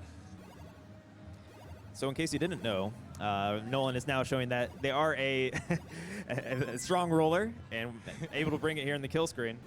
And then goes back to tapping. But now Fractal having to do a similar situation, but this time on level 23. Oh yeah, this is a tough situation for Fractal. We'll see if they can make their way down. Yeah, but this is great for Coffee. Coffee is able to utilize this opportunity to knock down Tetrises here. But Fractal is almost out of it. And all those squares just being dumped over to the left. Still waiting on ideal pieces, goes for a tuck. Wow. That's a triple, not a Tetris. Great decision making from Fractal to work through that. And just like that, Fractal is clean as still has around 140,000 point lead. Make that 179,000 following that Tetris. But it's also 2 levels ahead. Coffee, nice little T-piece adjustment over there. Still trying to fight back here. Another Tetris for Coffee. Fractal at 831. And this would be a back 3-back max if Fractal is able to max off on this one. Yeah, Coffee's going to need every Tetris they can get here. Sitting at that 54% Tetris rate. Still a little bit behind Fractal, but they have some lines to cover. Nearly 20 lines behind.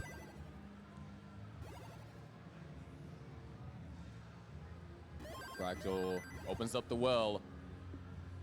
There is another Tetris for Coffee. Now down by 100,000 points. Fractal's gonna bump that back up to 136,000. Still behind by 2 levels, so Coffee could actually have close to Fractal's score going into 29. The efficiency is there. Boom, Simul Tetris. 839 to now 949. We just reached transition up top for Huff and Nolan as well. Fractal goes to 29, just under a max. Coffee having to take a couple of burns. And that triple as well, bring the stack down to safety measures. And the hang! And Coffee's not gonna be able to get an eyepiece over. So Fractal is gonna take the sweep and gets the 3rd max out as well.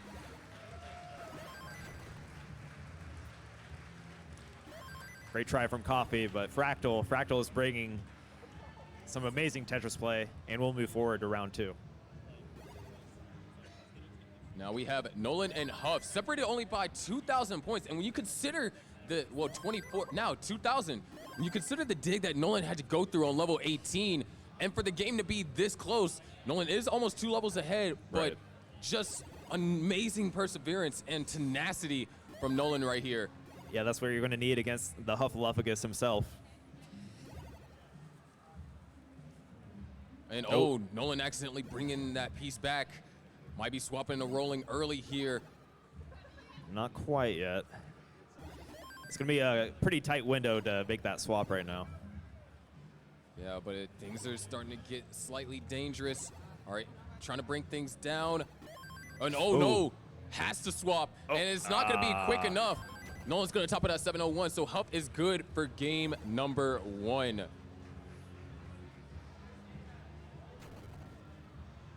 Can we get DMJ and Blank up to stage 1?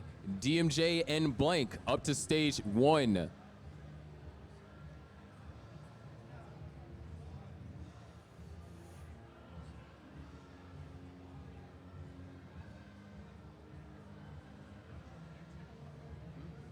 Okay. Can we get Dylan and Jerpidude over to stage 2? Dylan and Jerpidude over to stage 2.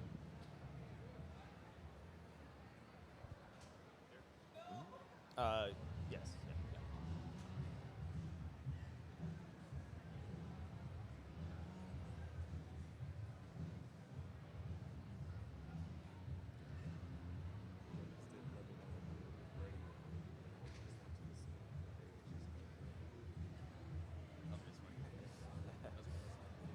Oh, yeah. That would have bad if we missed that, like, face, for example, right? Or the survivor. All right, Nolan and Huff getting game 2 underway. Yeah, Nolan had a little bit of a rough start, but did show some perseverance on level 18 in game 1. So we'll see what they can do in terms of keeping it clean and keeping it a little bit closer to Huff's Tetris rates. Yeah, I mean, considering how close the game was, you know, even with that massive dig, think about how much closer it was if, you know, Nolan didn't have a dig like that. So we can see that potential reality kind of play out here. Yeah, Nolan definitely has the ability to bring the efficiency, so I definitely have some hopes for a great set here. Nolan with the line spin. Gotta love it.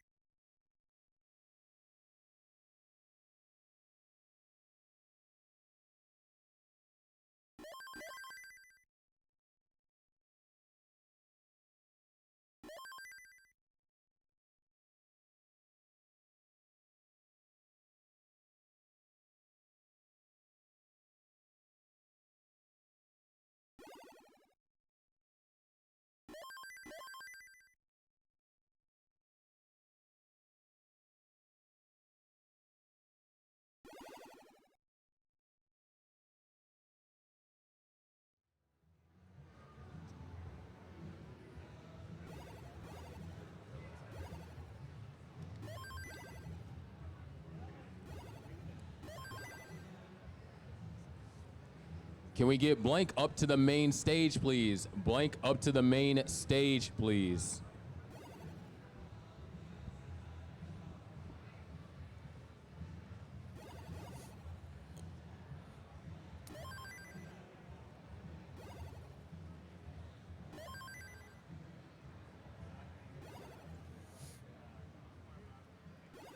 All right, we're hitting that 50 line mark. I'm sorry, 60 line mark. And Huff with a nearly a 3 Tetris lead.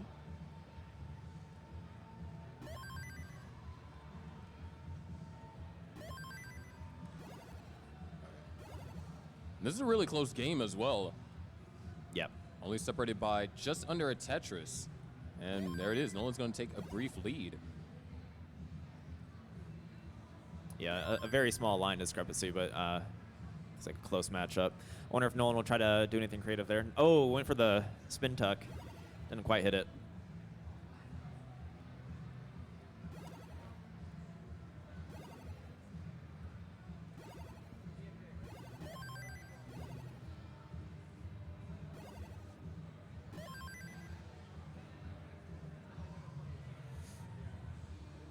All right, Nolan gonna have to do a little bit of down stacking.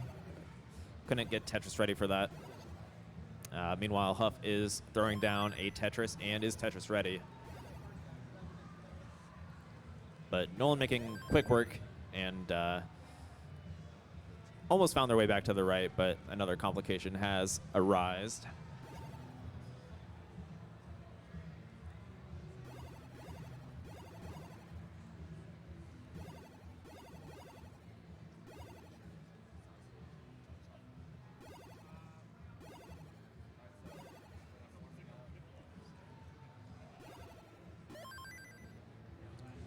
Can we get Laser and Puppy Ball over to stage 2? Laser and Puppy Ball over to stage 2.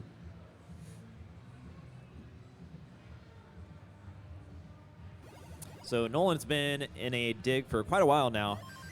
Not able to get there. Okay, finally Tetris ready. Looking for that long bar, and there it is. Tetris for Nolan. But Yeah. meanwhile, Huff has accrued quite a score lead. Yeah, it's looking at a 600K transition as well.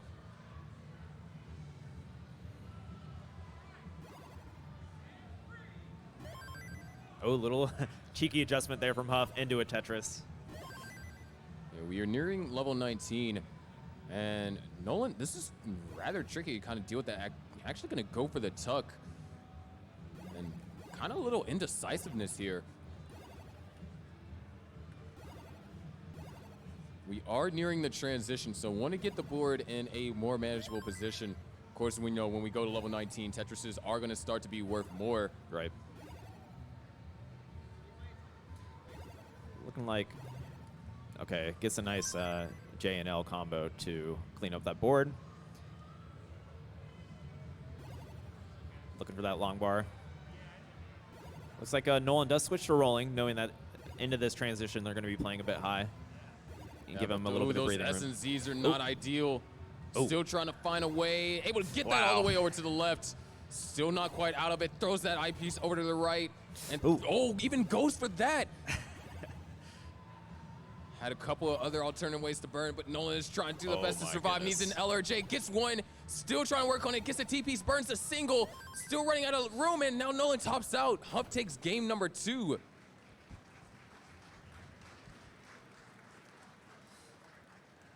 That was a great try and a nice preemptive swap to rolling, knowing that potential complications would occur.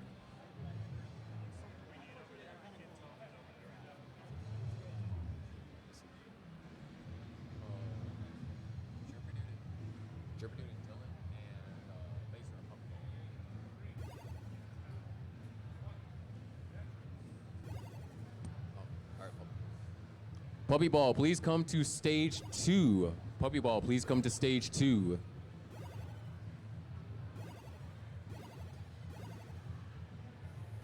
Looks like we have a little bit of a warm-up happening for DMJ. And also, we just want to do a quick shout-out for Tetris for once again sponsoring our 10K prize pool.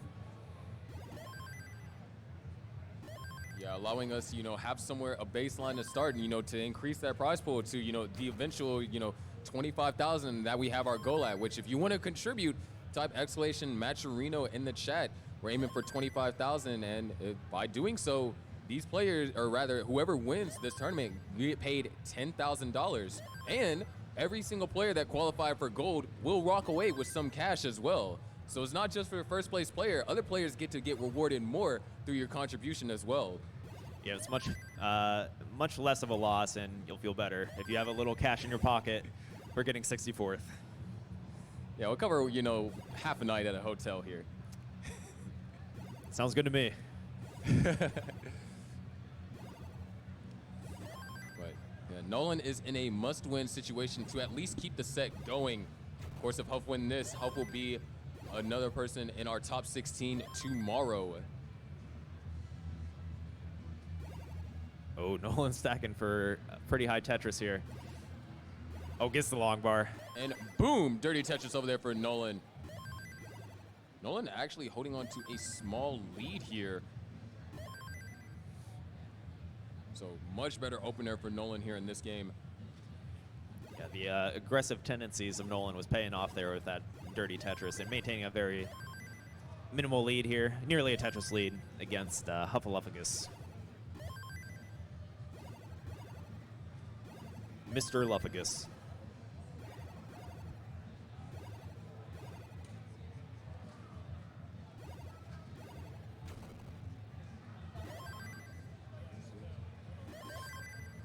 So a much more steady start here from Nolan. Nothing too crazy out of the gate. There aren't any crazy digs that require a swap of the grip just yet. As intended. And we are actually separated by half a single. Well, now Tetris and half a single. It's actually a bizarre way in order for you to try and tie half a single.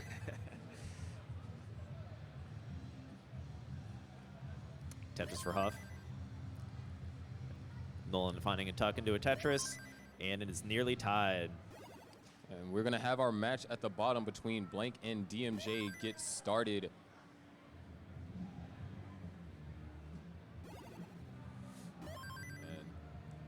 And, you know, the winner of both of these two, or both of these, the winner of the top side and the winner of the bottom side are going to face each other in top 16. Yeah, so yeah, the top 16 is going to be absolutely crazy in terms of skill level. Yeah, I mean, even in, you know, what we've seen so far in just round one or round zero, like, it's been nothing that we've seen before at any CTWC. Yeah, and on top of that, there's only been, has there been a sweep yet? Was there a sweep? There might have been that one. There might have been one now, but nearly no sweeps and some great games between all of these players in round zero. Yeah, these games have been competitive. I guess Fractal Coffee.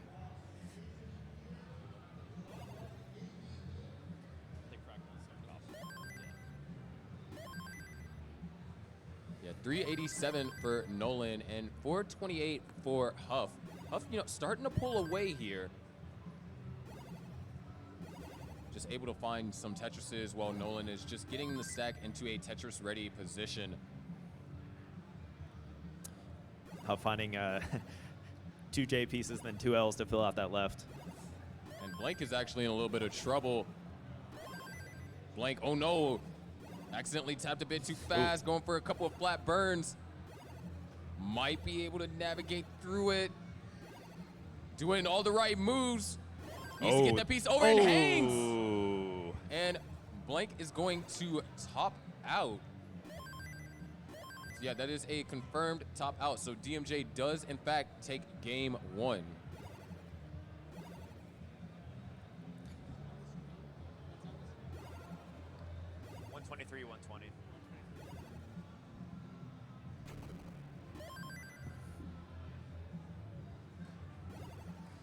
Approaching the transition here on the top game.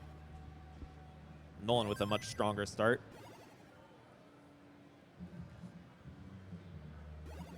Yeah, right now, Huff actually having to do just a little bit of burning, so Nolan has an opportunity to close the gap, make it only a 1 Tetris differential, and going into level 19. Yeah, I'm actually excited to see how this post-transition is going to end up between these two players. And there it is, boom, Tetris for Nolan, and another boom, Tetris for Nolan. 542 here, middle of level 19. Huff going to grab one more transition with a 564. Knock down another one as well. Huff has had some incredible stacking this entire set so far, barely finding themselves into any tricky situations. That's what you're going to see from these top players. I mean, a lot of these piece sequences, they're not naturally easy to deal with, but these players have such creative and fundamental ways of dealing with these issues that make it seem like it's just effortless, and they don't find themselves in trouble. Yeah, they make it look easy, but if it was if it was easy, I would hopefully compete. I mean, if you think this looks easy, go ahead and get on Tetris Effect Connected and Exactly, try yes. Classic Score Attack. Be sure to try out Enhance's Tetris Effect Connected if you think it looks easy. But 716 for Huff and a 730 for Nolan. Huff is going to knock down another Tetris. Still very competitive. And Nolan actually going for a column 3. And it's going to knock it down and transfer back over to the right side.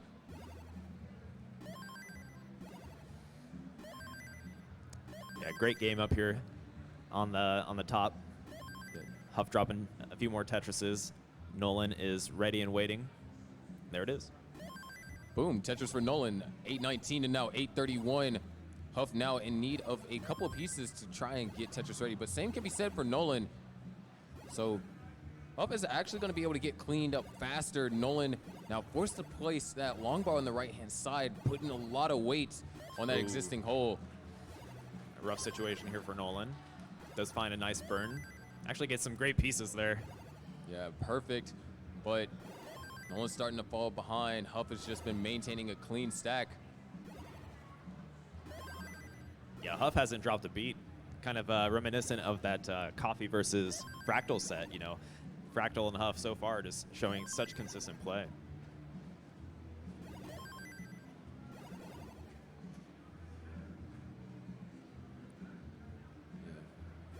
Right now, Nolan down by 86,000 points. Huff has already taken 2 games out of the set.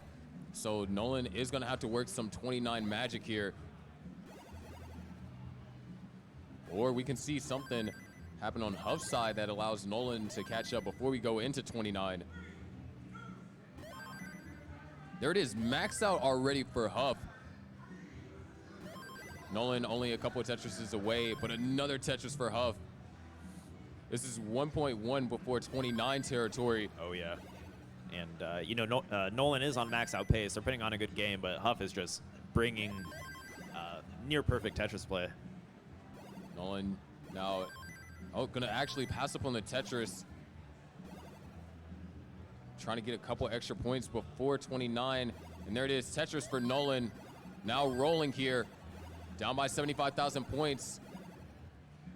Both players here on 29. Huff not able to quite get that eyepiece all the way over to the left, but all the pressure is on Nolan. Nolan's starting to build up a little bit high. Hangs that piece and hangs again. And that's going to be it. Nolan tops out at 1,022,000. Huff takes game number 3 and advances. Good game. And yes, Huff will advance to play the winner of Blank and DMJ here on the bottom.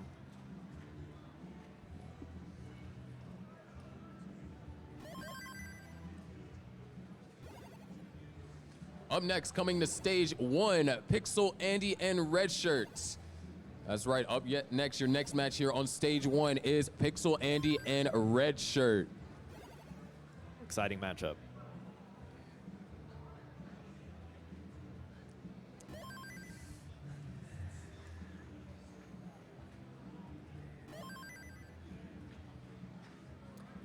All right, so Blank with quite a comfortable lead here against DMJ on game number 2.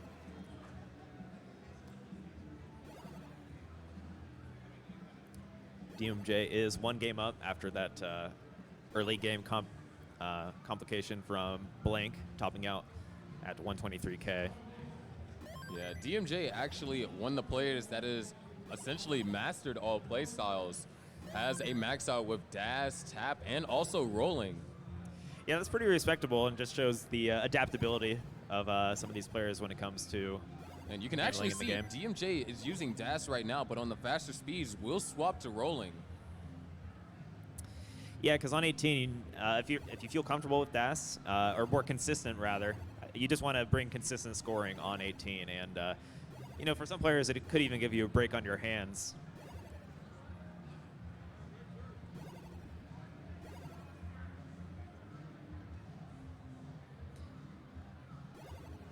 Blank with a tricky board right now. Finds the far left with that long bar. Set up for a dirty Tetris. Opting to burn through it. Nice burn right there. Would love a T piece or even a J piece to go for a split double. There's a T-piece into a Tetris, and Blank holding on to a small lead here. Yeah, pretty strong 18 from Blank.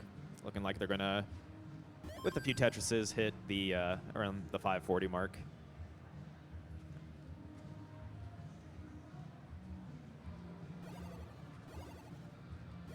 There's 516. One more Tetris for Blank is going to put Blank at 540.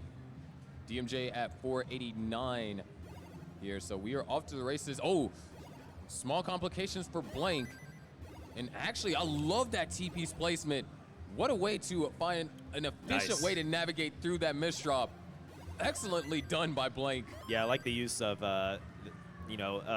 building against that one floating block there to just create a single burn and go right back into that Tetris. And Blank, because of just that efficient, I wouldn't even say it was too much of a dig, but the efficient solve was able to, hold on to this lead up against DMJ. So yeah, Blank maintaining a minimal lead here, nearly a 2 Tetris lead.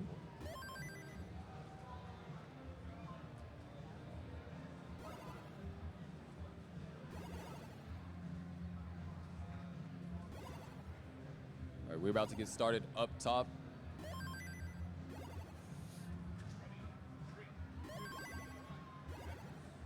And there we go, Andy versus Red Shirt, who indeed is wearing a red shirt. As you can see, DMJ is now rolling in the bottom right. 670 now for DMJ and 760 for Blank. And couple of rough pieces over here for Blank, but also has a bit of a cushion. 95,000 point lead. That's nothing to sneeze at. No, not at all.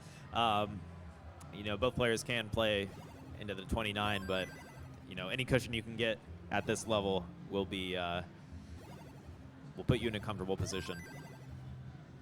We're 714 and now 813. Blank almost back in position to score Tetrises. Another boom Tetris for DMJ, down by 70,000. And that's going to be an early top out from Redshirt. Oh, Didn't wow. see what happened. So Andy is good for game 1.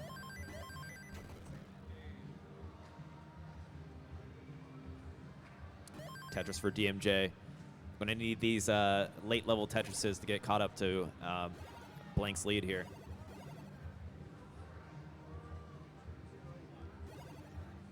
Blank is in a bit of a digging situation, so these Tetrises that DMJ is scoring currently will possibly put them in the lead. Yeah, DMJ has closed the gap now. Yeah, they skipped out on that triple that was pretty accessible in favor of some high burns to maintain that Tetris well. Yeah, DMJ actually behind in lines and only down by around a Tetris and a half. Blank is set up, so is DMJ. So, nice adjustment right there for DMJ to knock down 2 quick Tetrises. And now we're separated by 12,000 points, both with players 1 Tetris left to go. Blank is going to Tetris 980. DMJ is going to Tetris 965. Down by 18,000 points here on 29. Blank able to throw pieces over to the left. DMJ now down by 16,000. And Blank's running into issues, going for as many flat burns as possible. DMJ's going to go for a massive triple right there. Only needs 4,000 more points. 3,000. Might try and do it. There's 2,000, 1,000. One more line should do it. And DMJ takes game number 2. GG.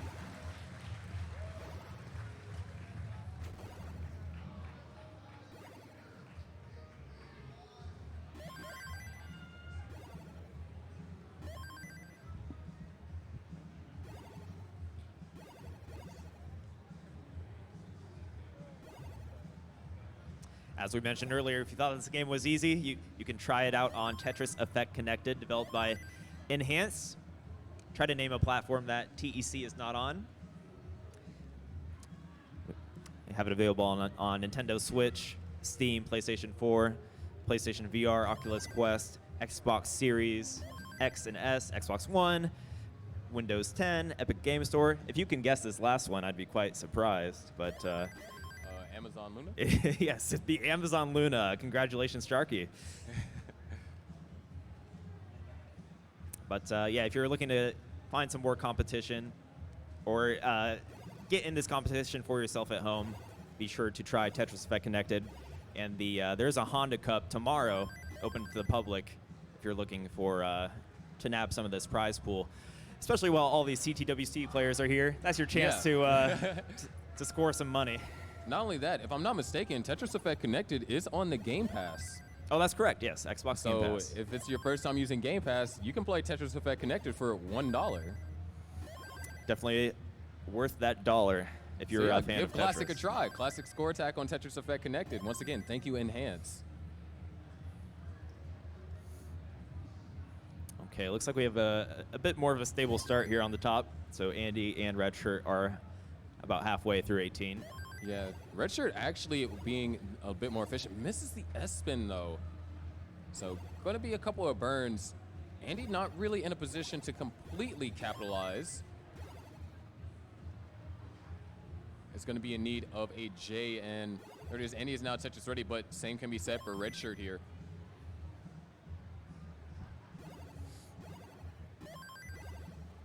And now down at the bottom, DMJ with a 33,000 point lead.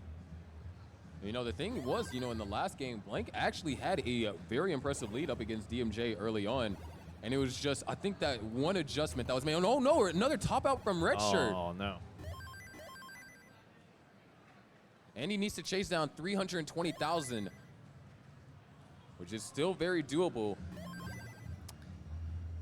Yeah, Tetris and some change.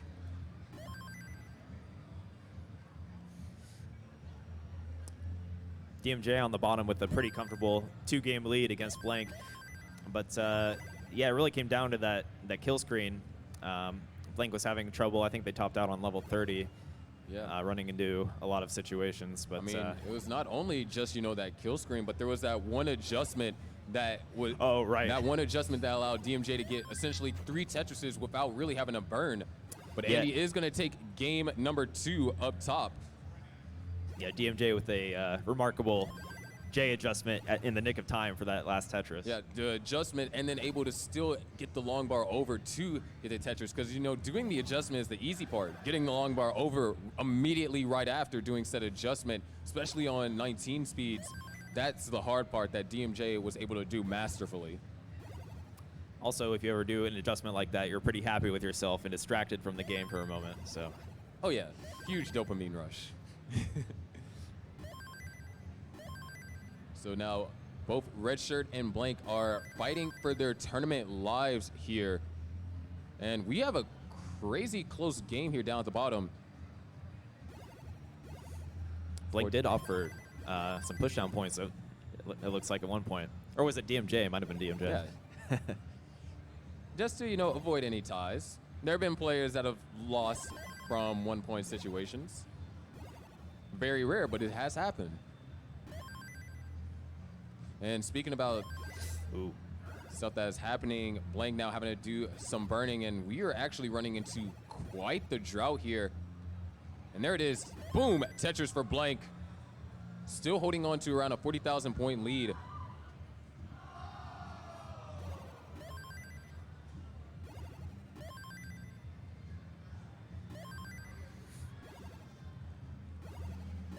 Yeah, Blank with a comfortable 65% Tetris rate, having a great 18 so far. Looking to get on the board here against DMJ. DMJ with a little bit of a misdrop, but finds a nice J-tuck right away and sets up for a long bar dependency. Actually, 2 long bar dependencies. You know, it's already hard enough asking RNG for 1 long bar, but 2 in, that could be a recipe for disaster. Looks like they switched to rolling preemptively just in case it gets hairy. Yeah, and that's one thing about, you know, DMJ's play, you know, even, you know, outside of CTWC related events, they have just such amazing competitive awareness. They are able to assess their stack and decide to, you know, switch to rolling in this case to, you know, prevent any, like, you know, last minute fumbles. Yeah, they did it quite early too. That was yeah, a nice snap decision from DMJ. And they're still on it. We'll see if they switch back. But I think DMJ is pretty comfortable with the rolling. Let's say they do switch.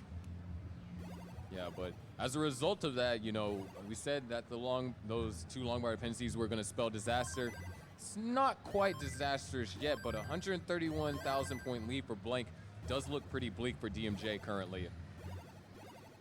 Yeah, against a player of Blank's caliber, you do not want to be behind by 130,000 points. But we'll see what DMJ can do in this post-transition. Yeah, meanwhile, Andy and Redshirt just separated by a double in terms of points. And DMJ does swap, preparing for the high speeds on 19. Blank is going to transition at 548,000. DMJ still has 1 more Tetris left till transition, and accidental rotation. And there could have been some indecision there because by doing that tuck, a T-spin dependency would have been set up as well. Right. And so, you know, it's that like, do I want to gamble on, you know, hoping to get a T-piece, or do I try and find another way to place this? Well, nevertheless, they found 2 Tetrises and a nearly a 200K lead here for Blank, but we've seen this overcome before. Yeah, and you know, the most important thing is survivability. You know, a 200K point lead is easy to overcome if your opponent is no longer increasing that threshold. Right. Stay alive. Hope that your opponent will run into some errors on their own and bring some aggression as well. Assess the risk. Another Tetris for DMJ trying to close things. Blank has been having a little bit of trouble scoring much on post-transition, but now in a position to score some Tetrises, but same can be said for DMJ. Boom, Tetris for DMJ, 513 and now 687. Oh, nice adjustment on the eyepiece there. 2 long bars for DMJ into another long bar. Love to see it. Up top, 453 for Redshirt and 415 for Andy.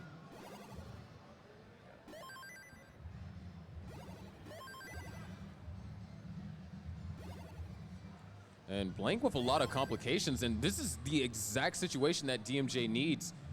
Blank right now fighting for survival, and if DMJ could get in a Tetris scoring position, if Blank is able to survive this, the lead's gonna be cut by a tremendous amount of points. Look at these burns, has to throw it all the way to the left, gets it over just barely. Wow. Another Tetris for DMJ. Blank now still able to bring this down, but now that big 200,000 point lead has been cut down to only 94,000. And another misdrop in a row. Several misdrops, and Blank is going to top it at 762. DMJ is good for game number 3. Oh, no, not yet. That is my bad. DMJ still needs 763,000. It is definitely doable, though. All right. Yeah, DMJ has plenty of runway. Obviously, if you can get that Tetris sooner than later, you'll feel good to line out to some extent. Yeah, but, around 2 Tetrises and a triple would do it. There's one. Set up for another. There's another. It's gonna need a couple more then. All right, just actually can line this out from this point. Ooh, so, small misdrop. Let's get 2 more in number 2.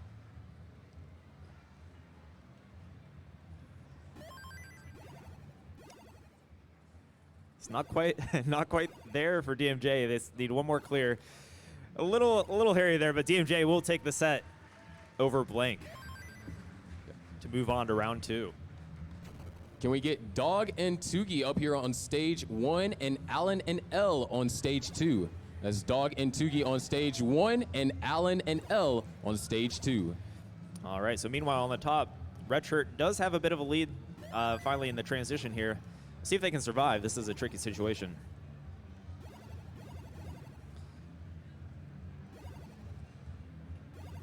And he able to cut that lead down to now only 64,000 points. And just a lot of jagged dependencies over here for Redshirt, just kind of artificially extending this dig.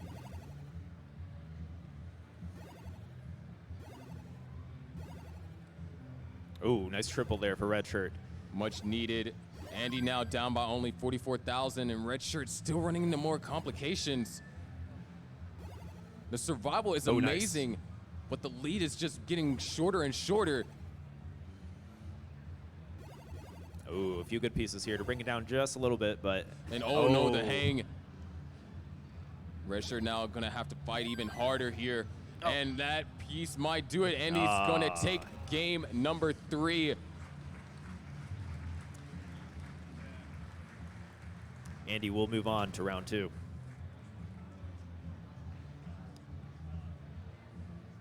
Up next to stage 1, can we get Tristop and Oscar here on the main stage? Tristop and Oscar.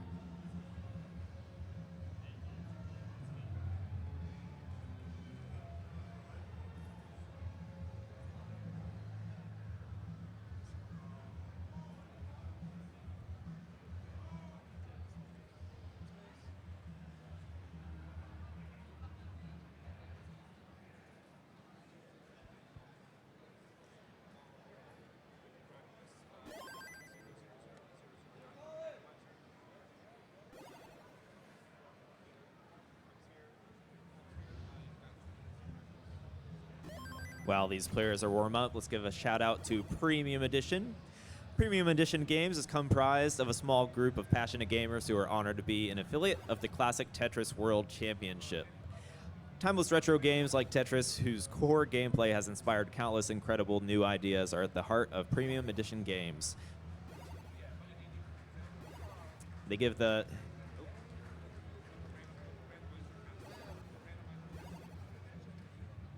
Excuse me. They give their games the care and attention they deserve while honoring the trailblazers who have come before us. Thank you for our passionate fans and to all the incredible fans of CTWC.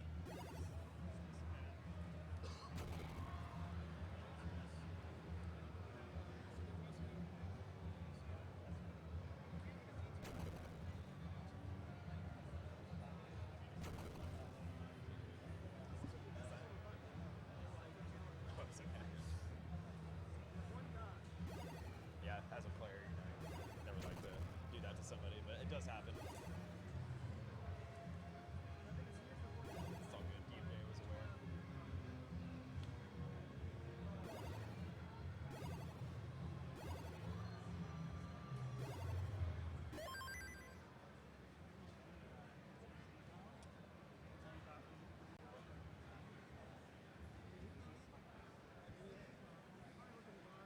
Can we get Oscar to stage 1, please? Oscar to stage 1, please.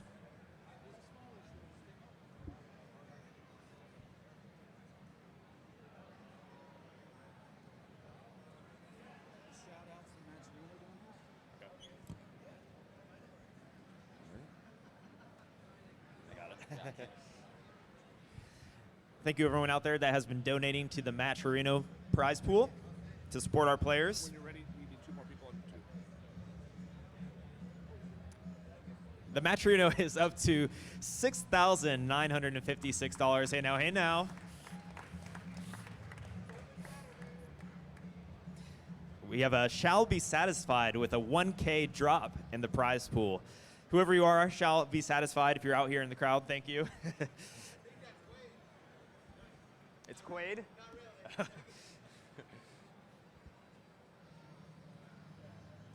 We also have Ariana, Anna, Thomas Schmidt, Jose. Thank you, everyone that's even using the free coupon codes. We're getting up there, so we're at over nearly $17,000 for our prize pool for these players. Yeah. Zeno and at Coaster 2, please go to stage 2. Zeno and at Coaster 2, please go to stage 2. Once we get to 8,000, that adds $250 to all top 16 players. Okay. Once we get to that $8,000 mark, that adds $250 to all top 16 players. Once again, Oscar, come to stage 1 to play your match. Oscar, come to stage 1 to play in your match. Looks like he's on his way.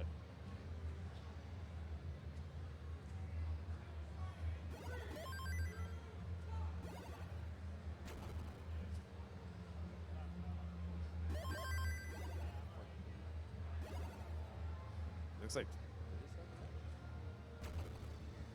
that was.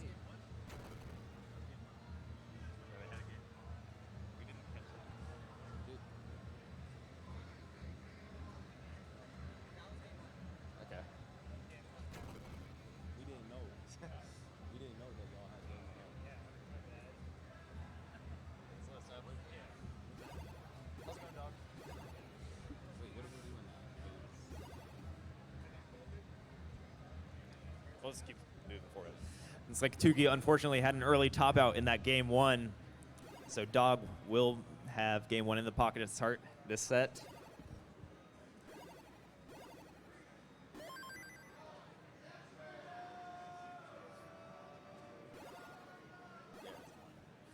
We'll move on.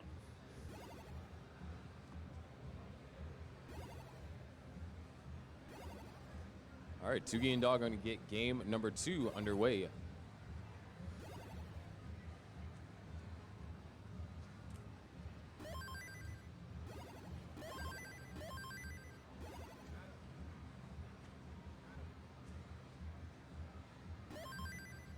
Tugi, one of the few remaining DAS players, looking to bring it to 2-time world champion, Dog playing Tetris.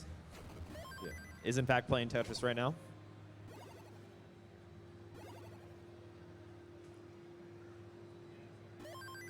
You know, Tugi had to go through, you know, Ella in order to get here. You know, Ella, I believe, was rolling, if I'm not mistaken. Correct, yeah. Ella, hailing from Canada, able to make it out here. Northern Ontario. But yeah, Tugi was bringing some very consistent play. And you know, you never know in the game of Tetris. We know how strong of a player Dog is, but this game is still prone to upsets, even for players of this skill level. I mean, we saw an upset in our first match of today. That's right. So yeah, upsets can happen. And of course, it's the players that decide if you get an upset or not. It is in fact up to the players, depending on how they play their games. And yeah, a pretty close start here between Tugi and Dog. Looks like Tristop and Oscar are going to be warming up for a moment on top. Oscar, another representative of the Latin American scene.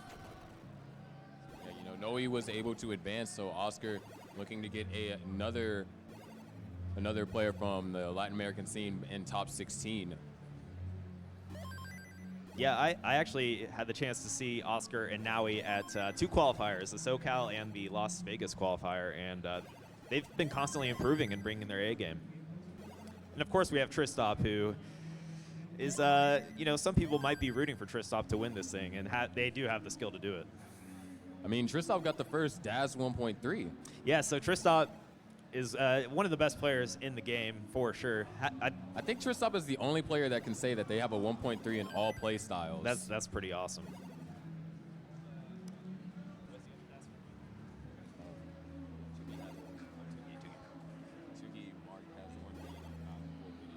Okay. Speaking of DAS 1.3s, we have Tugi here up against Dog at the 60 line mark. Liking the delay burn Tugi decide to employ there. Just not quite getting. All right, there it is. That's perfect. Dog is going to be able to potentially take a small lead there.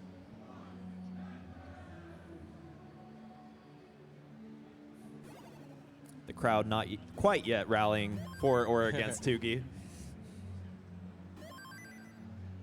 I mean, is that a rally against Tugi or is that a rally for Tugi? From what I heard earlier, it was it went both ways.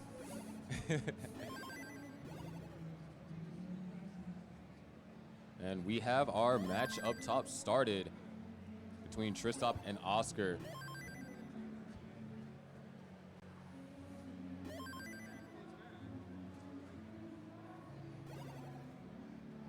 Of course, winner of Dog and Tugi is going to face another group of players. And so, I mean, think about just this is a massive bracket, you know, 48 players, best of 5s, you know, it is massive. Yeah, it's great that we can have best of 5s best of 3 is still volatile. Even no matter how good you are, you're bound to have some early top outs. So yeah, shout out to CTWC for extending the format this year for our live, the live format.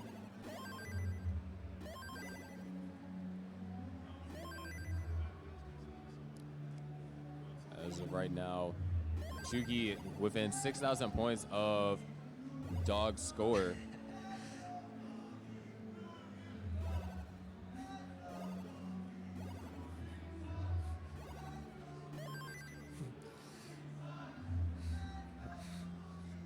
Sounds like we have one Tugi supporter, and the rest of the crowd is not quite fond of Tugi, but it's okay. Oscar in a little bit of a predicament. Gonna try and find ways to burn down. That's another thing about Tristop as a player. You know, Tristop is one of our higher seeded players as well. As a matter of fact, Tristop is 6th seed. Yep.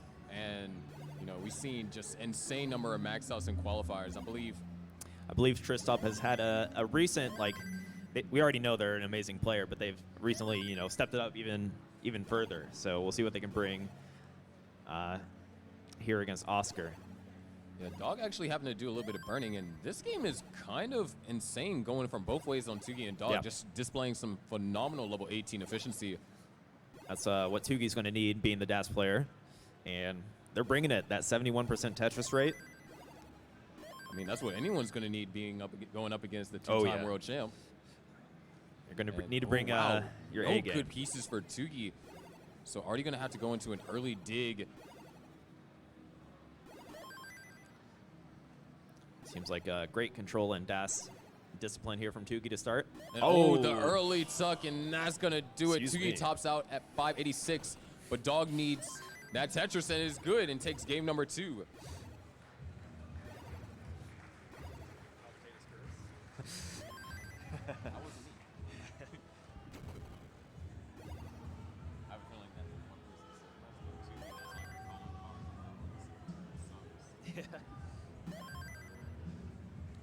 Well, Tristop up top, up against Oscar, 70,000 point lead.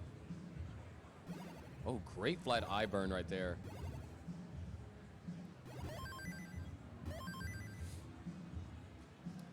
Oscar had a purely blue board, only getting blue pieces. It's kind of sad, don't you think? Feeling the blues. And Tristop actually also having to get into a little bit of burning. Just couldn't really find the pieces that were needed. So Oscar has an opportunity here.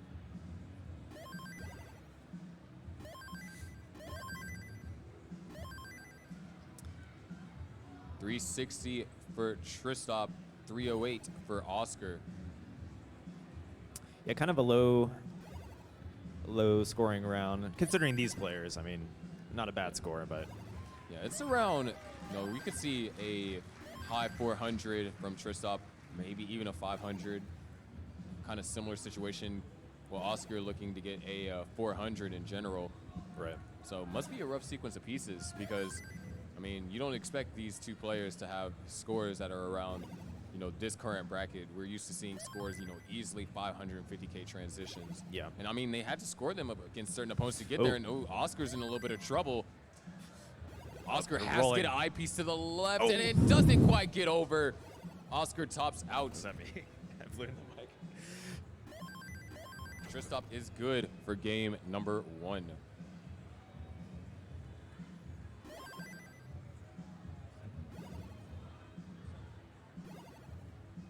All right, game number 3 starting on the bottom between Tugi and Dog. Dog looking to close it out with a 2-game lead. We'll see what Tugi can do.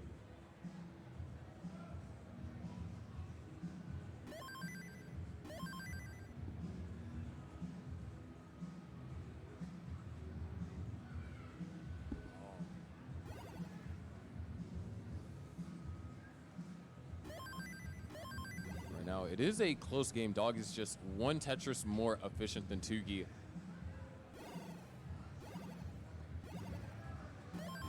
And And they are synchronized on pieces. It's been kind of rare since we've seen 2 players synchronized on pieces. Like yeah, not this quite far into too the often. game. Depending on how high or low you are, and it can pretty quickly, change from that, as we already see like Dogs getting slightly ahead, but There it is, Tetris for Tsugi. wonder how many players today are employing that piece preview at all. When you're like behind 1 or 2 Tetrises, you can kind of screen look to see if the flash of the Tetris will know that will inform you that you have a long bar coming up if you are behind on pieces. Assuming that the player that is ahead of you is able to use the long bar for a Tetris. Right. Yeah. I mean, Scout made a video about this and how, players would occasionally screen look to see, if their opponent is ahead or behind in the sequence. Right.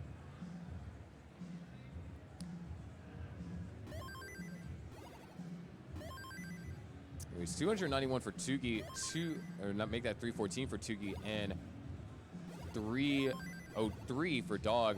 Oscar at 165 and Tristop at 148. So far, Tsugi actually, been able to gain the lead here.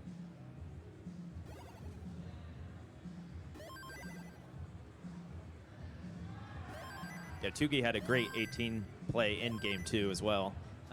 Seems like they're quite consistent. Yeah, just, that one minor Daz misdrop on 19 just really sent everything out of control. Yeah, they were set up kind of high with that center well, and, Yeah, it was a great solve. It's just, trying to dazzle or load Daz on the next piece was a little bit too early and caused an early shift.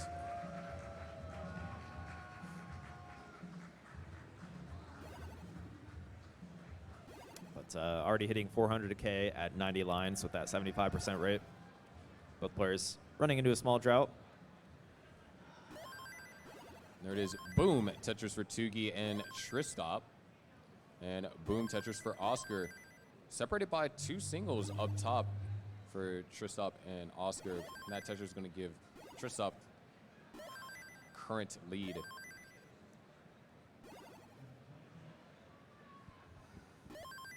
Tsugi now holding on to this 36,000 point lead.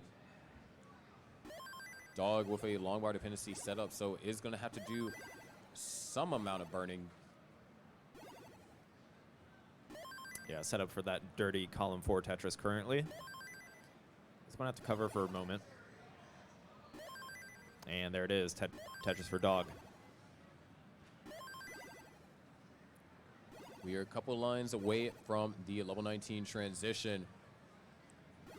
This is game number 3, so Tsugi has to win this to continue the tournament life. But I mean, even making it, this far into, CTWC, like qualing for gold, as a DAS player. I mean, there's quite, a lot of representation this year. Surprisingly, yeah. I believe more than 2020, or 2021 rather. Yeah, it's nice to see. I mean, especially on, obviously kill screen play is going to be next to impossible, but if you bring that consistent play, you have a chance in competition, which Tsugi, Jeff, and other DAS players have been doing so far today.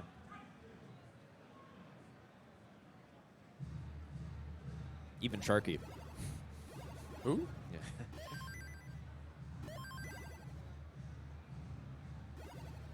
Anyways, 592 for Tsugi, and a couple of complications springing up. And oh, these pieces are not ideal.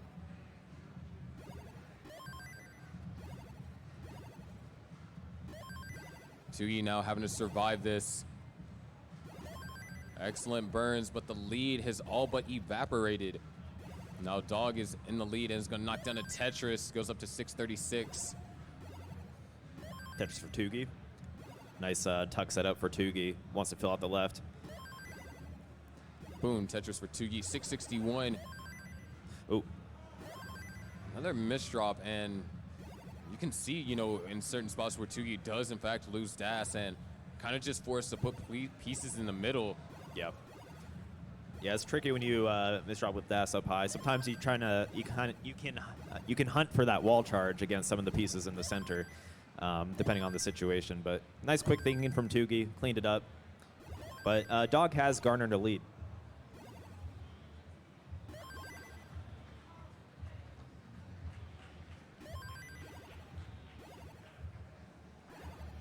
And we have transitions up top. Oscar and Dane. Oh no, the hangs from Oscar.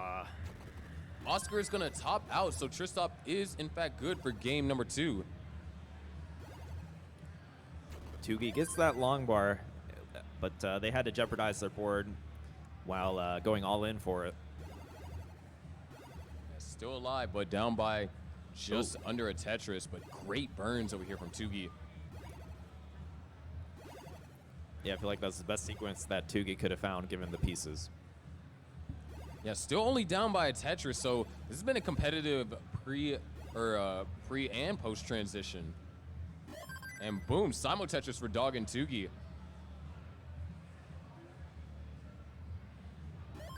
Another Tetris for Tugi, actually back in the lead, but Dog is going to take that lead right back.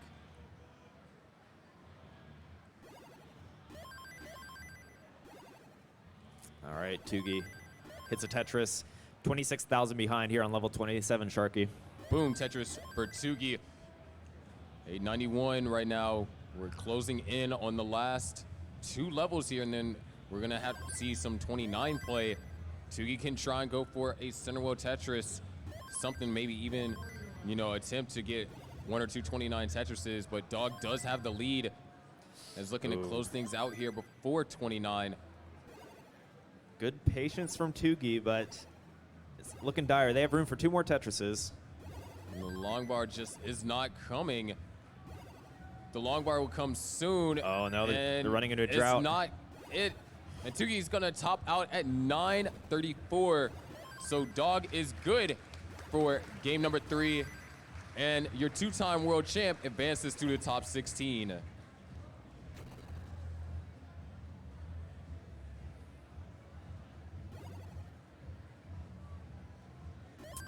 Game 3 underway between Tristop and Oscar. Winner moves on to top 16. Oscar's going to have to fight for that reverse sweep against Tristop, who is the number 6 seed, and it's going to bring some amazing play. So we'll see what Oscar can do here. Can we get Hydrant and Aaron up to stage 1? Hydrant and Aaron up to stage 1.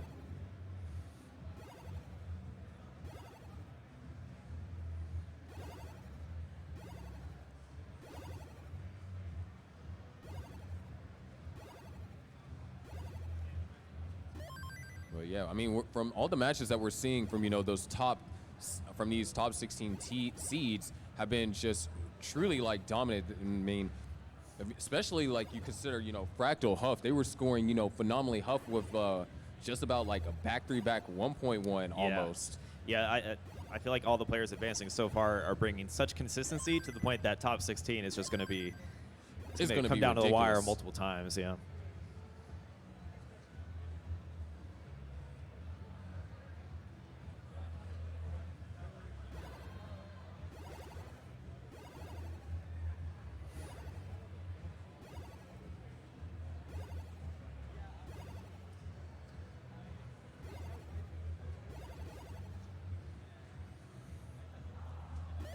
All right, Tristop working their way to get Tetris ready. Set up an eye dependency. They are a long bar ready. Or Tetris ready, rather. Well, yeah, long bar ready. Yeah. I mean, there are some cases where actually a long bar hurts the stack as opposed to help. Right. I mean, that is true. Kind of ironic, but there are cases where, you know, I personally have topped out because I got a long bar when I didn't want one. Yeah, especially up high when you don't necessarily have the space for that high, the long verticality or the width of the piece. Regardless, Tristop scores a Tetris, 26K in the lead. Yeah, Tristop now able to kind of turn the pendulum his way. Oscar having to do just some burns, not necessarily any danger. It's just allowed Tristop to, you know, kind of build up a small little lead. But Tristop also being ahead in lines, we could be more or less tied.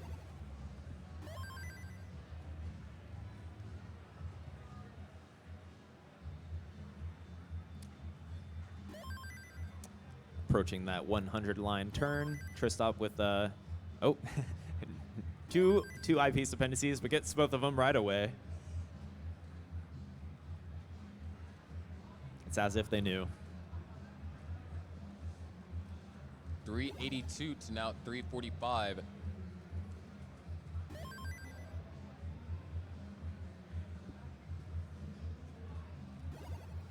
Oscar on their final life. Yeah, has to win this game in order to force more games in the set. Or else they will cease to exist in the Tetris tournament. And oh, sure stop missing the Z spin tuck, intentionally set it up too.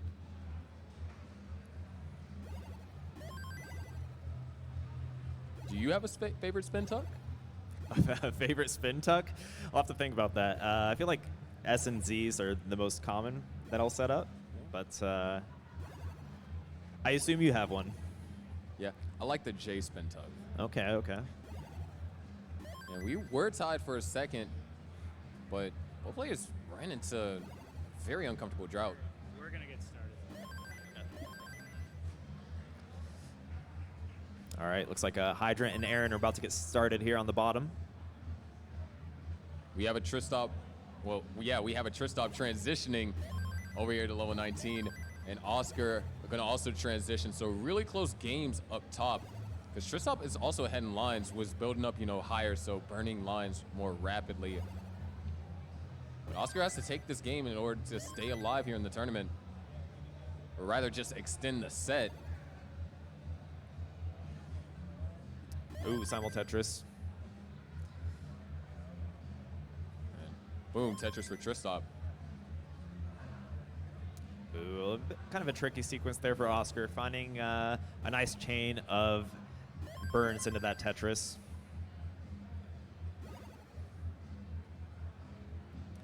Both players Tetris ready. Oscar is behind by about 10 lines here. Yeah, so the deficit that you currently see, it could be overcome if Oscar is able to capitalize on, you know, the same Tetrises that Tristop is capitalizing in just a little bit more. Yep.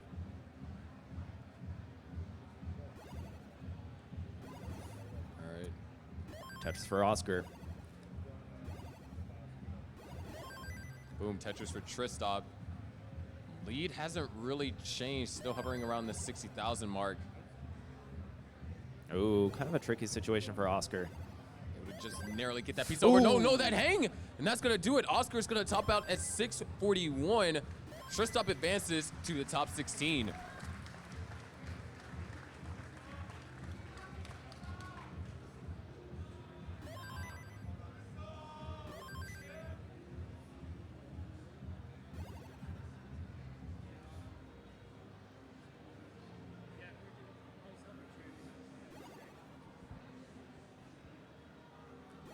All right, so we do have our start from Aaron and Hydrant down at the bottom. Yeah, Aaron running into a small complication there. Gonna take that double and the single to set up a Tetris.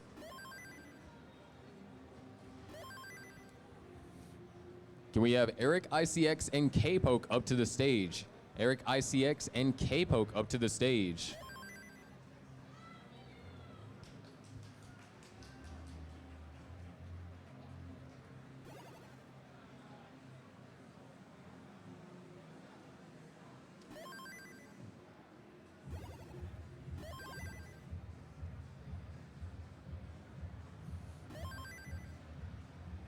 All right. Early lead here for Hydrant Dude.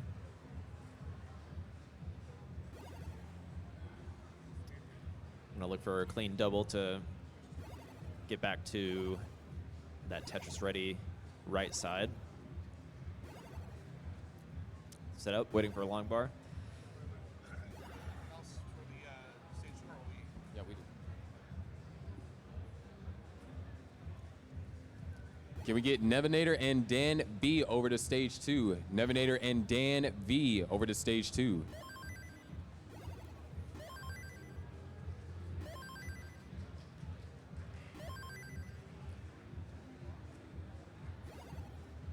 Oh, a bit of a rough T placement there from Hydrant Dude. We'll see if they can If they can burn safely through these right columns, they should be okay. But Yeah, this does give Aaron an opportunity Yeah. to kind of catch back up.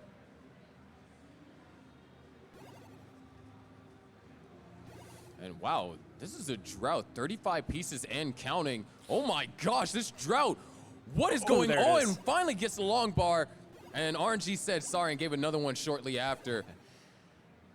But that was the biggest drought we've seen at CTWC so far. And Hydrant just being able to hold out just long enough.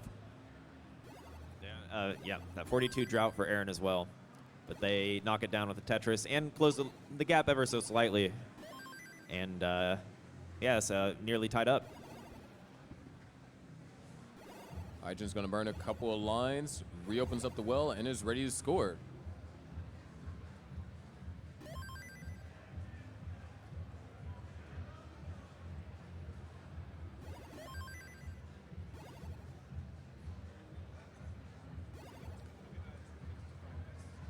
Tetris rates are not too far off. Aaron is behind by over 10 lines.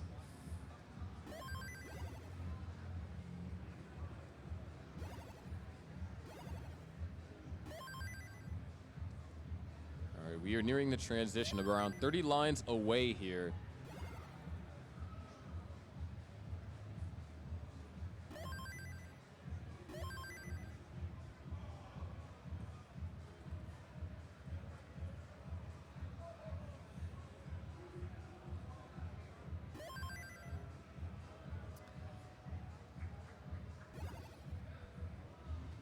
.383 for Hydrant, 377 for Aaron, and not quite. Oh wow! Not the right time for that that Z burst. Yeah, able to get pieces tucked. Oh, great burn solution right there for Aaron.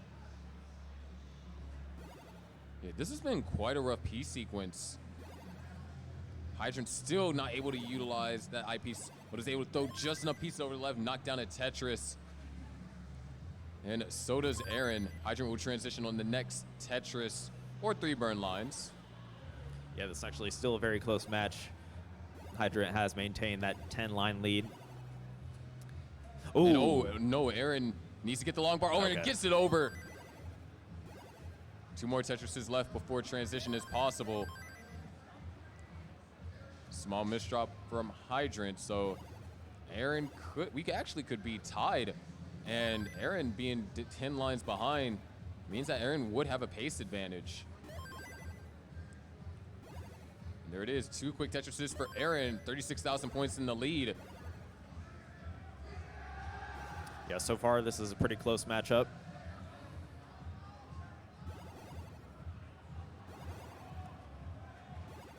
And Aaron actually passing up on the Tetris there, misses the T-spin too.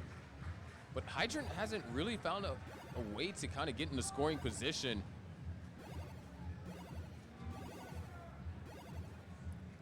Okay, a little patience there for that long bar.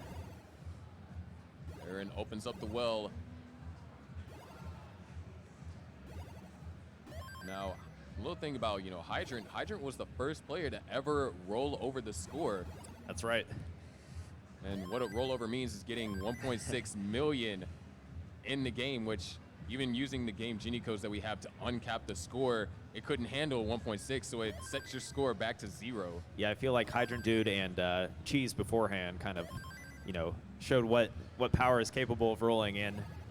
Now the world record is way beyond that even. Yeah, the world record is 6 million. Yeah.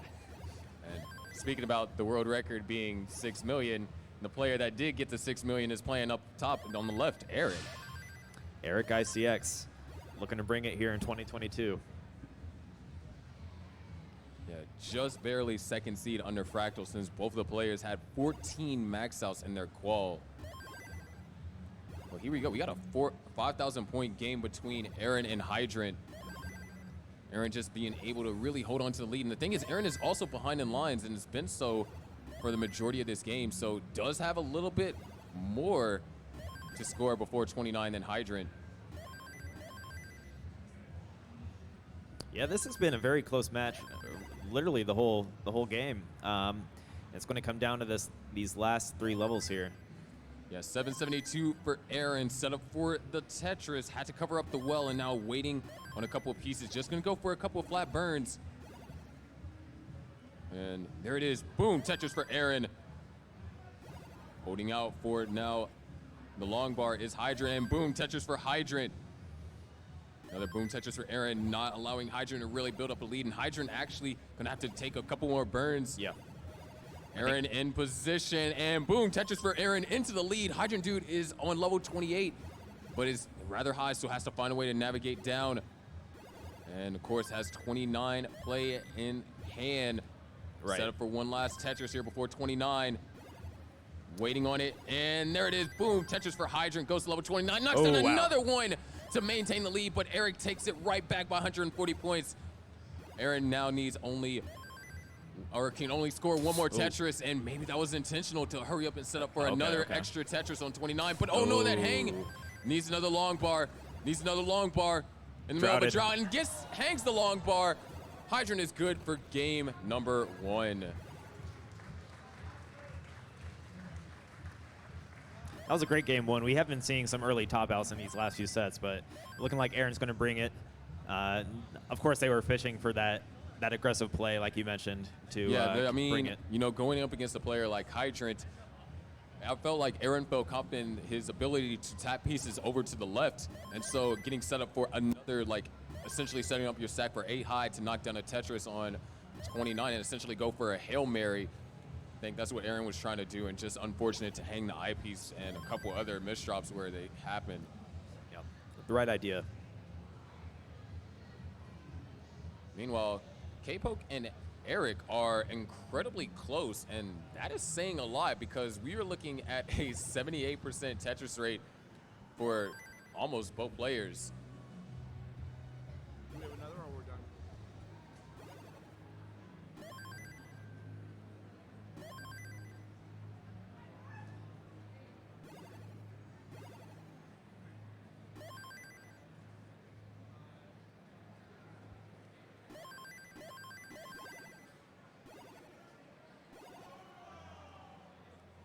Hydrant with an interesting setup here. Does find that that long bar for the dependency. Yeah, Eric with that massive, like, kind of left dependency. Oh, Eric, no, not going to try and, set up, just get hopefully an L piece and go for a triple, or now rather a single. Opens up the well. So as a result, K-Poke has been able to increase the lead to just a Tetris. It's not much, but it's something, and now we are tied exactly. K-Poke is going to knock down a Tetris, breaking the tie. And then Eric puts us back at a tie again. I mean, you can't get any closer than this. No, it's it's as close as it gets. It is, in fact. Yeah, I suppose Eric was behind by a few lines there, but we'll just say it was virtually tied.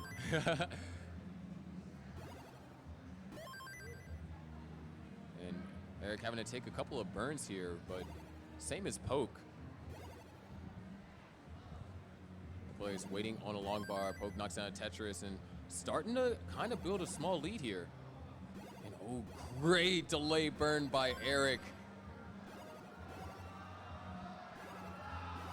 Ooh. Triple for Eric to clean it up a little bit. Eric might go for a dirty here. Yeah, Eric's going for a dirty Tetris. No, we're not going to see it. Unfortunate. But Eric is still alive, opens up the well, and is down by 51,000 points. There is, one thing that we've noticed about K-Poke's gameplay today, and even in K-Poke's qualifier, K-Poke can pace. I mean, we've seen a lot of these games end up around the higher 500s, and competing up against second seed like Eric, that's something you have to do. Yeah, and you're going to want that pace, knowing how strong Eric is on these post-29 play. So, yeah, we have a 595 transition for K-Poke here. Eric holding out for one last long bar for a Tetris. Waiting on it. Drought counter starts ticking. Transitions. And there it is. Boom, Tetris for Eric and K-Poke. K-Poke able to have a 80,000 point lead, but also ahead in line. So maybe not a true lead of 80,000, but a temporary nominal lead. Yeah, K-Poke doing a great job to start off the set. You know, if K-Poke was to pull off a win here against Eric ICX, that would be an amazing upset. Yeah, I mean, who knows? Meanwhile, down at the bottom, Aaron at 333 and Hydrant at 317. Still a pretty competitive game down at the bottom, similar to what we saw in game number 1. Yep. And Eric is having trouble scoring on the post-transition, which is able to do 29 play, but anything can happen, and Eric just gets the long bar over. Trying to get set up here. Oh, Eric is going aggressive. Wow. Misses the misses. T-spin. They get some good follow-up pieces and open it back up for the Tetris. Is now There it Tetris is. ready, and boom, dirty Tetris for Eric on row 4, and is Oh, going to commit to wow. it. Eric They is gonna- adjusted to go for that row 3 up Tetris. Gonna really try and cut the lead down in any ways possible. And RNG just not providing the long bar for either of these players. The drought continues to grow. Oh and my what? goodness. Eric knocks down a Tetris and knocks down another one. But K-Poke is matching Eric's efficiency. Despite Eric playing as aggressive as he is. K-Poke did hang an eyepiece over there to the left, so is gonna have to use one of them to kind of correct that mistake. So Eric is gonna be able to knock down a Tetris there.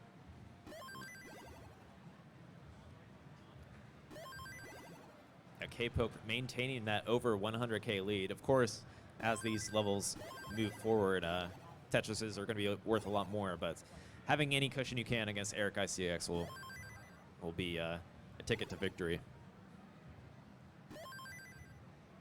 850 now for Eric and 964 for K-Poke here. 29 is coming soon. Eric has cleaned up the stack, and now both players are just regularly scoring some pristine, clean Tetrises. Eric have to use the eyepiece to go. Oh, we're actually synchronized on pieces. Wow. 144,000 point lead up against Eric here in game number 1. Yeah, Poke with the max out, and looks like a potential 1.1 here. Yeah, oh, beautiful split double. Still kind of needs to work his way around some of these pieces. Couple lines left till transition. Could go for the column 9. Eric has one Tetris left in hand before 29. There it is, just under a max. 1 million points over there for Eric. Oh. K-Poke now at 1,082,000, but a really rough board at 29. Got to get a piece over the left. Hangs. Maybe there's a chance. No, K-Poke's just going to give up. So Eric has a 70,000 point chase down. Needs 1,084,000. Could do it with a couple of Tetrises, or could just line it out here. All it takes is one miss drop, though. Or even just a really bad time drought, and decided not to go for the perfect clear. And, you know, sometimes that's ideal on post 29, so you have some residue to kind of build off of. Right. It's just so inviting, though. That's the downside of not going for it. Eric now needs 38,000 more points. 1,084,000 is what he needs to get. Already at level 32. Now it's within one Tetris range. Eric gonna take a triple there. Meanwhile, down at the bottom, incredibly close game, and Aaron knocks down a Tetris. Eric getting a little hairy up there. Only needs a couple more lines. One more should do it. And There with it a is. level 34, Eric is good for game number 1. But now down at the bottom, Aaron now with some more complications, and Hydrant with a small lead, actually. It's still a very competitive game. And a misdrop for Hydrant that Aaron could get back in the scoring position. This could be highly beneficial.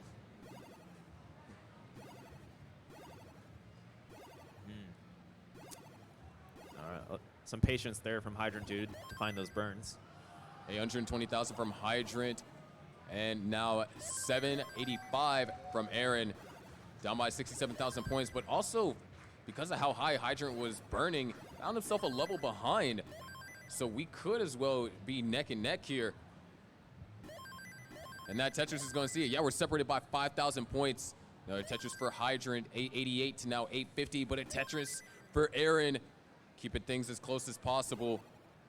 Hydrant takes a double into a Tetris. Extremely close, but if I were Aaron, I would want to, go as aggressive as possible, knowing the abilities of Hydrant Dude in this post level 29. Yeah, 915 for Aaron, 961 for Hydrant. Just under or just over one more Tetris will give us a max out here for Hydrant. Aaron is Tetris ready, and a drought ensues. Hydrant finally gets the long bar, knocks down a Tetris just shy of a max. And there it is, another Tetris for Hydrant. 1,034,000 to now 985. Aaron not getting the right pieces. And this is, Aaron needed these points to cash in. Hydrant now goes to level 29, 1,079,000. And oh no, that hang from Aaron. Only 3 lines to burn. Only 3 lines to burn till 29. And that might seal the deal. Aaron can try here, and it's not gonna happen. Aaron tops out at 1 million, so still gets the max, but Hydrant is good for game number 2.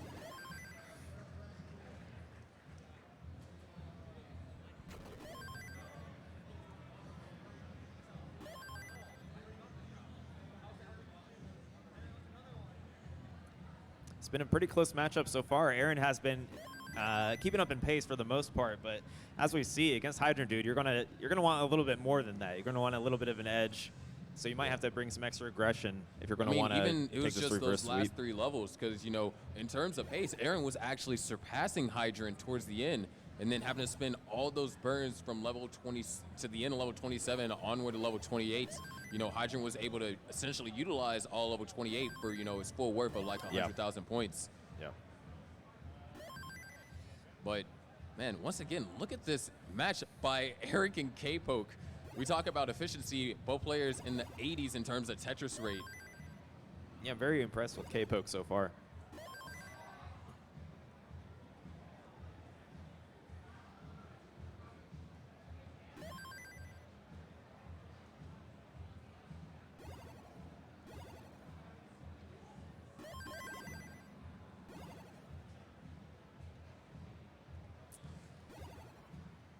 .306 or 308 now for Eric, and 327 for Poke.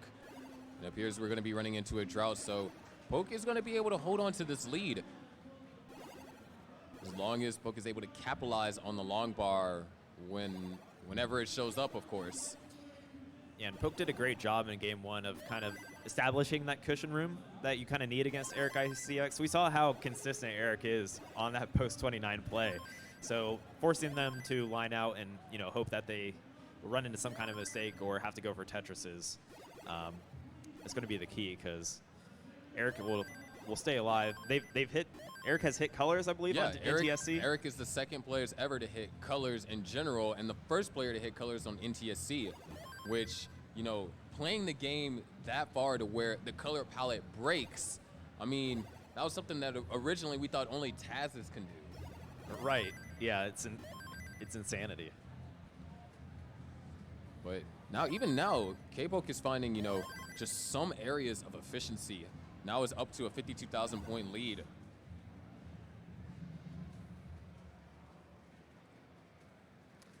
Hydrant with an interesting solve there into a Tetris.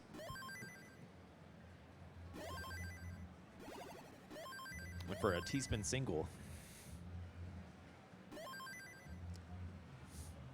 We are nearing the transition, and look at this massive double wide that K-Poke has right there.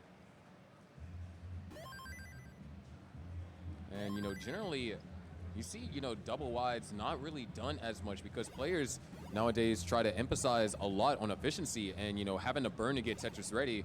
If you're utilizing that double wide, even if it's just for 2 Tetrises, you lost a Tetris worth in points. And speaking about losing points, Eric now is in a dig, which is definitely going to cost points and potentially more. Well, this shows the benefit of that double wide is you're going to have consistent efficiency. You may not have like peak efficiency, but you're going to be bringing it every game, right? As we've seen from Corion in the past and why they've been such a threat. Oh, yeah. Eric now set up for a dirty left well. It's going to just bring it down. And Hydrant with a Z spin tuck in hits it. You gotta love those unique moves, spin tucks. K-Poke is going to transition just shy of a 600K. Is going to knock down a Tetris immediately in transition. So once again, just K-Poke just displaying some incredible efficiency on level 18. Yeah, and they're going to need it. Eric ICX is one of the best players in the game when it comes to this kill screen action. So, you know, I am kind of curious to see what K-Poke can do as well, because they just ran into some complications on 28 going into that 29. Didn't, you know, have good board. So with, you know, the consistency that K-Poke has demonstrated on both 18 and 19, I'm really curious to see how much the rolling, how much has K-Poke refined rolling, and how much further is K-Poke going to force Eric to play it. Absolutely. And nice. That was cool. Going to actually fill it in wow. into a Tetris. K-Poke prioritizing stack health above everything. Paying off instantly. And not gonna go for the line spin. Just gonna go ahead and take the burns. Seems like I like their conservative approach for rolling. That's actually kind of cool to see. I mean, even you can consider a line spin in that particular situation. That can be devastating if you miss it. Right. And the whole entire thing that has been the theme of this match is K-Poke forcing Eric to have to utilize 29 play just because of the sheer efficiency and prowess that K-Poke has demonstrated. Right now it's 843 to now 759, an 80,000 point lead. We have the exact same lead at transition represented right now.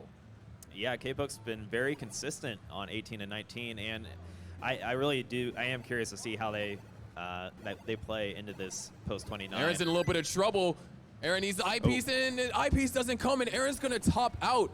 So game 3 does go to Hydrant. Hydrant does move on to the top 16. And now we focus on our final match of the round of 32. Still 85,000 point lead for Poke. And Poke with a max out in the 26. Wow. And Eric at 918. Like, I know we've been discussing, Poke's efficiency, but Eric too. We're talking about some potential 1.2 games in before 29. Yeah, this is crazy. I mean, yeah, Eric's playing great too, but Poke is just kind of on another level on efficiency on this set. Right now, and there it is, Tetris for Poke still maintaining that 80,000 point lead. One more Tetris will give us the 1.1. Eric had trouble filling out that left right away. I guess actually that was a nice double burn into 28. And man, this drought kind of forcing these players to take conservative burns. Both players knock down Tetris, have one more before 29. We're about to have a battle. K-Poke is set up. And there it is, Tetris for K-Poke, 1.15. Eric now at 1,050,000, has a 100,000 point chase down, and K-Poke is an active opponent. Yep. And K-Poke needs to get that burn. RA very nicely done. Eric, both players now at level 30. So I guess if K-Poke, they want to just kind of stay alive at this point and force that efficiency from Eric. Exactly. And right now, Eric having to do some burns. Couple of placements over here from K-Poke. Needs to get pieces over the left. Very nicely done. Both players level 31. And we're going to keep pushing it here. Nice getting that eyepiece all the way over to the right. Still, and actually the lead seems like it's increasing. 1.2 over here for K-Poke. Wow. K-Poke really forcing Eric to play, but nice, able to slide it underneath. Not able to get the T-spin, but now has to try and get this burned out. And oh no, K-Poke hangs. And it's not gonna happen, but a 1.2 million. Eric has 100,000 points to chase down. And let's see what Eric is gonna do here. It's not trivial. I mean, nothing on 29 is trivial. Can try and go, for lining out, or we can see some Tetrises all the way down at the bottom. 93,000 points remain. 1,213,000 is what's needed. Really just trying to keep the board safe, because all it takes is just one misdrop in a poorly timed drought to really send things spiraling wrong. And Eric, we're seeing it. Level 35 Tetris. Boom! Tetris for Eric. One more Tetris will do it, but of course could take the lines if necessary. Eric now only 17,000 points away. 10,000 points away. Well, a couple more lines will do it. Nice burns. Eric potentially, no, just gonna burn it all the way out. And that single is gonna do it. What a chase down, double 1.2. What a great game. Level 37, level 32, excellently played. I actually have some hopes for Poke after seeing that. They were doing a pretty good job of surviving. If they can keep it low with that efficiency that they've been having on levels 18 through 29, they could force Eric to go for those Tetrises if they can just stay alive. If the long bars were better timed right before, 27 and 28, Poke would have had 1.2 before 29. Yep. That's crazy. I mean, this is off of a low 600K transition as well.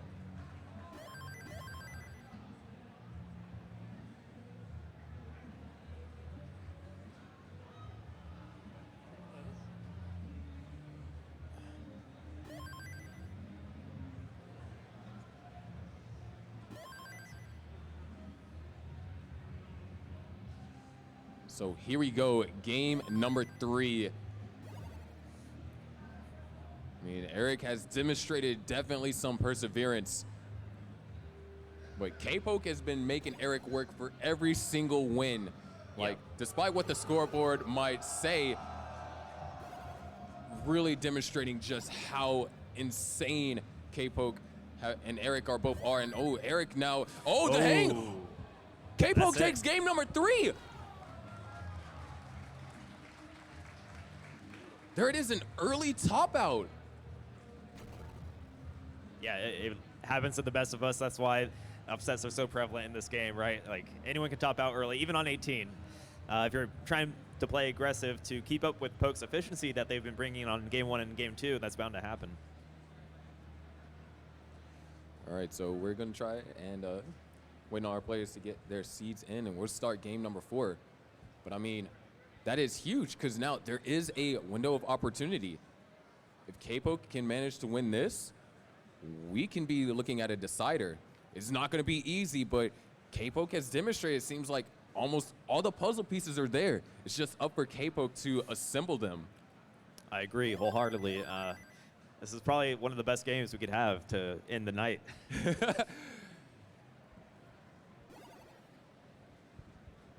So we'll have to see.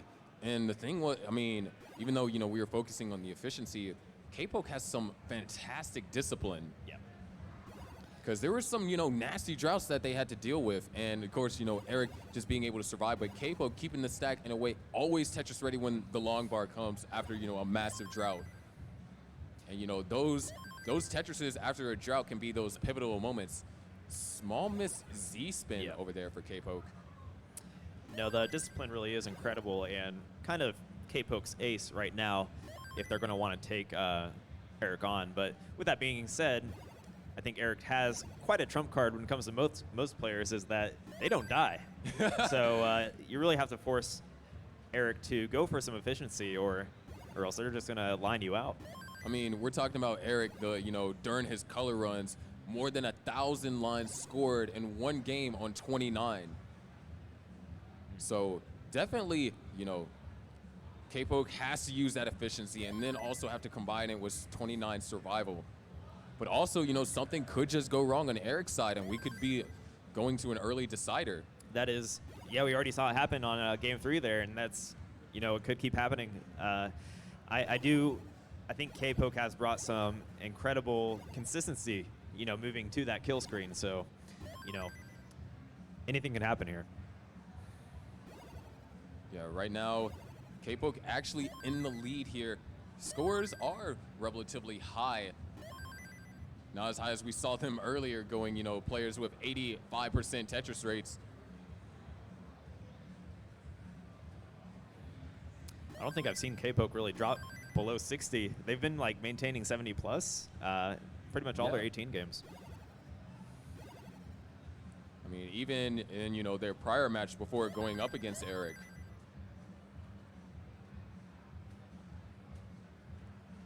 Of course, winner of this goes into top 16, which we are going to have our top 16 broadcast tomorrow.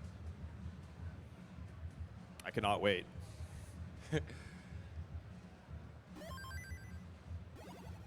But for now, I will be embracing this incredible matchup. right, K-Poke. Ooh, actually, I like the approach. And the approach seems like it's going to be successful. Very creative and really far thought out plan over there from K-Poke. Yeah, it looks like they're not trying to do anything overzealous and just nipping any inefficiencies in the bud to have a strong stack moving forward for that efficiency. All right, K-Poke still holding on to a lead. Is generated some separation, so could be looking at just around a 30,000 point lead, but a lead nonetheless. That also means that Eric has also been stepping it up too. Yeah, it does. Eric's been kind of putting it on.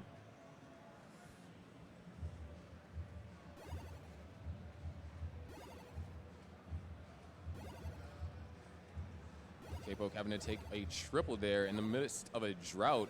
And Eric actually, this is one of the rare times where a drought can actually go in your favor. Because if there's a lack of long bar for both players, right, Eric was able to clean up through that dig situation without worrying about K-Poke being able to, utilize the long bar to increase the lead. Oh my gosh, what is this drought? Almost 50 pieces. That is insane. No, that's a good point. If you run into a misdrop or have like a sequence you're gonna have to work through, you might as well hope that you get a drought. And Eric is not able to use the long bar for his Tetris out of that drought either, and is still in the midst of burning. But it's just like that rare opportunity. You have a drought, and a drought as massive as that. Oh, Eric actually in a little bit of trouble. Ooh. All right, narrowly gets it over there. Playing with fire. Not the best And if you piece. go too close, you might get burned. All right, Eric, this should be a bit more calm now. But now Poke with a massive lead. That lead just ballooned up to 160,000. They took full advantage of the situation.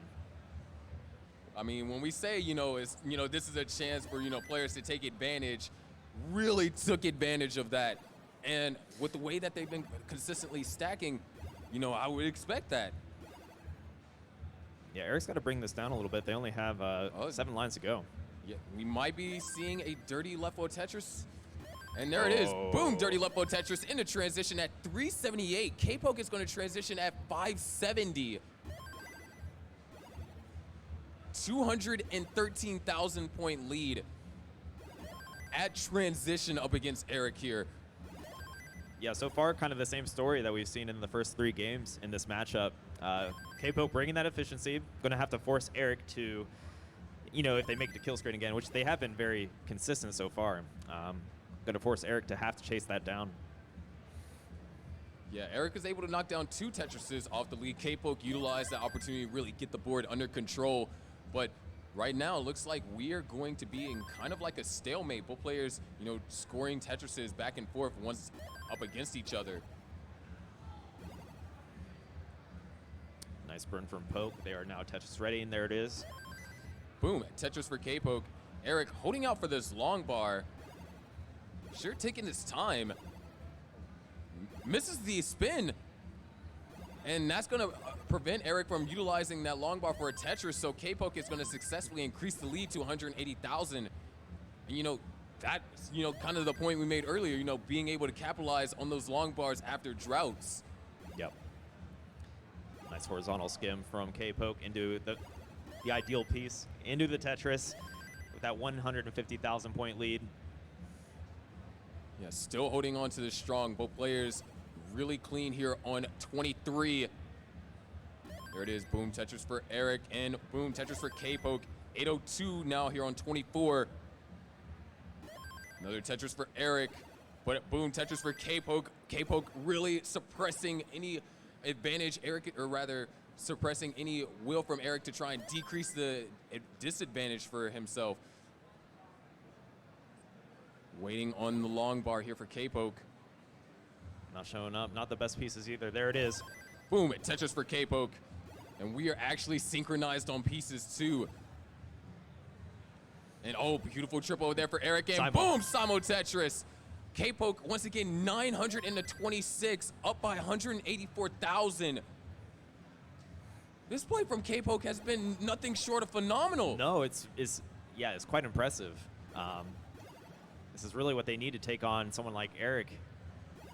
Eric, no. There is another Tetris for both players. And they're gonna stay Tetris ready. Eric looking for an L or a J and decides to use the eyepiece to fill it in. Had to pass up on using a Tetris. There it is, already a max out for K-Poke, and now 1 million points here. 1,041,000 and 200,000 points in the lead. Once again, both players gonna knock down a Tetris. And yet again, we're gonna have to see 29 play from Eric. And that means the same for K-Poke here too. Boom, Tetris for both players. Eric goes to 29 at 939. K-Poke would love, nice pieces. 1,147,000 gonna just take the triple. Eric now trying to get the sack under control, looking for some good pieces. Meanwhile, K-Poke just trying to stay alive, force Eric to play as far as possible. Yeah, K-Poke does not need to go for Tetrises or anything right now, because this puts, Eric in the Eric set driver's up seat. for a Tetris. Long bar doesn't come. Oh, the S-burst! Eric now, the hang! Trying to have to get pieces over, needs to get it. Oh, it gets it over all the way to the left. Still alive, and K-Poke can't get it all the way over to the right. Eric now has a 200,000 point chase down. Gets the piece all the way over. Oh. And looks like Eric is now able to finally reset. If that long bar would have hung, we would have been at a decider right now. 1,178,000 is the score that Eric needs. Down by 170,000. Eric now just trying to stay calm here. Left side is starting to get up, so going to decide to, chop it down. Great pieces to fill there. Down by 145,000 now. We're at level 34. This is quite a chase down. Definitely not free by any means.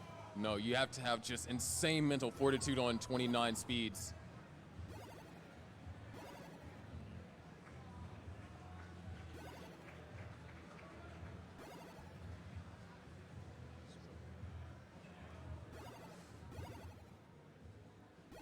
So when the game ends, swap that. 100,000 points left needed. Level 37 here for Eric.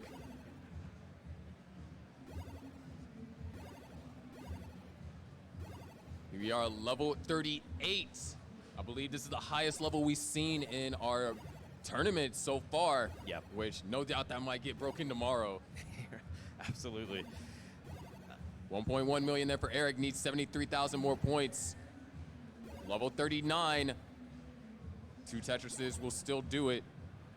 Eric's been doing a great job so far. It just takes one mishandling to spiral this out of control, but very precise control so far. Yeah, very stable. 53,000 points left needed. And all K-Poke can do is just watch. 46,000 points needed. Level 40. And I believe at this point a Tetris will do it. Eric taking a couple more burns, 30,000 points remain. Can either do lines or can decide to take a Tetris. It's all up to Eric. Stack kind of starting to elevate slightly. This is not easy.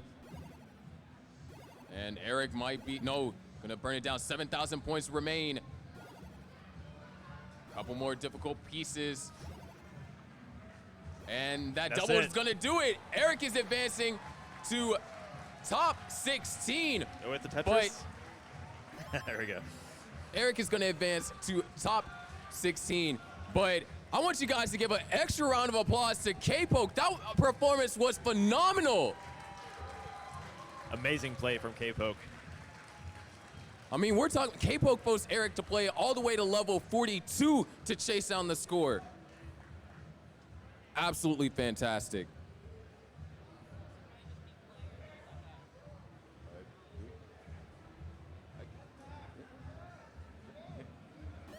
There it is, 1.4 for Eric. Set up for another Tetris here. Does the eyepiece come? Oh, Eric having to clean up a little bit. Sets up a delay burn. Gets the piece all the way over.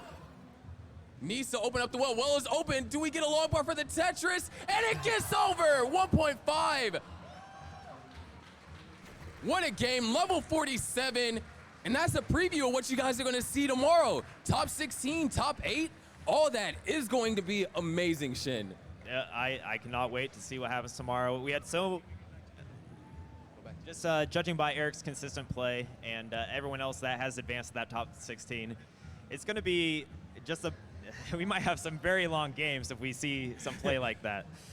Yeah, I mean, even especially, you know, these players that are in the top 16, they're capable of also having some efficiency like poke. So right, we can see, you know, imagine, you know, Huff versus Eric, you know, situation. They're both soaring high, and one of them has maybe a 200,000 point lead, and we know that they can survive very far into 29. Exactly. So if that's the thing, if both players can survive so far into 29, eventually one's going to have to, you know, break further and try to go for these Tetrises if they're going to actually win the close the gap, yeah. because there's so long your endurance and your mental fortitude can handle. With that being said, it is crazy to see how much we've advanced since last year when it comes to this lining out technique that we see from Eric, who's probably one of the best to do it, if not the best. So yeah, Eric Fractal and the other of the top 6, so or the top 16 rather. Fortunately, Eric and Fractal on opposite sides of the bracket, so. And here's a look at our bracket now. Here are your top 16 matches for tomorrow. You're going to have Fractal versus Noe, Sidnev versus Thatchy, Huff versus DMJ, Dylan versus Pixel Andy, Dog versus Laser, Alan versus Tristop, Zeno versus Hydrant, and Dan V versus Eric ICX. Oh my goodness, that is absolutely stacked. With considering it's a live event, you know, this is truly a world championship with the best players here. Now, of course, before we go, we want to give always a friendly reminder. If you guys want to see more play like that, we do have a Matcherino. We're now up to a $7,000 in additional prize pool, which brings our total prize pool to $17,000. So it is insane. I mean, you're going to reward plays like what we just saw between Eric and Poke. So if you want to contribute to Matcherino, you're watching from the Twitch chat, type exclamation Matcherino, or if you're here watching in person, just scan that QR code. That's right, and I believe if we hit the $8,000 mark, that will queue an extra $250 for everyone that has advanced so far to the top 16. Yeah, so this has been phenomenal, Shin. No, I'm I've been pretty blown away from that last match. I was very impressed with confusing Poke, even though they did get eliminated. And yeah, I mean, even though it says like, you know, it's a 3-1 loss, you really have to see those 4 games to understand the story behind that. Right. And we're going to see more. I feel like that's going to be, we're going to see more of that exact dynamic in games tomorrow, because we're going to have players that may have more of a natural efficiency, but both can play into 29, and it's going to force that kind of chase down or force a player to go for Tetrises in that post 29 play.